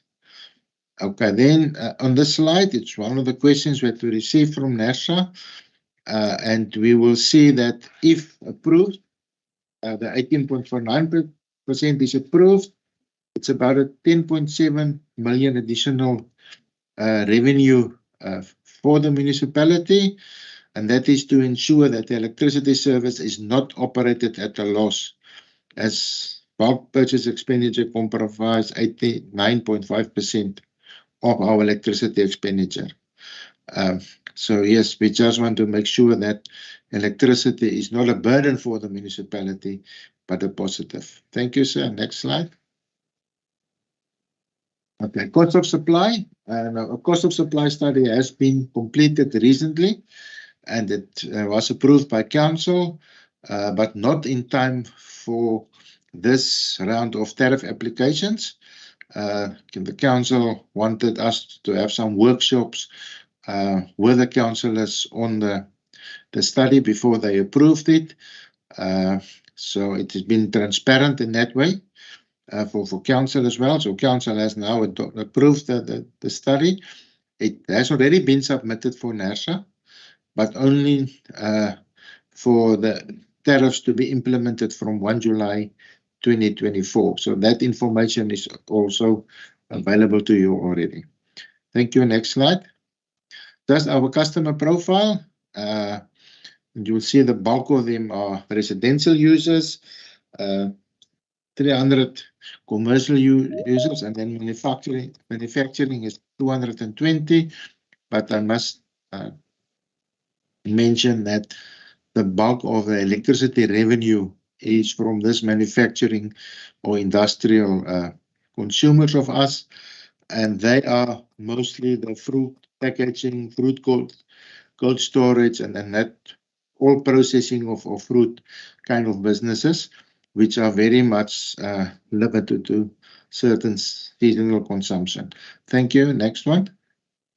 And then you can see we have already done a protection study, but the estimate cost for the full implementation is 9 million rand, and it's something that we need to make money available in the future as well. Thank you, sir. Next slide. And there's a thank you for us, and really we appreciate the opportunity to make this presentation to you. And must note that we had public participation on the tariffs, as I mentioned. Luckily, the tariff approved by council was a bit lower, but we didn't receive any comments, feedback from the community and or business on the electricity tariffs. So it seemed that they are happy with it. Thank you, sir.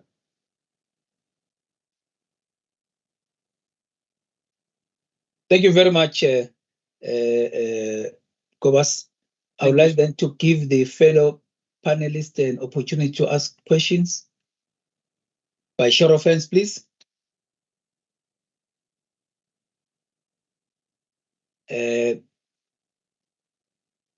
Let me start off with Madam Sibia, then Advocate Stole.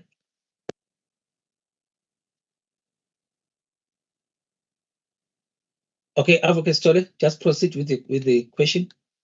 Thank you, Chairperson, and thanks to Mr. Mars. I think my question relates to systems losses, because in your application, you are saying that the cause of the system losses are due to theft and illegal connections. And I just want to know, and that you are planning on imposing fines for those who are transgressing the processes that you have in place. I just wanted to know whether you've got a monitoring process or procedure that you have put in place such that you do follow it to be able to impose the fines. And the other thing, Chairperson, that I wanted to ask, the last slide on the protection study, I couldn't see it properly, but if Mr. Mars can explain what does the protection study covers. The slide was not really visible for me. If you can elaborate on that particular slide, I'll appreciate it. Thank you, Chairperson. Thank you very much, Advocate Stole. From my side, I would take off from where you left to say that in the 2022-23 financial year, Wittenberg Municipality had applied for an above guideline increase for the implementation of the same protection study. And then I would like us to know as to if one considers this, and that the municipality had indicated that the cost was estimated to be 9 million over a 3-year period.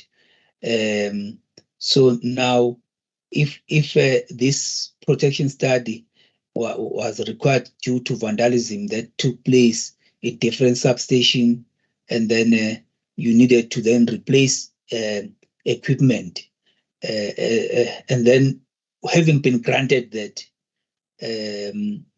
why is the municipality referring back to this study on this financial year when additional revenue was granted for it to implement it in the previous financial year?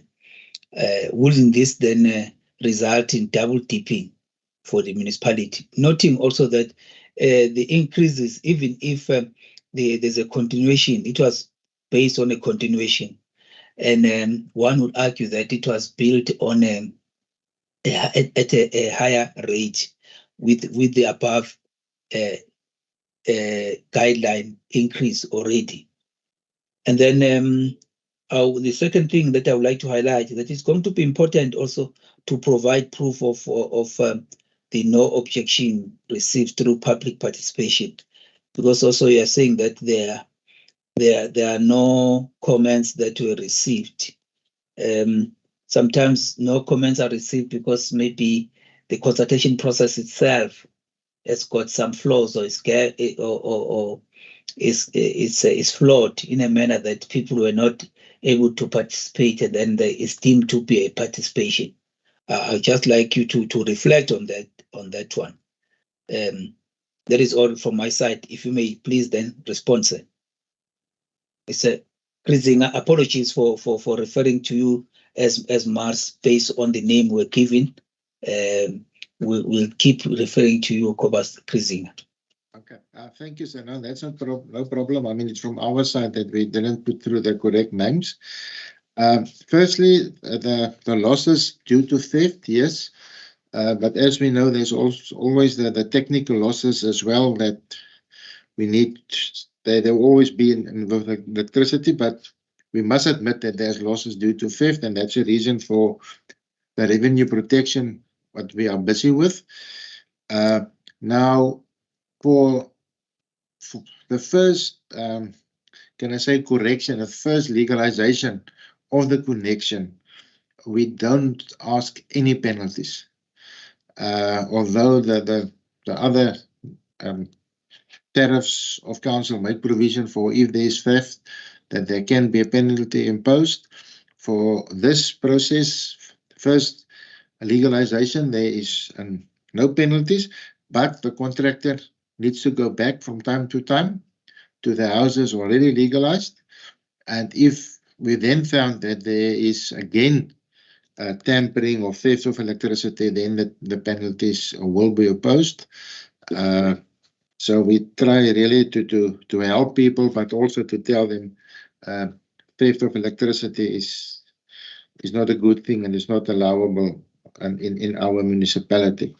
The protective study, we just added the slide again, as it was last year, because it's like a 3-year process that we are busy with. And as you can see, with a very low surplus on electricity, we cannot make all this money available in one financial year.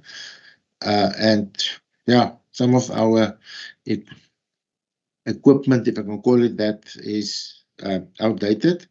Unfortunately, our technical team cannot be part of this meeting. They would have loved to be, but as I mentioned, due to the floods and power problems in Ceres and surrounding areas in Litzenberg, they are all out in the field and see how they can solve the problems at this stage. But yes, the protective study is ongoing. So the tariff increase is not based on the protection study, but just so that you know that we are still busy with that one. The proof of no objection. So what I can do for you is we can send the attendance registers of the meetings that we've held with the people, and then I can ask somebody from our administration side just to give us a letter as well that no official complaints has been received on the budget as a whole, as a matter of fact. And we had meetings with in all areas, which is mostly attended by residential consumers. But then we also had a separate meeting where the business and farming community was represented by their organizations, where we did this presentation to them. And I will also share then our presentation, what we've made to them, that you can see what we've presented to them as well as part of our public participation. And the normal adverts was placed in the newspapers. The budget, tabled budget, was on our website. So we really did our best to get people informed about the budget and give them an opportunity to give input if and when required. I hope I've answered all your questions, sir. Thank you very much, Mr. Krishna. This then concludes our presentations for the public hearing of today. And thank you very much. I appreciate you taking time. Please, for any additional information, if you want to augment your presentation of today, as well as the information that you have promised to provide, if you can provide that as soon as possible, noting that you are really running against time. Thank you, sir. Once again, thank you for allowing us the time. Thank you very much. I don't want to delay you any further. I know it's a Friday afternoon, and yes, it then concludes the presentations. From my side, just want to stress to the NERSA team that we regroup as indicated earlier on. Thanks to all the presenters. We really appreciate your effort in coming through. As I've said earlier on, we don't take your inputs lightly. We really do value them, and we are going to duly consider all that is put before us. I would also like to give an open invitation to you to say, please also provide your inputs with regard to the review of our methodologies, which is a major thing that is underway. Noting that this is the last time we're using this methodology. So we're going when it comes to the 24-25 financial year. So please, we need your inputs. We don't claim to have the monopoly of wisdom in this space. We'll also plead with you to also participate when it comes to the cost of supply studies and other initiatives that are done at the municipal level, so that some of these things can be dealt with right at the beginning, where you can actually do the proverbial nipping it in the bud.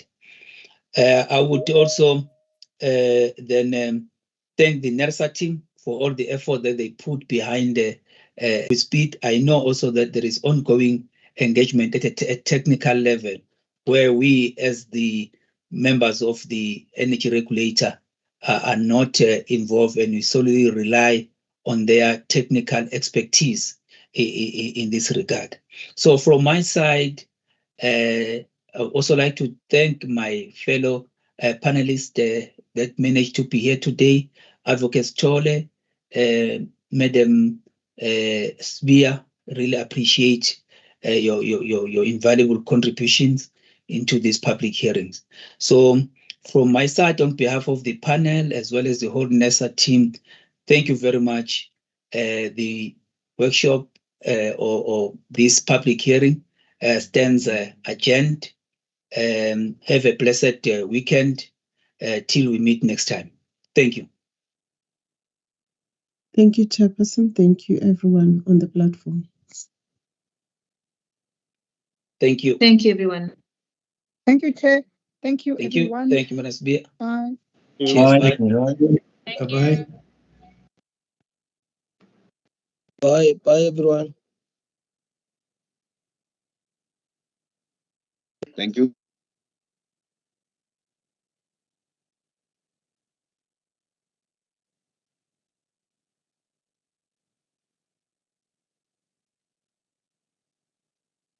Mm.